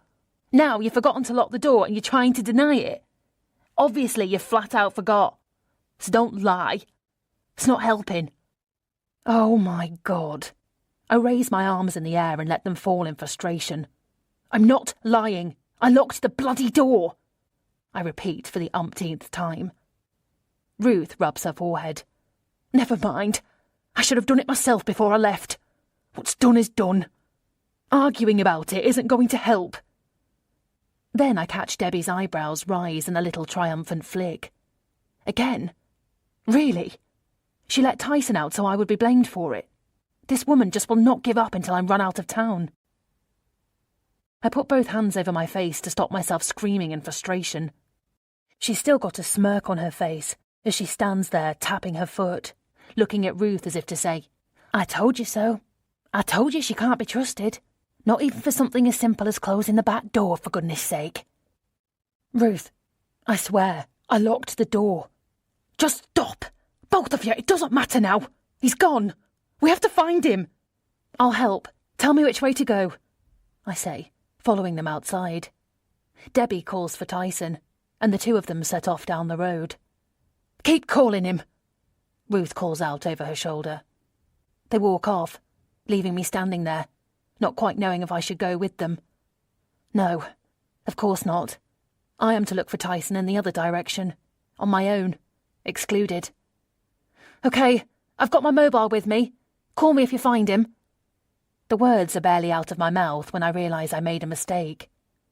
You have a mobile phone? Debbie asks, incredulous. I only just bought it, I stammer. This is the truth. Sort of. I didn't think to give Ruth the number since I was only going to use it to call Melissa. Actually, I didn't give it to her because I was afraid she would give it to other people, like Sarah from Australia. I was going to tell you. I'm sorry, I forgot. You forgot? I've been trying to track you down all afternoon, Liz. I even called Fabrizio's shop, but there was no one there. Yes, I was helping him set up for a function. Never mind that. Ruth snaps. Come on, Debbie. Let's find Tyson. We can talk about all this later. Tears well up in my eyes, so I turn around and I wipe them with the back of my hand. I repeatedly call out Tyson's name, praying that he will appear, bouncing happily from the bushes and into my arms. But no such luck. I return empty-handed. We found him! Ruth squeals. Oh, thank God! Where was he? At Debbie's house. I called Scott at the office to come and help us out, and he went to get his car and Tyson was there, in the back garden. Can you believe it? He must have gone there looking for Leo. You know how Tyson adores him. Scott is bringing him home right now. Look, there he is. And indeed, there he is. He steps out of the car holding Tyson under one arm. Ruth runs to him, and I catch Debbie gazing at the scene. She won't even look at me. She did this, of course. She came here, she took the dog, and she left him at her own house, all to drive a wedge between me and Ruth. I go upstairs to my room so that I don't have to talk to either of them. I watch from the window until Debbie and Scott leave. No one looks for me or yells out goodbye. Later, I do my best to explain again to Ruth that I know I didn't leave the back door unlocked. Then who did, Liz? There was no one here today. No one other than you. All I hear from you are excuses. I promise you, and there's another thing I'm not happy about. She interrupts. The way you behave around my son-in-law. My behaviour? Really? Yes, really. You know exactly what I'm talking about. Now you listen to me. She's almost shaking with anger. Debbie and Scott are very strong together. But he's a man. And we all know what men are like. If you cause trouble between the two of them, then I'm not going to be happy. It's not fair on Debbie. She doesn't deserve that. My God, Ruth, of course she doesn't deserve that. I haven't done anything. It's not me who's behaving badly. How can you think... She raises a hand. That's enough now. I don't want to talk about it any more. But I'm warning you. Don't come between Debbie and Scott. I won't stand for it. Clearly, it doesn't matter what I say or how much I insist I don't want to come between them. Nobody believes me. I'm angry and shaking, but I stop myself from saying anything I might regret. I was going to make some dinner, I say finally, thinking of the ingredients for the risotto still sitting unpacked on the kitchen table. Would you like that? I'm not hungry. All of this drama with Tyson has just upset me. I think I'll have an early night. She hoists Tyson in her arms and goes upstairs. Good night, Liz, she says, without turning around. Chapter 27. Have you had any tenants apply for the flat upstairs? I ask Fabrizio. One or two. My heart sinks. I've been thinking about this for 2 days. Ruth still hasn't warmed up much after the debacle with Tyson the other day. I don't know if the main reason is Tyson, or the lecture she gave me about Scott and Debbie. Either way, I am clearly persona non grata. Why do you ask? He says. Because I thought... What is it, Liz? I was considering renting it for myself. I blurt out, which is silly, of course, since I probably can't afford it. After a long pause, he says, I know that you don't know how to tell the flowers apart, but I can see you are a very quick learner. And you work very hard. I've had other assistants in the past, and so far, you are one of the best ones. I feel myself blushing. I'm very grateful for the job you gave me. I don't want to disappoint you. I hope you know you can count on me. I could use you for another day. 3 days? You think maybe I could afford the rent? Surely not. I was more thinking that you could work an extra day in exchange for staying in the flat. Really? I open my eyes wide. This is an incredible offer. Are you sure? He shrugs. Why not? I know I can trust you. The rental market is slow, but I'm very particular about prospective tenants. That's why I set the price quite high. But if you think that would suit you... Are you kidding? That would be wonderful. I've seen the flat and it's beautiful. I'm going to say yes, Fabrizio, so I really hope you mean it. He laughs. I mean it. Work an extra day, and you can move in. When I get home later that afternoon, I tell Ruth I have found a place to live just up the road, and I get the rent as part of my job. Oh! Her face softens. You didn't have to do that, Lizzie. Are you sure you don't want to stay here? I sit down on the sofa next to her and take her hand in mine. She looks so sad suddenly. I'm not going far, Ruth, but I do feel a bit awkward with Debbie and Scott, and I promise you that I haven't been flirting with Scott or given him the wrong impression in any way. I would never do that. But I think it's best if I move out. She shakes her head. You know what men are like. Scott is only a man at the end of the day. I don't tell her that I find him very forward, as my mother would say, and I'm fairly certain not all men are like that. Are you sure this is what you want, Lizzie? I nod. Yes, but thank you, I say, relieved that she has thawed towards me, that she feels even a little sorry. I know the bedroom is too small and you need your own space. I just hope you come and visit me. Ruth, I will come and visit you every day if you'll have me. She smiles and squeezes my hand. Good. That's settled then. Thank you. I move my things into Fabrizio's flat the next day. I have so few belongings that it doesn't take long. I go to Marks and Spencer's to buy some sheets and towels and a few things for the kitchen, although the kitchen is relatively well stocked with utensils and pots and pans. Fabrizio said he used to live there when he first took over the shop. He was still with his girlfriend then. Whenever I hear him speak of her, my stomach tightens a little, even though I know it's over. She doesn't even live here anymore. When I reach for my keys to open the door of the flat, I brush against the other set, the keys for Mackenzie and Son that I have yet to return. No time like the present, I decide, and drop everything in the living room before going out again. The estate agency is closed. A sign is on the door, with a clock and 2 movable hands of red plastic, pointing at 4 o'clock. That happens sometimes. Even Mary has to show a property if no one else is available. I hesitate, then use my keys to open the door. I can always leave the keys inside and pull the door locked on the way out. I look around for a post-it note, but can't find one. Scott's office door is open, and I peer inside.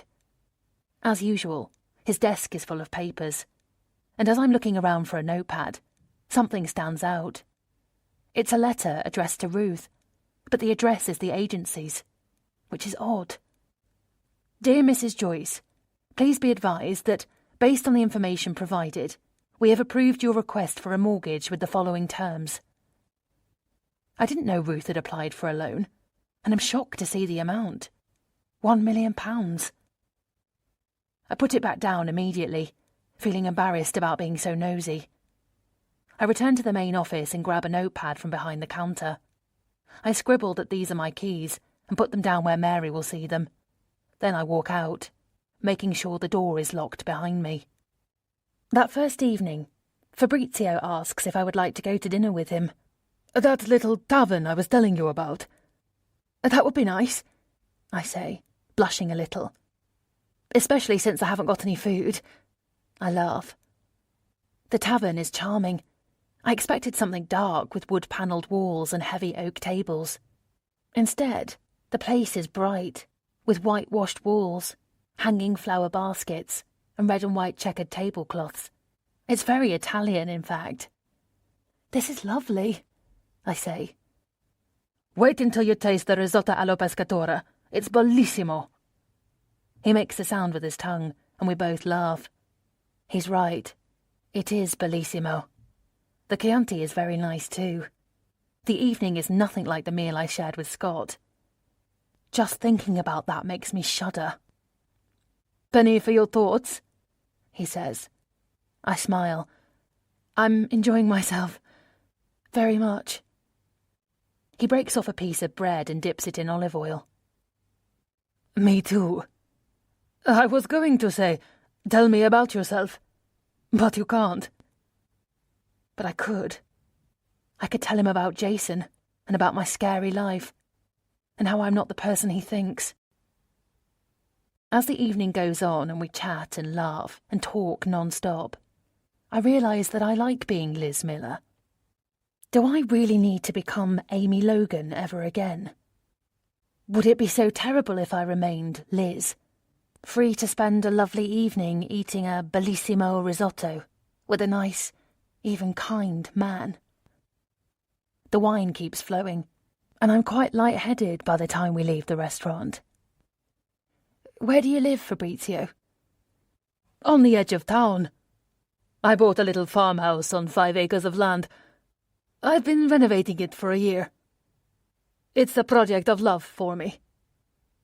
That word again. Love. Every time I hear it from his lips, I turn bright red. I don't know what's wrong with me. I need my head examined. Chapter 28. Every day I think of calling Melissa, and every day I put it off. I tell myself it's because I'm scared of what she'll do when she finds out I'm still alive.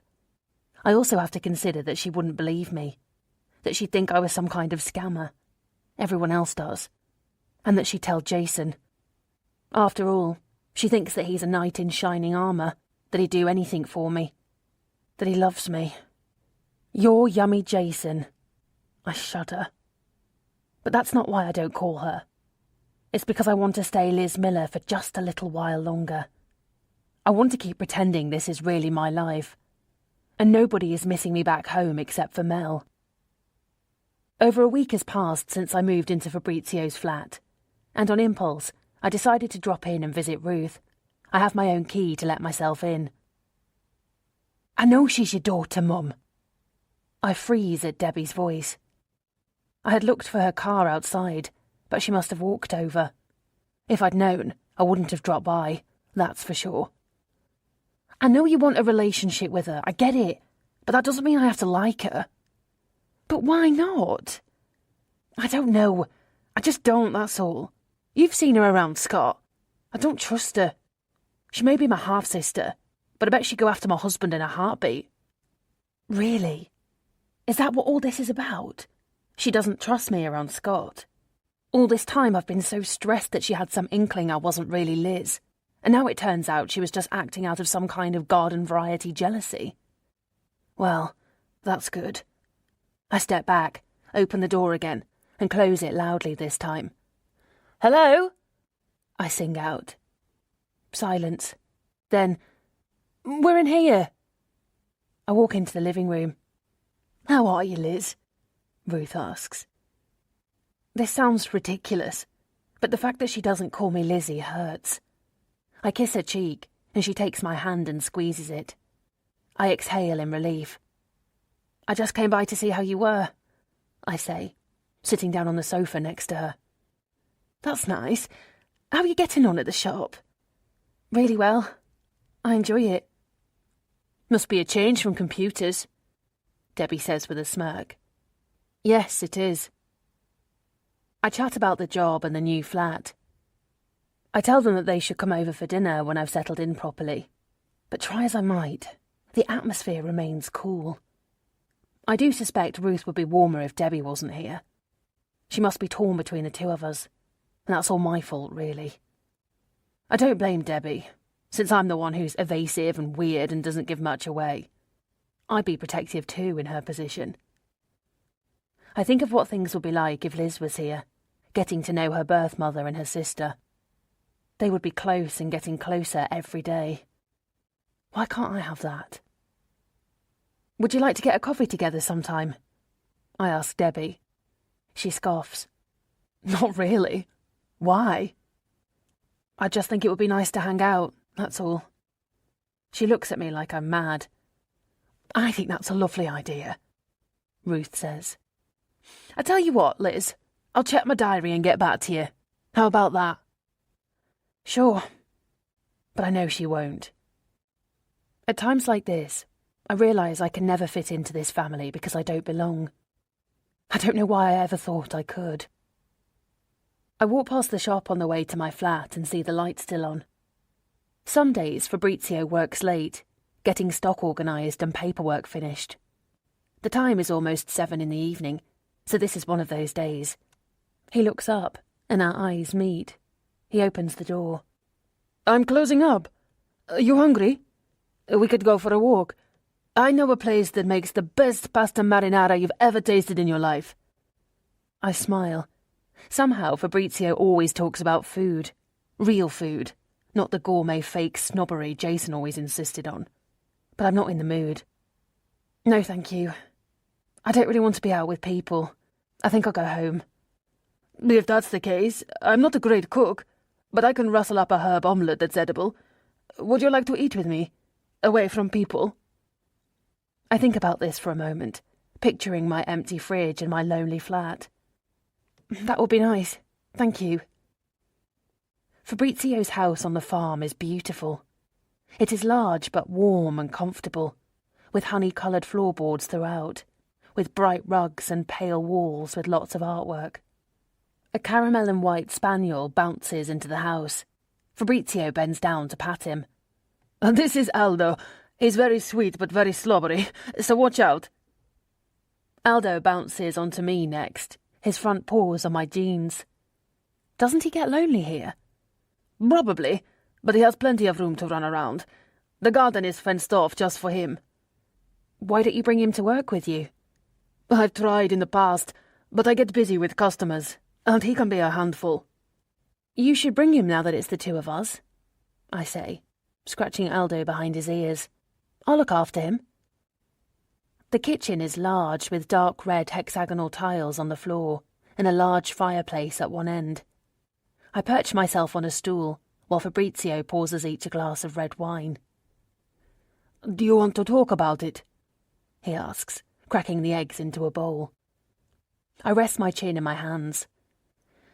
I've made a mess of everything, I say with a sigh, then reach for the bowl. I'll do that if you like. Just pass me a fork. I beat the eggs, enjoying the normality of the moment. Is it fixable? He asks. Tears prick at the backs of my eyes, and the corners of my mouth turn down. I don't know.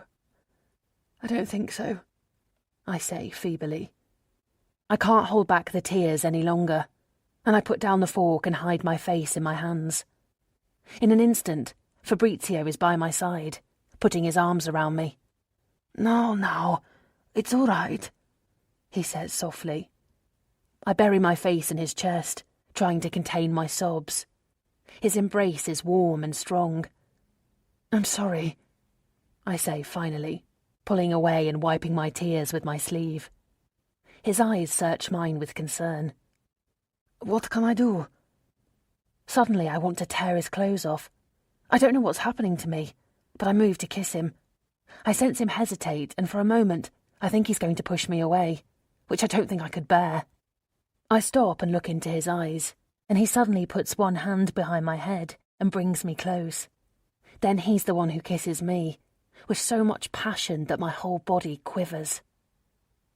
The light is different. That's the first thing I notice when I open my eyes. But it's not just the light. It's the feeling in my heart. This is the first time since I can remember that I haven't woken up feeling frightened. My head is resting on Fabrizio's shoulder. He's fast asleep, breathing softly. I put a hand on his chest, feeling his soft hair under my fingertips, and he doesn't even budge. I wonder what time it is. I gently move the covers off myself and swing my legs out of the bed. The room is cold, and the tiles under my feet make me shiver. I quickly walk to the rug. I'm naked, and I don't remember where my clothes are. But the memory of the night brings a smile to my lips, and even a little blush to my cheeks. A thick checkered shirt is hanging behind the door, and I grab it and slip it on. It's too big for me, coming to just above my knees. I walk into the kitchen where I'm greeted by Aldo. He gets up from his bed and stretches his long body. "Hey, you. Did you sleep well?" He leans against my legs as I scratch him between his ears. Then I rummage through the cupboards until I find an Italian-style coffee pot, the kind you put on the stove. I fill it with ground coffee I find in a tin. On the table is the empty bottle of wine we shared last night, along with the remnants of the omelette we somehow managed to cook and eat between floods of tears and half-told stories. I clock my ordinary beige bra hanging on the back of a chair, and fully remember myself sitting on his lap, kissing him so hard that my lips are still tender, and opening my shirt to unhook my bra. It's not even a nice bra. It's my ordinary, everyday, non-matching, not expecting anything to happen, so why bother underwear? I feel embarrassed just looking at it. As Fabrizio walks in, I quickly gather my scattered clothes into a bundle. "Hi!" I say too brightly, feeling like I've been caught out. He's wearing boxer shorts and a t-shirt, and his hair is all messed up. He rubs a hand over his face. "Hi, you," he says. "And you're making coffee. I could smell it all the way up in the bedroom. You are perfetto." He takes the bundle from my arms and puts it carefully on the top of the kitchen bench. Then he draws me closer and kisses me on the lips. I lean against him, putting my arms around his waist. "Did you sleep well?" "Very. I slept like a trunk." I bury my face in his chest to stop myself from laughing. "What?" he asks. "You sleep like a log, not a trunk." He smiles at me and runs his hand through my hair. "Okay, good to know." I turn to gaze out the window at the chickens wandering around their pen, picking at the grass. No wonder Fabrizio is happy here. This place is like an oasis. After breakfast, we feed the chickens and check on the goats. I beg Fabrizio to let me take Aldo to the shop, and he relents, but I think he's pleased, and the three of us go to work together. Aldo sits by my feet as I work out back, cutting and trimming flowers on the large steel counter. Every now and then he nudges me for a pat, and after I scratch him between his ears, he rests his head again with a contented sigh. This is one of the loveliest days I've ever had, and I give silent thanks to Liz for letting me borrow her life. I know in the back of my mind that it's only for a little while, but I won't think about that. Not today, not until I have to. Chapter 29. I have a routine now, wherein I cook for Ruth at least 3 nights a week, and the other nights I spend with Fabrizio at the farmhouse. I'm so used to being Liz Miller that sometimes I forget I'm not her. She is fitting me more and more every day, moulding to my shape like a worn pullover. Ruth's health hasn't been the best. Just a cold, she says, an end-of-summer cold, even though summer is well and truly over, replaced by grey, milky skies, an interminable drizzle. Debbie and I have a sort of truce, it seems. She hasn't played any tricks on me for ages, and I keep my distance from Scott as much as I can. If all of us happen to be together at Ruth's house, I stick to Ruth like glue. Last night, over a glass of sherry, Ruth told me about Debbie's father.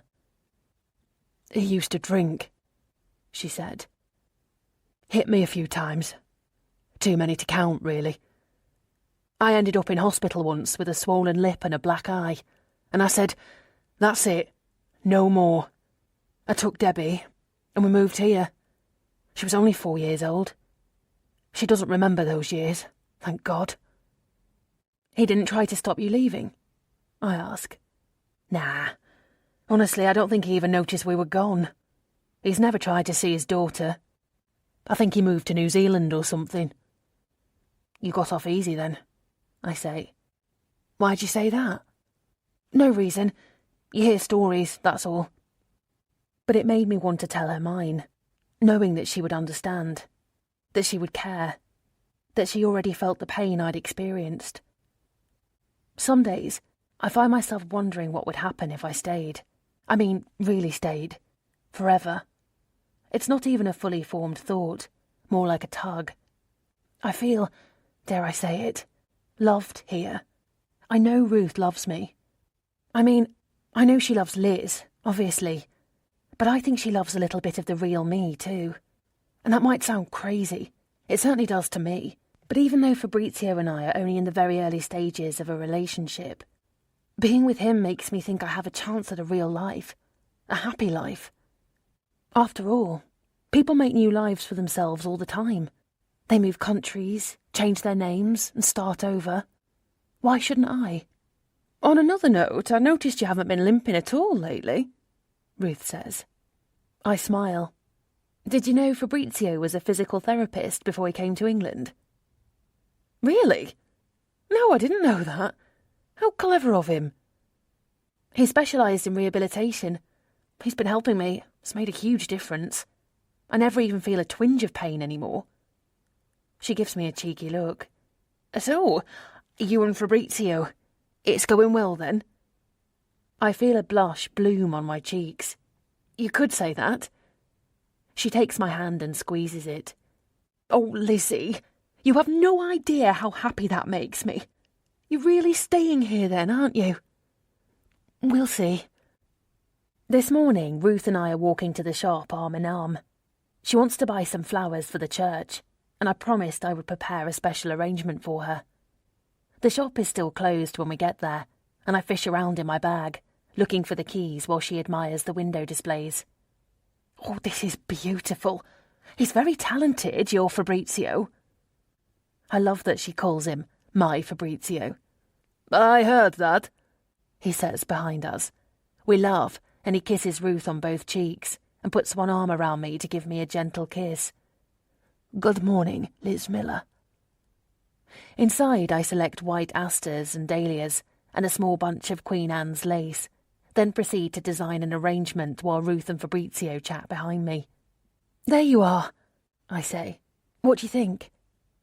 She puts both hands on her cheeks. Oh my, that is just beautiful, Lizzie. Thank you. I feel myself blush with pride at her reaction. She pulls out her purse to pay, but Fabrizio shoos it away. Please, Ruth, it's on the house. Then he leans closer to her and says, She's very good, isn't she? I laugh, and Ruth is clearly delighted. I take the arrangement to her car and say goodbye. On the way back to the shop, I hear someone call me. Liz? I glance behind me and see Ruth drive by, waving at me. In the shop, Fabrizio is bringing flowers out to display. But I know that voice, and my legs turn to jelly. That rich, timbre voice, even with only one syllable, Liz, still betrays its American accent. Barbara is here, and she might think I'm Liz, but in a few moments, she will see I'm not.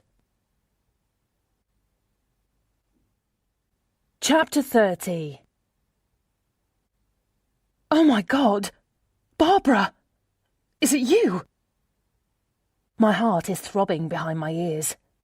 She's right in front of me, and she almost recoils in shock. I glance at the shop, where Fabrizio is still busy setting up.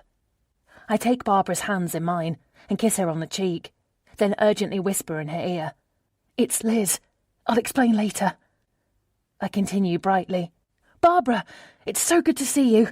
What on earth are you doing here? I pull her back to look at her properly. She looks thinner, more feminine.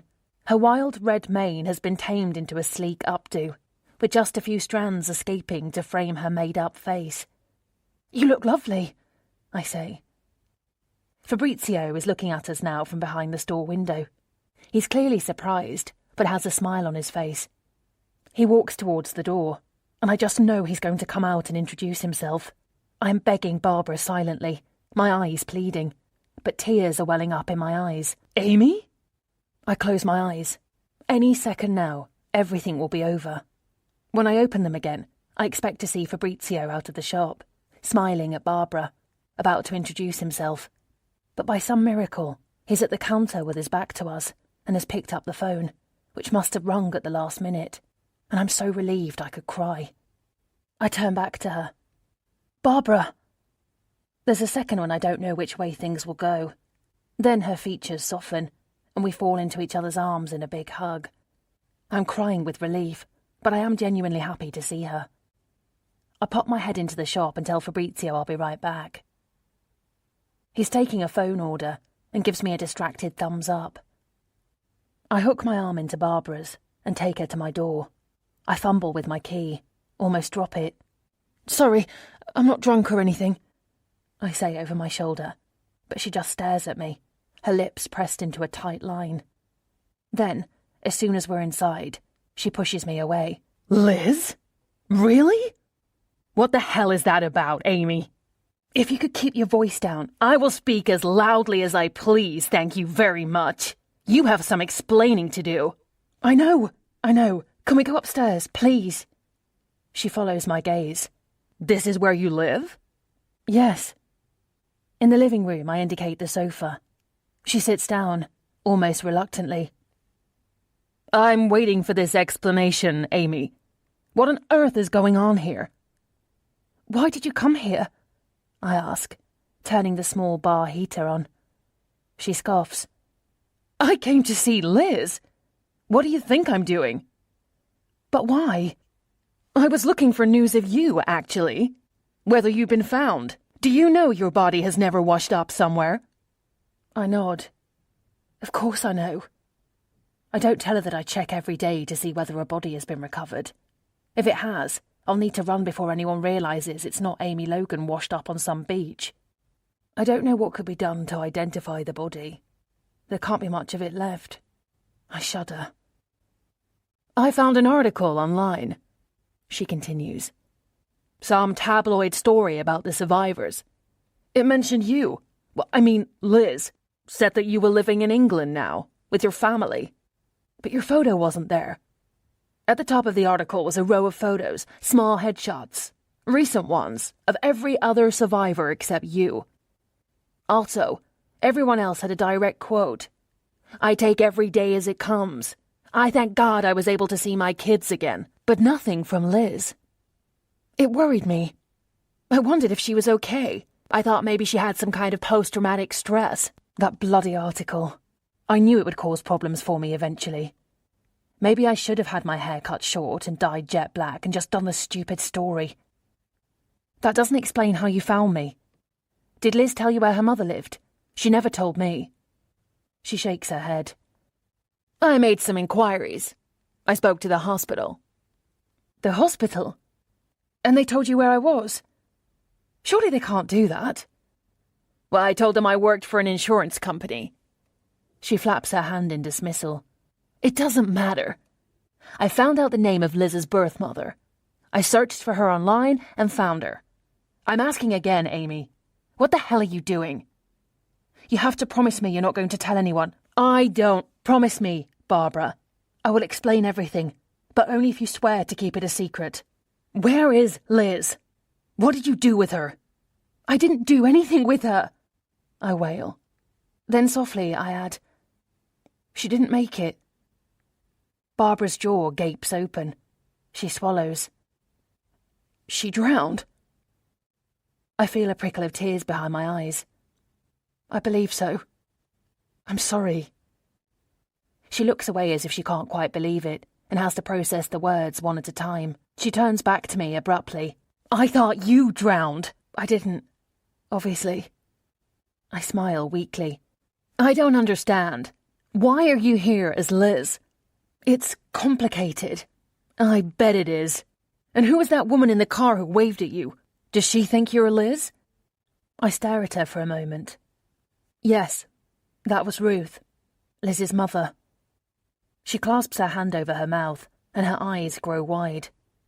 "Her mother thinks you're Liz." I feel my cheeks burn. I can't bear to look at her. I open my mouth to say something, but no words come out. "Oh no, Amy. Don't tell me, please don't tell me." She needs more than what I'm drip-feeding her. I understand that. She needs to hear the whole story, but it's too risky. I can't tell her my story and trust she won't tell anyone else. Nobody knows who I really am. I've been safely ensconced in my little bubble, but now Barbara is holding a pin. Everybody here thinks I'm Liz, Fabrizio included. That's the man I spoke to downstairs in the shop. I work for him and rent this flat from him. I put my fingers over my mouth and start to cry. I'm sorry. I'm really so sorry. Everything got out of control. It's got out of hand. I didn't mean to take it this far, I swear to God. So why did you? I don't understand. What about your husband, your mother? I sit down next to her on the couch and squeeze her hand. I feel like I'm on the edge of a precipice. Then I take the leap. My husband wants to kill me. She snatches her hand away. Don't be ridiculous, Amy. You told me yourself what a wonderful, generous, beautiful man, etc., etc. he is. You said you loved him. And I lied, okay? Who wants to hear that story? He tortured me, had me virtually a prisoner. She laughs. Prisoner? I met you on a week-long cruise, remember? I was only there because he thought I was going with my mother. So what? Mother or no mother? You were on a cruise without your husband. Doesn't sound like a prison to me. You don't understand, I snap. So tell me. I pace the room. He's violent. Very violent. And he controlled everything I did. From the way I dressed to where I went and who I spoke to. It doesn't sound too bad when I say it like that. But trust me, it was awful. After the ferry accident, I woke up in hospital. And they thought I was Liz because I was wearing her jacket. Her wallet was in the pocket, as was her room keycard. They called the next of kin she had listed on her paperwork. Her mother. Her birth mother, I mean. Ruth arrived, and I was still unconscious. And when she saw me, she didn't hesitate. I was Liz. Of course I was. Who else could I be? You said yourself we looked alike. You said we could be sisters. Weren't you confused yourself? No, I wasn't. In that moment I saw an opportunity to get away from Jason. I tried to leave him before, but he made it clear that wasn't an option. He would find me, and he would hurt me. He would have killed me. I still believe that. She is silent for a moment, trying to process everything I've said. The thing is, they all think I've lost my memory. Everyone believes I remember nothing of my past life.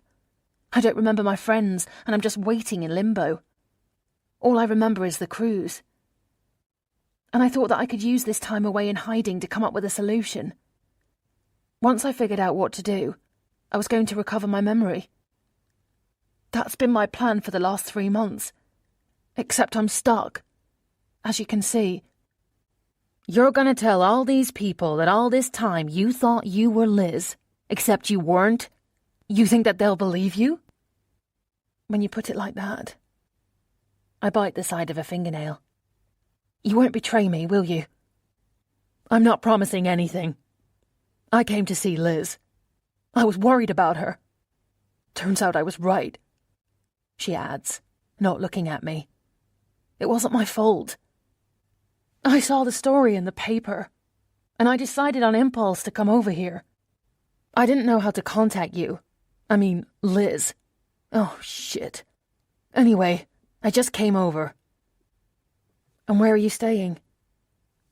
The Parkmore Hotel on the edge of town. Just for a couple of days. What are you going to do, Amy? Because it doesn't seem right to me. It's not just that these poor people think their long-lost daughter is back. What about your husband? As I'm about to argue, she raises a hand to stop me. I know. I heard you. He's big and scary. But he thinks you're dead. Everyone thinks you're dead. I have no idea what to do, Barbara. I say simply. Tell everybody you messed up. Tell them you woke up this morning and remembered. She points at the lamp in the corner. I can hit you over the head if that helps. I manage to let out a small laugh. Then get a divorce. He won't let me. She scoffs. He can't stop you. Do you have savings? Any assets? I shake my head. I had some money. Lots of it, actually. I was hit by a car one night on the way home from a performance. I woke up in the hospital with a broken hip and a fractured leg. It was so bad that it would never heal completely, and I couldn't dance anymore. She's silent for a moment. That's tough. About the accident, I mean. I hope the driver got what he deserved. I shrug. The car didn't stop. We never found him, or her. I even hired a private detective for a while, but I had insurance and it paid out. It would have been better if I'd been able to claim against the driver. But still, it was a significant amount of money. And Jason said he would invest it for me so I'd have a nest egg for a rainy day. What's wrong with that? It wasn't true. He didn't invest it. He just took it. I thought I was signing documents to open an investment account with his firm. Turns out I signed it all away to him. It's gone. It's not mine anymore. Chapter 31. The next morning, I get to work early so that I can use the office computer. Fabrizio isn't here yet, and I turn on the coffee maker, whose aroma immediately fills the room. I want to track down the article from the Star, the one that brought Barbara here. I read it when it came out, of course, but I want to see it again. I find the article easily and stare at the photos of the 6 other survivors.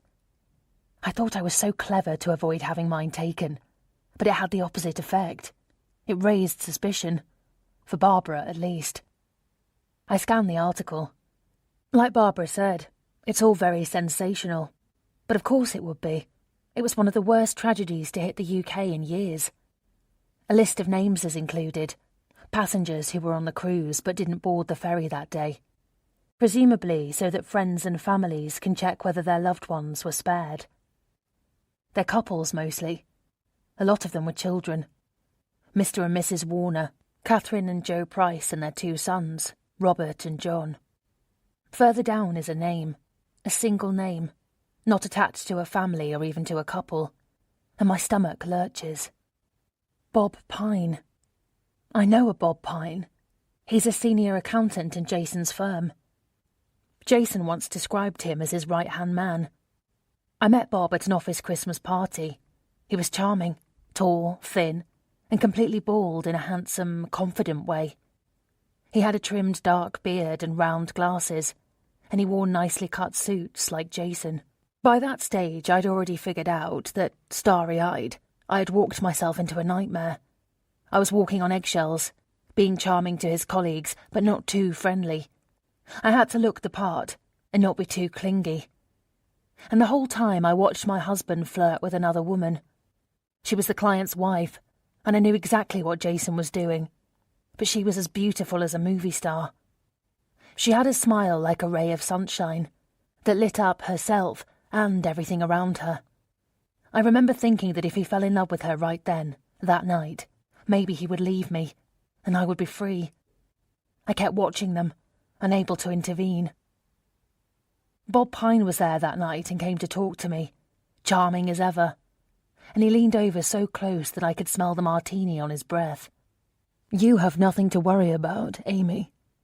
You're the most beautiful woman in this room, he whispered. I almost laughed. Does he really think I'm jealous? Doesn't he know the man he's working for? But I just smiled, thanked him, and went off on another round of mingling. I called Barbara immediately. Jason was on the boat, I blurred. What are you talking about? I tell her about Bob Pine. His name is listed as a passenger, but he couldn't have been on the boat because I would have seen him. I had my eyes trained on everyone around me. If Bob Pine had been there, I would have spotted him. He wasn't there, but I did see Jason.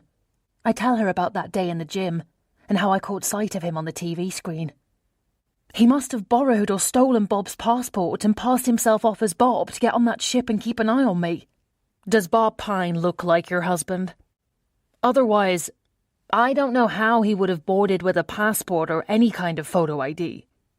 She's right, of course. Jason looks nothing like him, but a shiver of fear runs down my spine at the thought of what he would have done to me if he'd been there and had the time. I have no doubt he would have pushed me overboard if he thought that I was screwing someone behind his back or had humiliated him in any way. Ironically, the accident might have saved my life. I wonder if Jason used Bob Pine's identity to get onto the ship. But Jason wasn't on the ferry, so he must have made his way back to London somehow without being discovered. I wonder how he did it.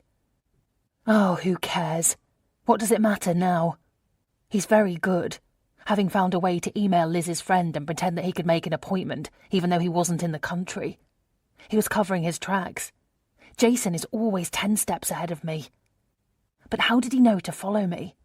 How did he know I would be alone? My mother. Of course. That's how he knew. I told Mum I wanted to surprise him, but I bet she couldn't resist calling him first. She would have wanted him to know it was her idea, this little romantic trip. She would have wanted to be the one, not me, to surprise him with this news. Jason, darling, how would you like a cruise around the British Isles? My treat.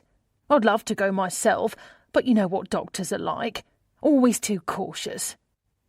He must have waited to see if I would tell him about this surprise trip, and I didn't.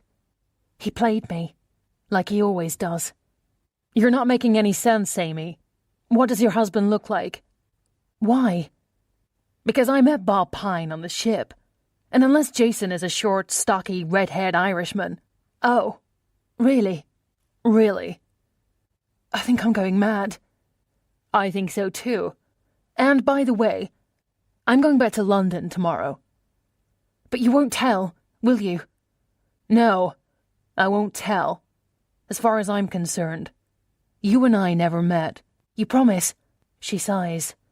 I promise. Chapter 32. I should have called Melissa ages ago. I lock up the shop, leaving a sign on the door saying I'll be right back. After dialing, I pace the floor of my flat, listening to the phone ring. Then I hear Melissa's voice. Hello? It's me. Don't hang up. I'm okay. I'm safe, and I'm so sorry. My voice breaks on the last words. A silence goes on for so long that I think she might have hung up. Amy, Melissa whispers. Yes, I'm so sorry. She takes a sharp breath, but when she says my name again, I can tell she's crying. It's okay. Don't be upset. I thought you were dead. She sobs between incredulous bursts of, "Oh my God," and saying my name over and over. Then for a while neither of us can speak. I don't know how long I stand there, my hand over my eyes, my chest so tight that I can barely take a breath. "I'm sorry, Mel," I say again. "I'm sorry I didn't call you sooner." Where the hell are you? "I can't tell you." "You're kidding, right? Why on earth not?" I sit down on the sofa and rest the heel of my hand between my eyes. "I need to tell you something, Mel. Do you remember when I told you once to look for me if I disappeared?" "Of course I do. It was such a weird thing to say. And then you went on this cruise and you didn't come back. I thought of that conversation. I even tried to look for you because what a coincidence, right? But I didn't know where to look. I survived, obviously. But when I woke up in the hospital, they thought I was someone else." I tell her about Liz, why the doctors at the hospital assumed I was her, why her mother thought the same thing, how I ended up here. "I don't understand. Why would you go along with it?" I tell her everything, about Jason, what life was like for the past year, why I feared for my life, and why I thought running away was my only option. I wouldn't have disappeared if I'd had any other choice. I hope you believe me. "Oh, Amy, I wish you'd told me." "I should have told you, I know that. But Mel, listen, have you seen Jason at all? Have you spoken to him?" "Not since your funeral." "I had a funeral?" "More like a memorial since, you weren't there." "God, what do you think? Everyone thought you were dead, Amy. I stood in a church filled with people who were devastated because you were gone, and me more than anyone. Except maybe Jason. He did seem inconsolable. After what you told me, I'd say give the man a BAFTA, because he had me fooled. He's good at that. You should have told me. She sniffs. I was inconsolable. I cried for 3 days straight, Amy. I know. I'm sorry. The silence feels resentful, but then she softens. I thought something was not right, she says. There was something about you. You were, I don't know, too reserved. On the outside, you seemed happy and bright. But I felt something from you, something heavy. You changed. I couldn't put my finger on it, but you were always so jumpy. I should have known something was wrong. You couldn't have. The whole point of my existence was to hide it. You couldn't have known, and you could not have done anything. But Mel, I really need to ask. Other than my funeral, have you had any contact with him at all? No. But a month ago I saw your mother. She told me Jason was engaged. Wow. Hang on a sec. Where did you see her? On Liverpool Road. Outside Marks and Spencer. She was going in. I was leaving. It took her a moment to place me. I explained who I was. I even tried to hug her. But, you know, your mother. I know. I asked how she was holding up. And? She said she was devastated, and that Jason was moving on, and who could blame him? She said that? Uh-huh. He's engaged to be married, and according to her, they're very happy. Engaged? Already? But it's been almost 4 months. Don't people need a body, or 7 years or something? That's what I said, but apparently not.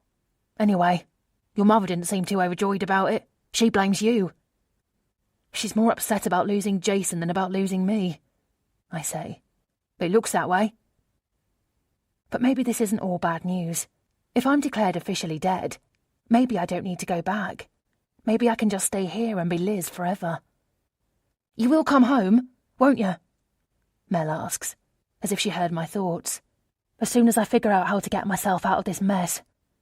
Do you know who it is? Jason's fiancée? No idea. Sorry. Could it be someone from work? Some secretary, maybe? Did he ever come home with lipstick on his collar? Not that I noticed. It could be anyone. There was no shortage of women fawning over him. Like I said, he's very good. We should find out so you can warn her. Oh, God, can you imagine that? Dead wife comes back from the grave to warn bride-to-be about psycho husband. We both laugh. But at least that means he's not looking for me. He has no suspicions about my situation. Still, it nags at me. What if it was the opposite? What if, in order to have me declared dead, he had to show he tried to find me? What if he did the same thing Barbara did, and decided to track Liz down just to talk to someone who was on the ferry? I'm worried he's going to try to find me. Do you think you could find out? Why would he? You're supposed to be dead, remember? You don't know Jason. He's paranoid. He always thinks I'm tricking him. After a pause, she says, maybe I could run into him, strike up a conversation. Or maybe I'll call him and say something about the scholarship. I'll tell him we've got a student that might qualify. Someone very talented, but not able to work with us because of their financial situation. Seriously, I couldn't believe he didn't give it to Tash's school. I was truly shocked. Tash and I even wondered if he got the wrong place and really meant to give it to us. She laughs. He didn't get it wrong. He knew exactly what he was doing. Even when I'm dead, he finds a way to punish me. Asshole, she mutters. Let me try and get a read on him. I'm sure he has no suspicion that you're alive, but I'll see what I can find out. Thank you. It means the world to me. We're both silent for a moment. Then I realise with a start what the time is. Fabrizio must be wondering where I am. I have to go, Mel. I'll call again soon. Don't say anything about where I am, to anyone. I won't. Love you, Amy Lee. Love you right back, Mel. I hang up and rest my forehead against the window. I should have called Melissa sooner. Finally talking to her felt so good. I just hope she can get something from Jason, some indication of where he's at. Clearly, if Barbara found me so easily, although accidentally, he could readily do the same. He might think I'm dead now, but anything might trigger his suspicions. I take a deep breath, wipe away my tears with both hands, and make my way back downstairs. Chapter 33. Who was your friend? Fabrizio asks. My friend.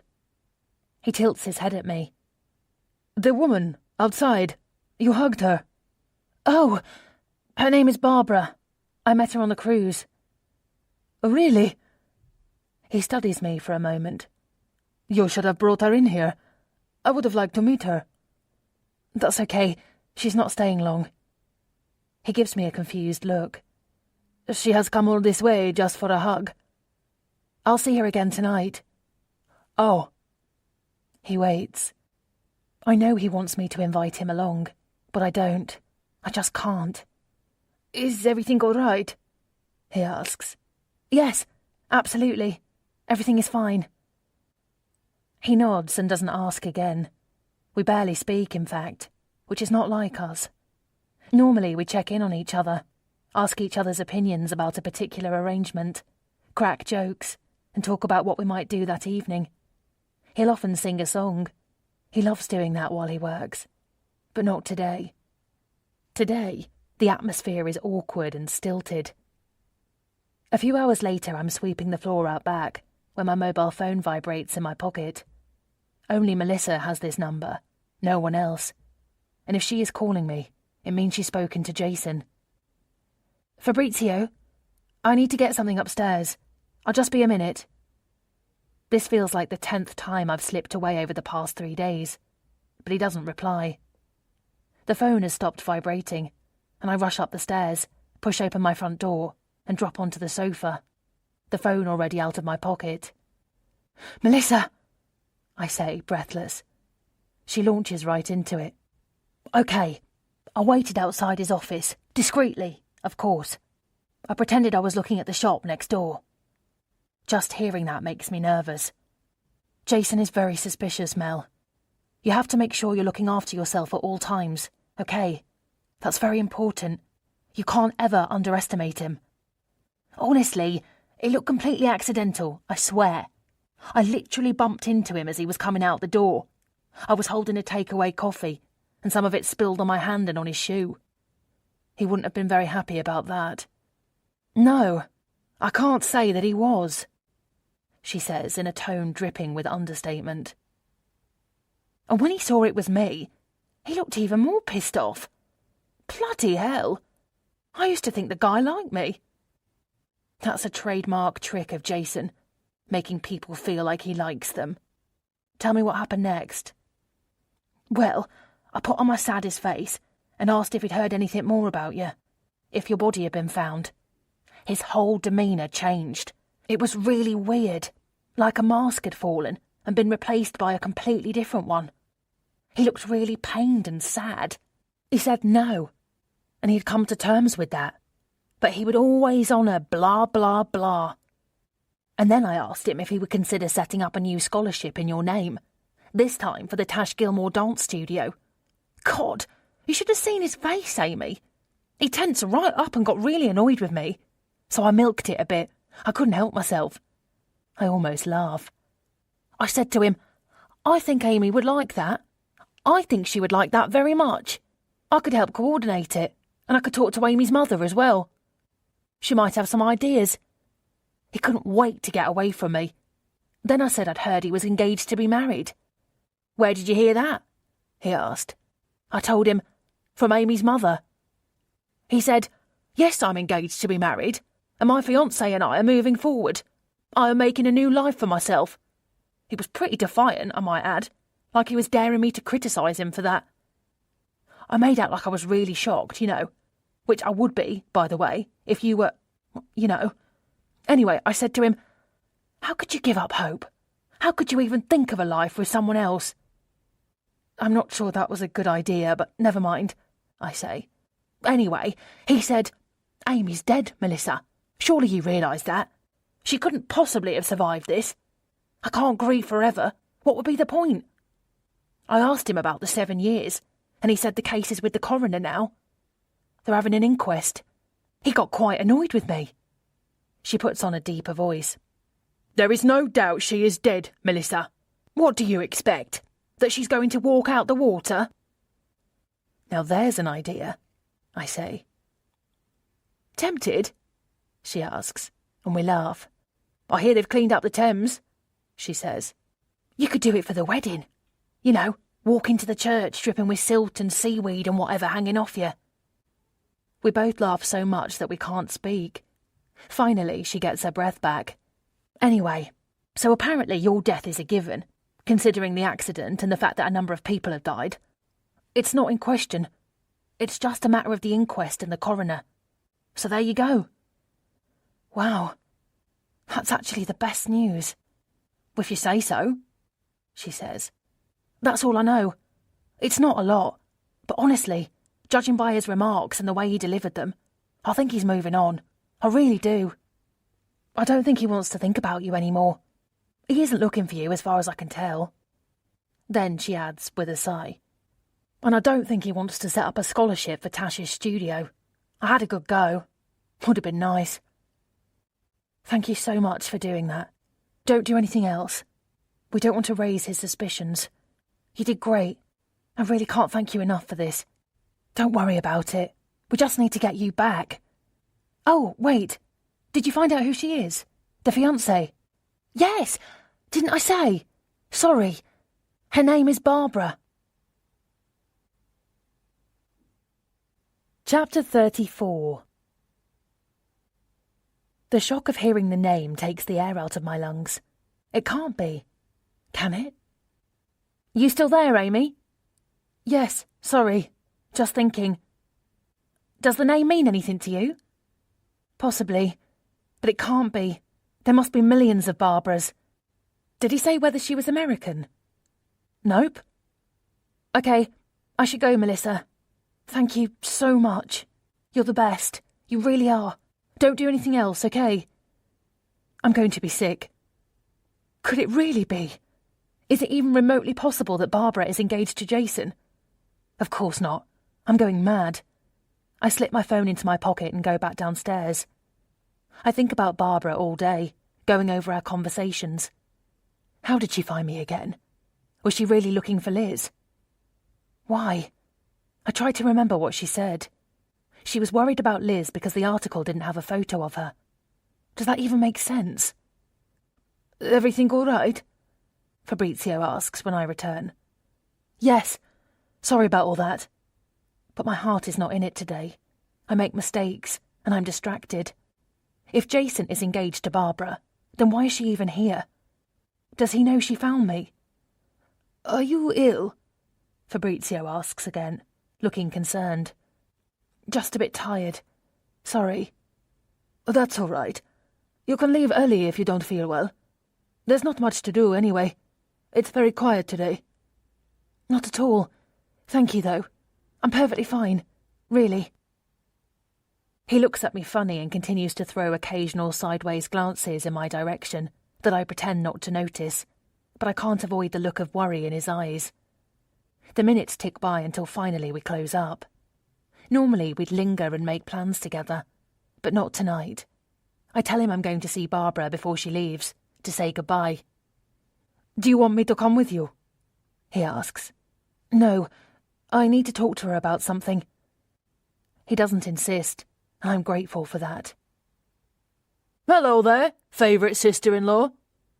Scott has appeared from behind a parked car, sending my heart into a somersault. Jesus, Scott! What is it with you? I snap. Are you following me? I'm only 100 yards from the shop. I wonder if he was waiting for me. Of course not. I was on my way home myself. Fancy a drink at the pub? No. I walk briskly away without waiting for an answer. I'll buy you a shandy, he yells behind me.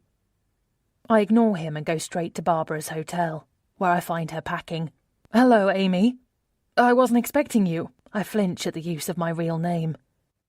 You said earlier you're going back to London. She folds her shirt carefully and puts it into the suitcase. That's right. So you're not going back to America? I thought you were only here because of your ex-husband. I have a life here now, Amy. I haven't lived in the US for many years. I see. Tell me something, Barbara. Have you ever met my husband, Jason?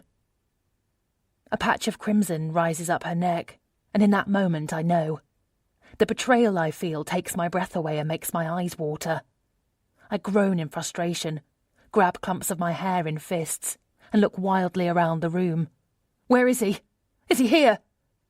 My heart is in my throat.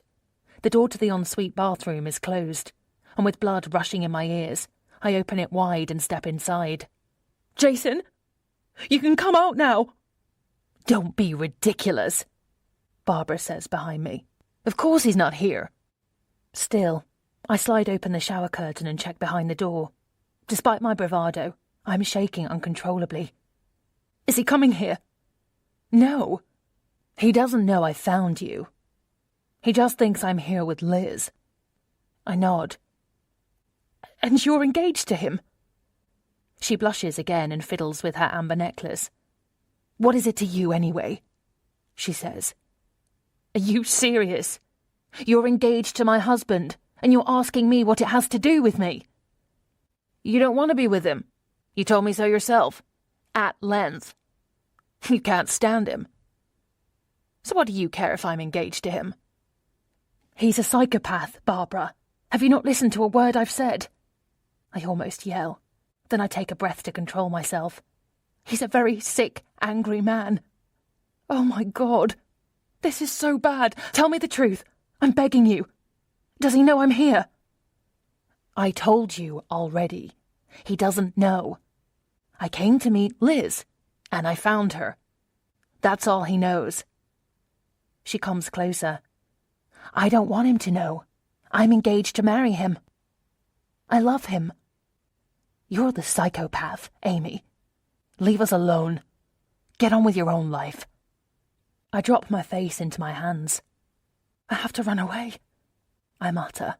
Don't be so melodramatic, she says, sounding just like my mother. You don't have to do anything. Just recover your memory for starters. Get a divorce and put an end to this ridiculous charade. He doesn't want to be with you. Christ, Amy, you really are crazy. That's what he says about you, that you're crazy in the head. I bet he does. I pause for a moment, then pace the room, trying to gather my thoughts. Where did you meet him? Tell me that, at least. Then a thought occurs to me. Was he on the boat? Is that where you met him? Did you lie to me before about Bob Pine? She rubs her eyes with 2 fingers. I'm a private investigator. Jason hired me to keep an eye on you. Oh my God. That's why I was on the cruise. Keep an eye on me? You don't think that's weird? Weird? He cared for you, Amy. He was keeping an eye on you because you are unstable. He was worried you might hurt yourself. In what way? Are we talking paper cut or jumping overboard? My job was to make sure you were safe, visiting you in your cabin. This is insane. He was concerned you might have wanted to leave him and run away. That you concocted this whole story about going on this cruise with your ailing mother. You always talked of your need to escape. No, I didn't. Yes, you did. You would tell Jason about this urge to escape, and he'd ask you, from what, Amy? Escape from what? He said that you had serious depression issues, that he begged you to get help, but you refused. But it's all lies, don't you see? You're the one telling lies. Your mother gave the tickets to the both of you, and you went to great lengths to hide that. I spoke to your mother, too. You spoke to my mother. She told me that you used to write notes on a pad that you would pass to her. Notes that said you were being spied on inside your own house. That Jason kept you prisoner. That he beat you up. She laughs. You're not well, Amy. Look at you. You're here pretending to be Liz. Liz is dead. You're even pretending to her mother, for God's sake. But it was true. Everything I told you about Jason, it's the truth. He's a sick man. When he was angry, he'd send me a big bunch of flowers. I'd open it, and they'd be torn and crushed and horrible. All of them. He installed hidden cameras around the house because he thought I was inviting men back to the house when he wasn't there. These things happened, Barbara. I didn't make them up. Oh, honey. Just come clean. Recover your memory and go home. Give Jason a divorce. You don't deserve him. He's been nothing but caring towards you. He has done everything in his power to make you better. Even as far as hiring a private detective to keep an eye on you. And all you can do is spread lies about him. I laugh. And you believe him. He hired a private detective to make sure I didn't jump overboard. Come on. But she won't listen. She's still going on about how wonderful Jason is. He has given you everything you wanted. You didn't want to work. That's a lie. You just wanted to sit at home all day. You let go of all your friends. He didn't want me to have any. I shout. Why do you keep hanging on to him if you don't love him? Why not just leave him? Because he's going to kill me. You know what? I don't have time for this. She checks her watch. You really do need professional help, my friend. You're not right in the head, Amy. I just can't believe this. I can't believe you lied to me. Really? Look who's talking. You've been lying to everybody for months. What about your ex-husband? All those lies you told me about him running off with his secretary. You made it all up just to make conversation. Actually, no, that part is true. There is an ex-husband, and he's a prick. Anyway, that's irrelevant. Do what you have to. I'm going home tomorrow. You can't tell him where I am, or that I'm alive. Promise me you won't say anything. I want to take her by the shoulders and shake her. It's going to come out eventually, Amy. What do you expect? That you can hide out here for the rest of your life, pretending to be someone else? Someone dead? Just promise me you won't say anything until I'm ready. I will come clean, but you have to let me do this in my own time. No, she says. But why? We're engaged. We're getting married in the fall. What kind of wife would I be if I didn't tell my husband-to-be that his dead wife isn't actually dead? I'd be as bad as you, Amy.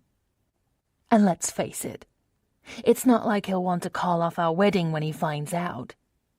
He loves me, Amy. He thinks you're crazy, paranoid, self-centered, and unstable. I can't say I disagree. Jason doesn't love you. He doesn't love anybody. He's not capable of it. That's enough, Amy. I won't hear you disparage him any longer. He doesn't deserve that. He's a wonderful man. I know you're not well in the head, but I still think you've treated him very badly. One day, Barbara, you will remember this conversation. Trust me. You'll be sorry you didn't listen to me. She glares at me. You're threatening me? Not at all. I meant that you will find out the truth about Jason. And by then, it will be too late. Don't marry him, Barbara. I will come clean. But you can't marry him. He'll hurt you. He won't be able to help himself. At the door, I turn around and say, Can you give me 2 days? Please. I need to tell people here. My eyes well up as I think about Ruth and Fabrizio, and how much I'm about to hurt them. My friends need to hear it from me. She hesitates, but sees the desperate expression on my face and nods. Okay, 2 days. That's all. I'm going back to London first thing in the morning. Before I leave, she says, Call me when it's done. One way or another, I'll tell Jason in 2 days. This means I have 48 hours to disappear. Chapter 35. My hoodie is up, and my head is down, my hands deep in my pockets. Normally, my street feels like a place of comfort, and more recently, even joy. Now I am aware of everything in my peripheral vision. Everything is taken on a new quality. Darkness is falling. and all I see is shadowy recesses, places of hiding, and threatening shapes. I walk faster, trying to talk myself out of the anxiety clinging to me. I try to imagine how Ruth will feel when she discovers she's lost her daughter a second time. I don't know whether to write her a letter or tell her in person. Ruth will never meet Liz, ever. She'll hate me for what I put her through, and she should. I've done a terrible thing. If only I could make her understand that I never meant to hurt her or betray her in any way. I just wanted a place to hide. The need to escape was too great. When I get to the flower shop, I catch a sliver of light around the back door. Fabrizio was locking up when I left, so he shouldn't be here. I try the front door, but it's definitely locked. He must have returned to do some late-night admin work. I'm tempted to walk around the back of the shop and surprise him. I long to put my arms around him, to breathe in the warmth of him, and to pretend I'm Liz just for a little while longer. But I have no time for that. I tug at the hood of my jacket so that it hides my face, but as I'm about to slip away, something catches my eye on the floor of the shop. A white chrysanthemum, broken off its stem. Something isn't right. I let myself in with my key, and the first thing that strikes me is the smell. The shop always smells like flowers, but this is different. It's pungent and strong. A draft is coming from the back door that leads to the yard, and I close it quickly. Did Fabrizio get robbed? I look around the office, but nothing seems amiss. Thieves would have come for the till. Fabrizio never locks it, and I'm surprised to see money there. Plenty of money, at least a day's takings. Maybe Fabrizio simply forgot to lock the back door, and I'm making mountains out of molehills. The light from the back throws a bright shard across the floor, just where the broken flower is. I pick it up. It belongs to an arrangement in a silver bucket on a pallet. I look around, my eyes adjusting to the dimness. And at first, I don't understand what I'm seeing. The arrangement is still there, but every single flower is broken, torn even. One after another, every flower in the shop reveals itself. They're all the same. Decapitated, violently broken off. That's why the smell was so pungent. Crushed petals and broken stems. Jason was here. He found me. I run upstairs and slam the door behind me. I need to talk to Fabrizio. My hands are shaking so much that I drop my phone. After a few rings, the call goes to voicemail. I leave a message, urgently asking Fabrizio to call me. I have to get out of here. I pull my suitcase from under the bed and shove my clothes into it as quickly as I can. No way can I visit Ruth before I go, not with Jason so close. Once I'm away from here, I'll write a letter and explain everything. She will hate me forever, and a part of me knows I'm taking the cowardly way out. But what choice do I have? What if I'm putting everyone in danger just by being here? I count the cash I've been squirreling away, almost £2,000. Surely that's enough to run away. My mobile rings in the other room, and I sprint to pick it up. Fabrizio? Liz, it's Scott. I sit on the couch and rest my forehead on the heel of my hand. Scott, look, I don't have time. Is everything okay? Are you okay? He asks quickly. I'm not okay, not by a long shot, but I'm not going to tell him that. Yes? Why?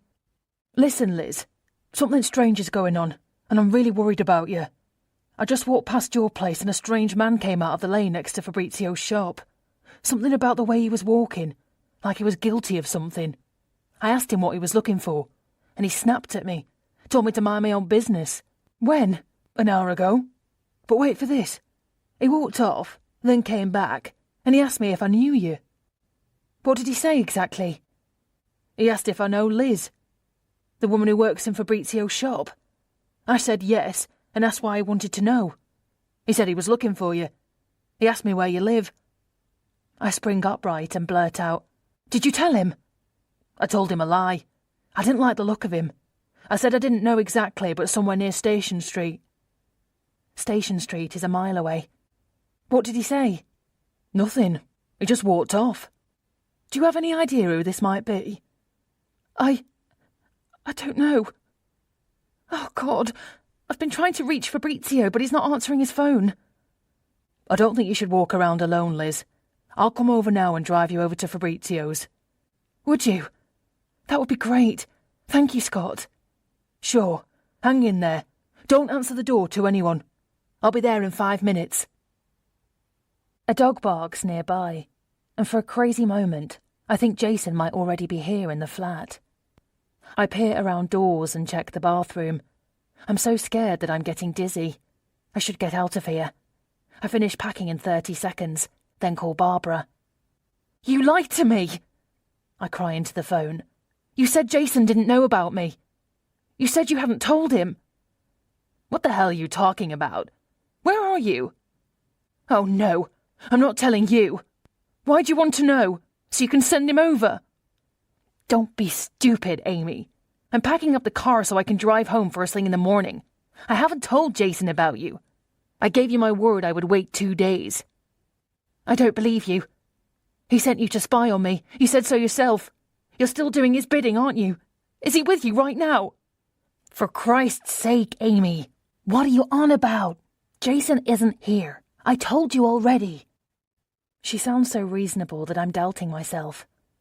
You need to calm down. You're not well. Stop saying that. Did you tell Jason where I live? No. And anyway, I just spoke to him. He's in London, at work. He's not here. I don't know how else to say it. Go and lie down or something. Someone knocks on my door. I think I'm going to cry. As I'm about to whisper to Barbara to call the police, a man says, "It's me, Scott. Open up, Liz." Breath fills my lungs again as I put a hand on my chest to stop my heart from hammering.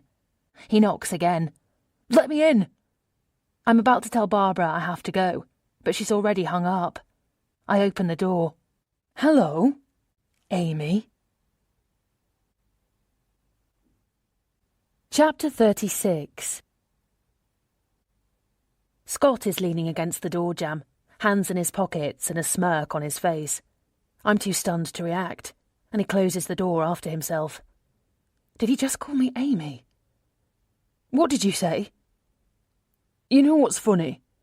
Debbie always said something wasn't right about you. That you were hiding something.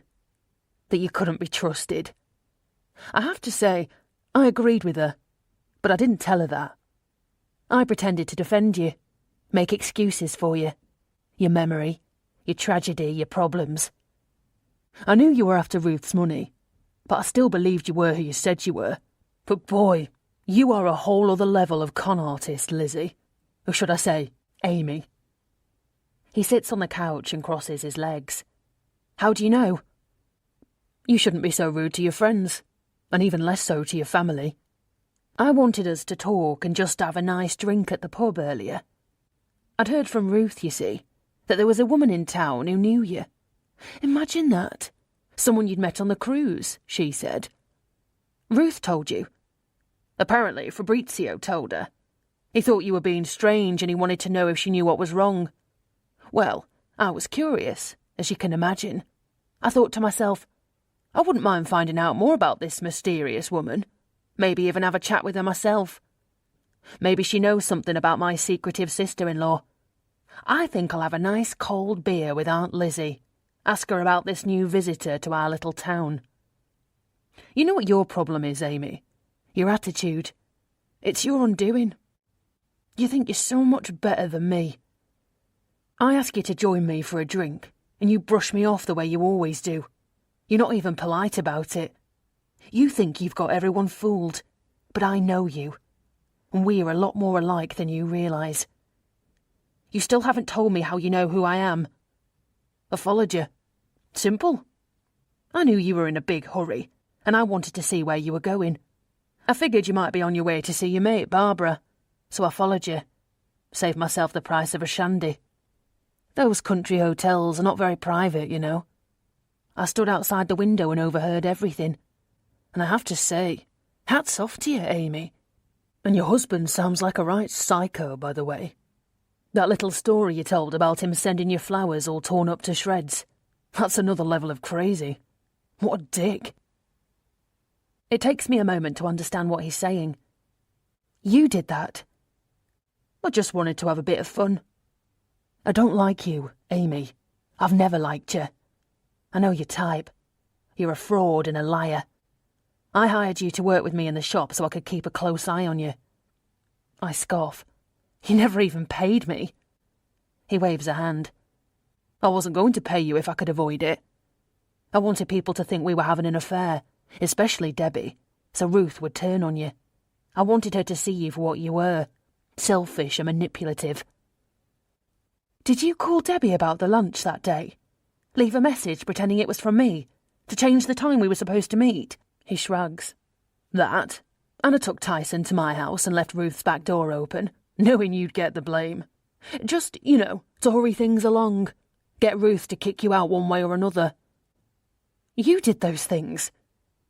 I thought it was Debbie. Really? You don't know my wife. She might be a hard nut to crack, but she's the most honest person you'll ever meet. Anyway, it didn't work, did it? You're still here. Poor little Lizzie. All lost and alone with no friends, no money, no job, no memory. What a joke. So, when will you strike? Strike? What does that even mean? Make your move. The prodigal daughter returns, bonds with the mother she's never met. But you're just after her money. You took Lizzie's place because you knew that you could make at least $1 million out of this little escapade. How did you know about the inheritance? I'm curious. Did the real Liz tell you? I have no idea what you're talking about. You need to leave. Don't be stupid. I'm not going anywhere. Has Ruth added you to the will yet? I just said I don't know what you're talking about. I know nothing about the money or a will. Please go, Scott. Oh, come on. You and I both know that's why you're here. You found out somehow that Ruth inherited a couple of million from her aunt, and you thought, hey, I could use some of that. That's when you decided to take the place of her real daughter. Is it taking too long? I would have thought you'd be done by now and out of our lives. Or is it because you're in love that you're sticking around? Anyway, I've got bad news for you, Lizzie. Most of the money is gone. So take a piece of advice from me. You're wasting your time. No, don't worry. I'm not going to stop you from leaving. Or maybe I will. Just for a little while. Just so we can have some fun, you and me. He looks me up and down slowly, making my stomach lurch. He pats the space next to himself on the sofa. Come on, Lizzie. Okay if I keep calling you Lizzie. I'm not used to this Amy business. Come and sit next to me. He takes my hand and pulls me towards him. Don't touch me! I snap, with more bravado than I feel. Come here. Don't be shy. Maybe give me a little show, eh? He licks his lips. Take your clothes off. Are you out of your mind? What do you think you're doing? Let me see. How about blackmailing you? Oh, no. Get out, right now, or I'll scream. Come on, Lizzie. You know you want it. You flirted with me all the time, ever since you first met me. Come on, don't be a tease. My eyes land on my mobile phone on the coffee table, and I twist away from him, but he tightens his hold on my wrist, making me yell in pain. I drop to my knees. Shut up. His finger is right in my face. I mean it. You do as I say, and I won't tell anyone about you and what a fraud you really are. I just want to have a bit of fun with you. Just a bit of good, clean fun. He fumbles with the belt of his trousers. I'm kneeling on the floor next to the coffee table, bent over and holding my stomach.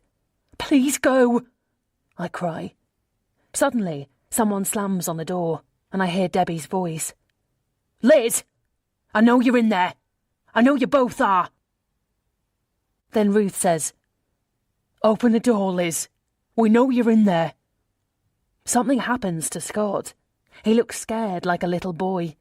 I sprint to the door and open it so quickly it hits the wall. Oh my God! Debbie clasps her hand over her mouth, and I follow her gaze. Behind me, Scott is pulling up his trousers. I knew it! You fucking little bitch! Oh no, Liz. What have you done? Ruth says, pain etched on her face. Nothing! I haven't done anything at all. You don't understand. Darling, I'm so sorry. Scott says gently. He stands and walks toward Debbie, who looks like she's going to punch him. Where's Leo? He asks suddenly. With his friend Tom and his mother. Don't try to change the subject. What are you doing here? I'm sorry, darling. I am weak. She begged me. I scoff. Like hell I did. She's been trying to get me to have sex with her for months. Scott continues, as if I'm not there. I'm so sorry, baby. I feel awful, I really do. I should never have listened to her. Debbie slaps him across the face. Liz, how could you? Ruth says. Don't believe anything he says. He tried to rape me, Debbie. He would have if you hadn't arrived. That's a lie, Scott snaps angrily. No, it's not. Bullshit, Debbie says to me. Everybody knows you've been after Scott ever since you got here. I've let you off the hook because, you know.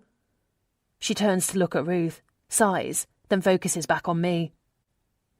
Even when Paula told me how badly you behaved. I wipe my nose with the back of my hand. Paula? From the pub? You were so blatant about it, you may as well have bragged. Everyone saw you that day at the pub, holding his hand, looking into his eyes, you stupid cow. She turns to Scott. She's the one who called me just now. She saw you coming up to her flat. She turns back to me. I asked Mum to come with me, to show her what an ungrateful little... It wasn't like that. Shut up. She points a finger in my face. Get the hell out of our lives, you poisonous little... Come on, Debbie. That's enough now. Ruth puts a hand on Debbie's arm. I'm sorry, babe, Scott says. Let's go. You're right. She is poison. She is a horrible human being. Thank God you got here when you did. I swear she had me bewitched. Debbie looks at him like she doesn't believe it for a second, but he puts an arm around her shoulder and leads her away. Ruth looks like she could cry. I'm so disappointed in you, Liz. I really am.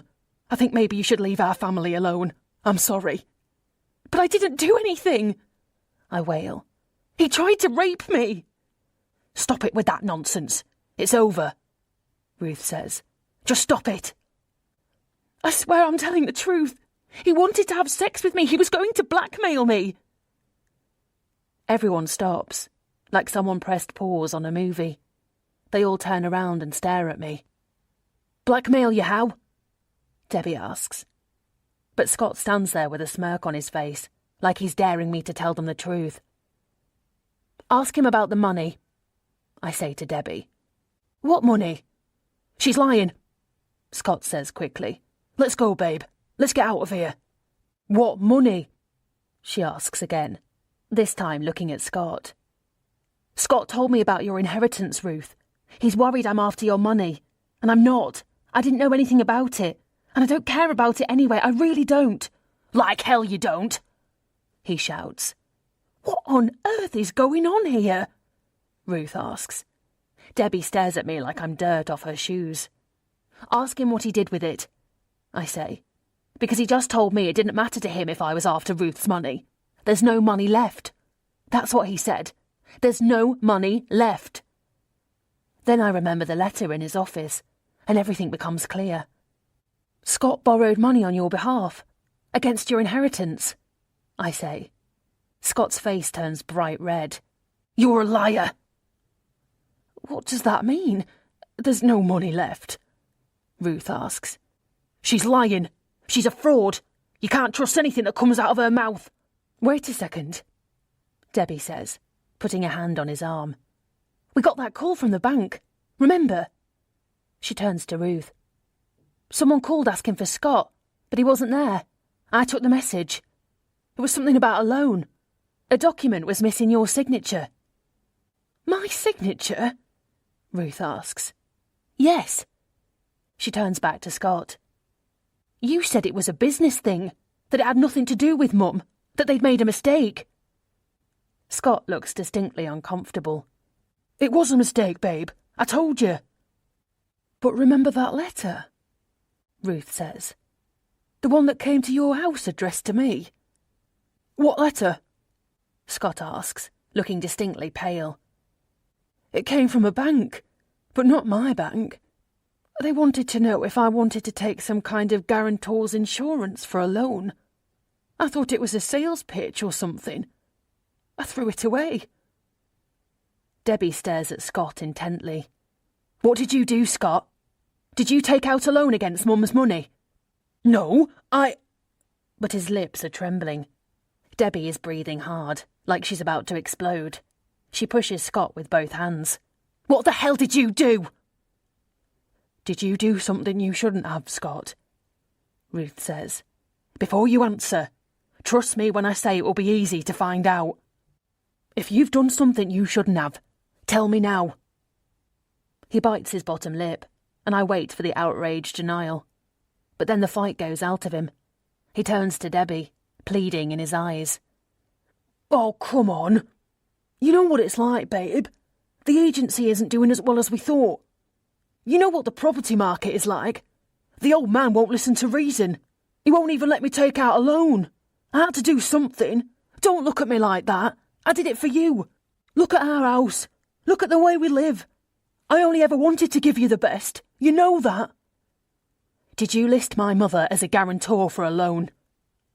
He opens his mouth to say something, but nothing comes out. You forged my mother's signature. You were going to inherit the money anyway. What difference does it make? We needed it now, not in 20 years.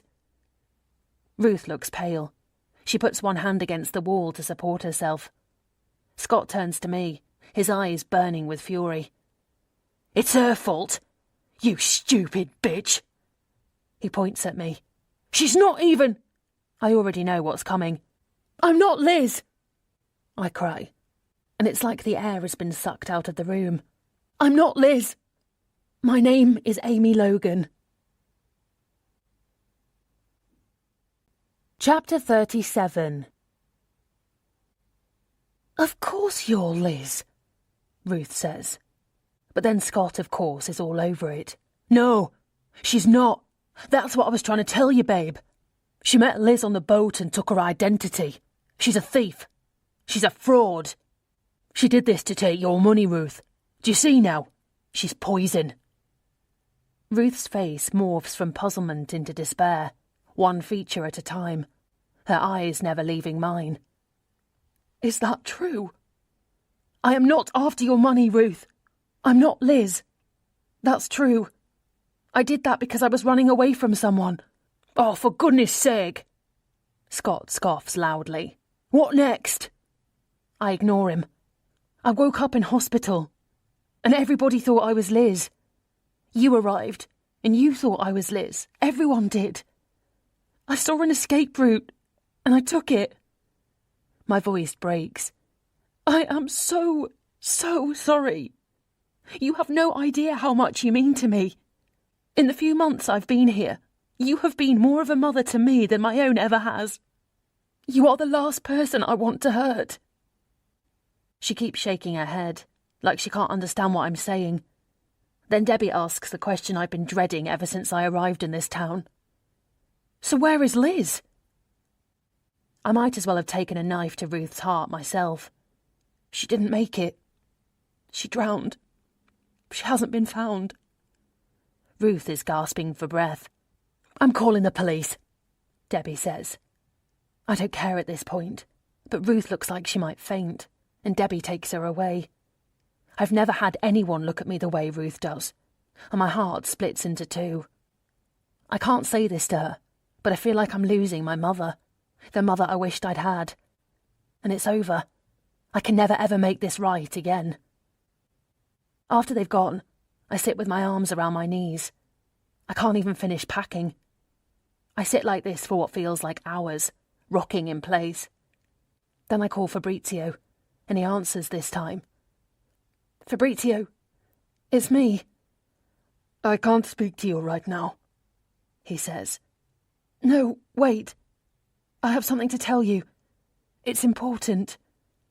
I already know. My chest is too tight. I can't take a breath. What do you mean? Your brother-in-law called me. I mean, Scott. He's not your brother-in-law. Of course Scott called. He just had to have his little bit of revenge, whatever morsel he could drum up. When did he tell you? I ask. Part of me wonders if he spoke to Fabrizio before he came over. Maybe that's why Fabrizio wasn't taking my calls. Please, can we talk? I have to go. Fabrizio, please.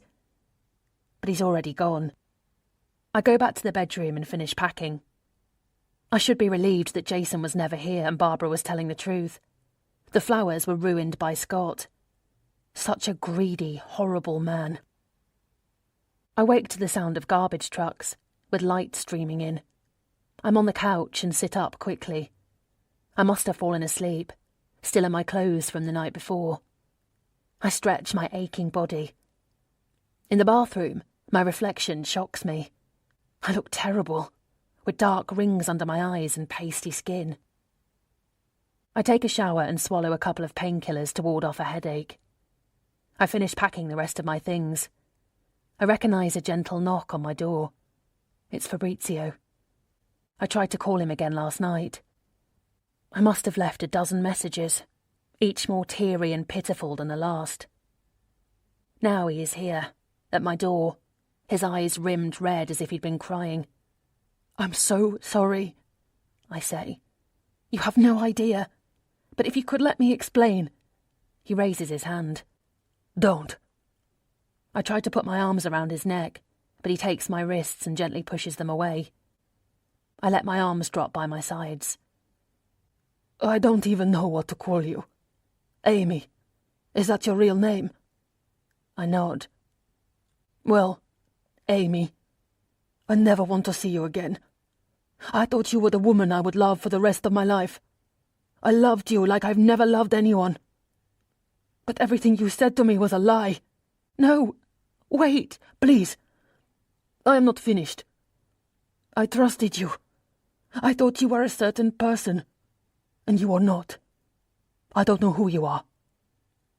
A beat of silence passes. I'm so sorry, I say finally. I had no choice. No choice. Everyone has a choice. Not me. I swear to you, if you listen to what I have to say, I can't. I never want to see you again. Goodbye, whoever you are. The train to London is due in 10 minutes. I'm sitting on a bench on the platform. It's cold, and the sky is grey and heavy with clouds. I want to cry, but I think I'm fresh out of tears. I've called Melissa, and she is expecting me. We are going to the police together, to tell them everything. I can't prove anything, of course. I've never been to hospital after one of his beatings, and I've never taken a photograph. I've never even told anyone until now, so I don't expect much. But at least having the police question him will give Jason pause before he comes after me or anyone else. I'm going to stay with my mother for the time being. I haven't even told her yet that I'm alive. Mel's brother is a lawyer. She suggested I speak to him about the car accident years ago. I've already cashed in my insurance, but if the driver is found, I could be entitled to a payout. Enough to help me start over. But deep down I know it's a pipe dream. I don't have money to hire another private detective anyway. My phone rings. It's Barbara. Is it really 2 days already? No, it's not. She can't have told him yet, surely. My heart is racing when I press the button to take the call.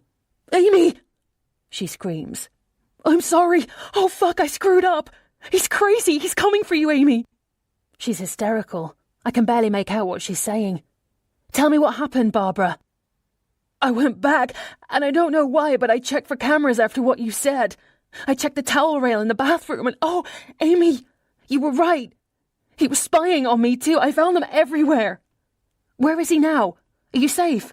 I ask. He hit me, Amy. Get out of the house now. I am. I have. But I'm sorry.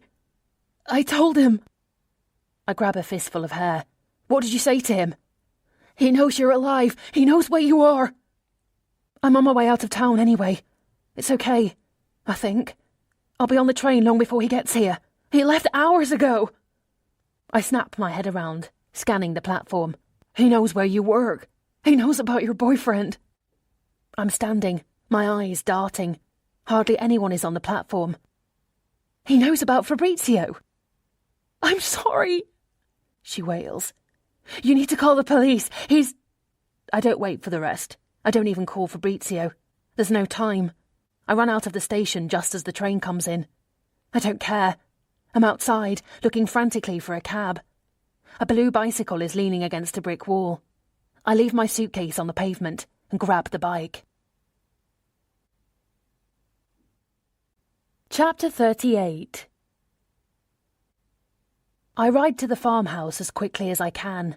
The rain is heavy, and I have to blink the water away, but I don't stop or even slow down.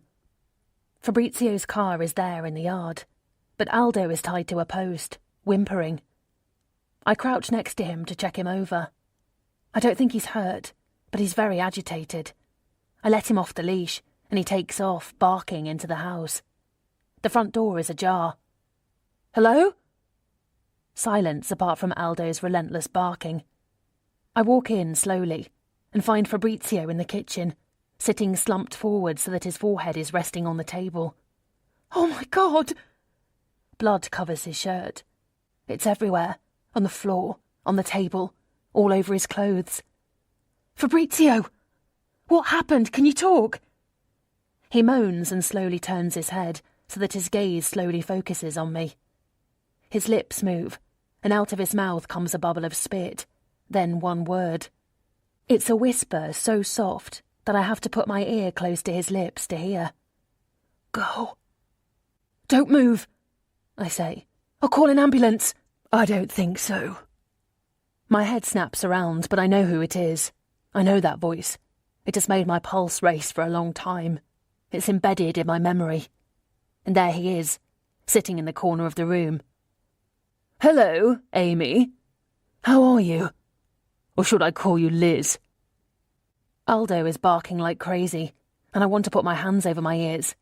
Jason is still talking, about Liz, I think, about my duplicity, and I realise he's holding something.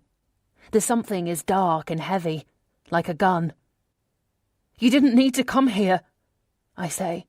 You can leave him alone, he has nothing to do with this. He chuckles. That man has been fucking my wife for months. What kind of husband would I be if I weren't prepared to defend your honour, my darling? My honour? I laugh. Now there's a joke. As if you cared about me or my honour. I steal a glance at Fabrizio. He hasn't moved, but his eyes are on me. He's unconscious. I need to get an ambulance right now. Please go, Jason. I spoke to Barbara just now. He rolls his eyes. Poor, fat, stupid Barbara. She really thought I was in love with her. You know that. So why did you ask her to marry you? He shrugs. She got £10 million out of her husband. Can you believe that? I'll tell you what, Amy. I pity the husband. Screwing your secretary is an expensive business. But I'll find a nice place for her nest egg. Then I'll break up with her. Obviously. She's called the police. They're on the way. You are such a bad liar, Amy. You always were. Barbara has no idea where this place is. I told her. He winces but recovers quickly. I don't believe you. Come on, Amy. Come home with me. I'm never going home with you. You hear me? Really? And how will you live? You have nothing. No money, no job. You're nothing without me. I don't care about the money. He shrugs. You can't dance again. Look at you. You're a cripple. You'll be a waitress for the rest of your life. I don't care. Really? He leans forward and rests his elbows on his knees. Then why did you hire a private detective to find the driver who fucked you up? It was about money, wasn't it? You wanted to find him. Drag him through the courts if necessary. Sue me for everything I was worth, didn't you? My breath is quickening. I'm getting lightheaded. What did you say? You heard me.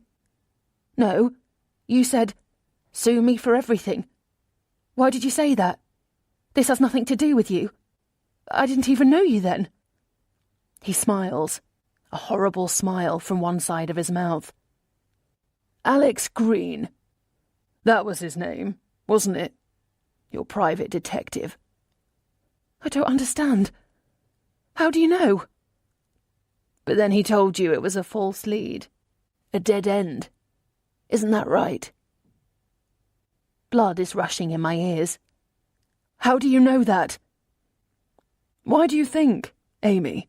Think for once. Alex Green tells you he's got the guy, but then it turns out to be a false lead and it doesn't matter to you, does it? Because you've met me, and we're in love and you're taken care of. There's no urgency anymore. Don't you think it's all very neat? Very nicely packaged? It was you, I say. He puts the gun on his lap and claps slowly. Bravo! You figured it out. You hit me that night. You left me on the side of the road, hurt. Almost dead. It was a long night. Alcohol was consumed. In my defence, it was dark. I didn't see you. You almost killed me. He shrugs. What was I supposed to do? I couldn't do anything for you. It was an accident. I was way over the limit. I would have lost everything. My livelihood, my firm, my reputation. You left me on the side of the road because of your reputation. Well, when you put it like that. Alex Green tracked you down. Unfortunately, but I paid him. Handsomely. It cost me a packet.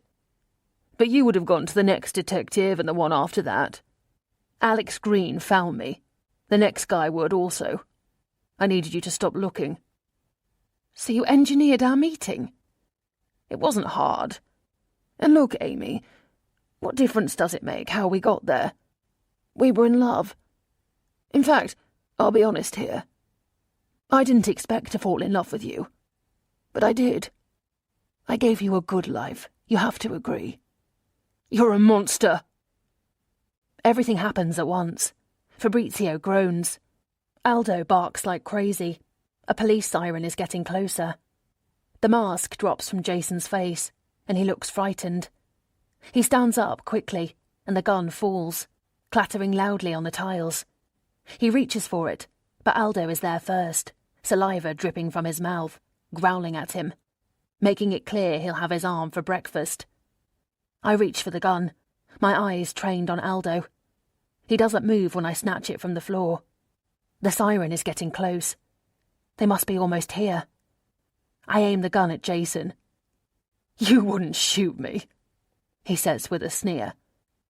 The noise echoes in the large kitchen, an explosion that ricochets off the walls. Wouldn't I? Chapter 39. Self-defence. That was the verdict. Fabrizio was the only witness, and Barbara's testimony supported my evidence. It was all over the news. Lots of people attested to Jason's psychotic behaviour. He was a bully at work as well as at home, and people were lining up to testify to that. He had a funeral, but I didn't go, obviously. Incredibly, my mother went. She told me afterwards that it was sad and it was my fault. How could it be my fault? You tarnished his memory, she said, eyes narrowed in resentment. I shook my head. You know, Mother, I wish you well, but I don't think I ever want to see you again. Then I walked out. Ruth and Debbie are having a ceremony for Liz in Millhaven today. It's taking place on the grounds of the church. A stone lies there, even though no remains do. Everyone from the town is here, even Scott. He stands a little apart now that he and Debbie are no longer a couple. Other people I know, and some I never met. Fabrizio stands under a walnut tree, and I can't take my eyes off him. He is leaning on a cane, which is breaking my heart. He's still recovering, but I've been told he will be okay. He doesn't look my way, but I can't help thinking he knows I'm here. I am not among the mourners. I stand apart, further away than Scott, but not so far that I can't hear what the vicar says. I tell Liz in a silent prayer how much I love her and how grateful I am to her. You saved my life. I am you, and you are me. We are forever bound, and I will never forget you. When it's over, I turn around to leave, and a woman walks right up to me. You look like her, she says in an unmistakable Australian accent. You must be Sarah. She nods. She saved my life, you know, I say, my voice breaking. She takes me into a hug. I know. And you sound nothing like her. I laugh. I can see why she liked you, she says. Then Ruth is here too. She puts a hand on my shoulder. Amy, it's strange saying your name. It's the first time I've spoken to Ruth since that terrible day in the flat. Everyone is coming to the house.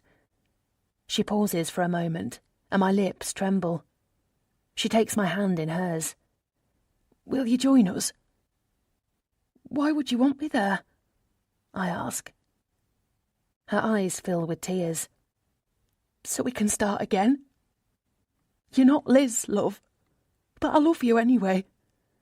I think it's time we got to know each other properly. She hooks her arm into mine. Come on. Then she leans into me and says, Fabrizio will be there. I stop. He is? Oh no, I can't go. Why not? Debbie says behind me, having come up silently.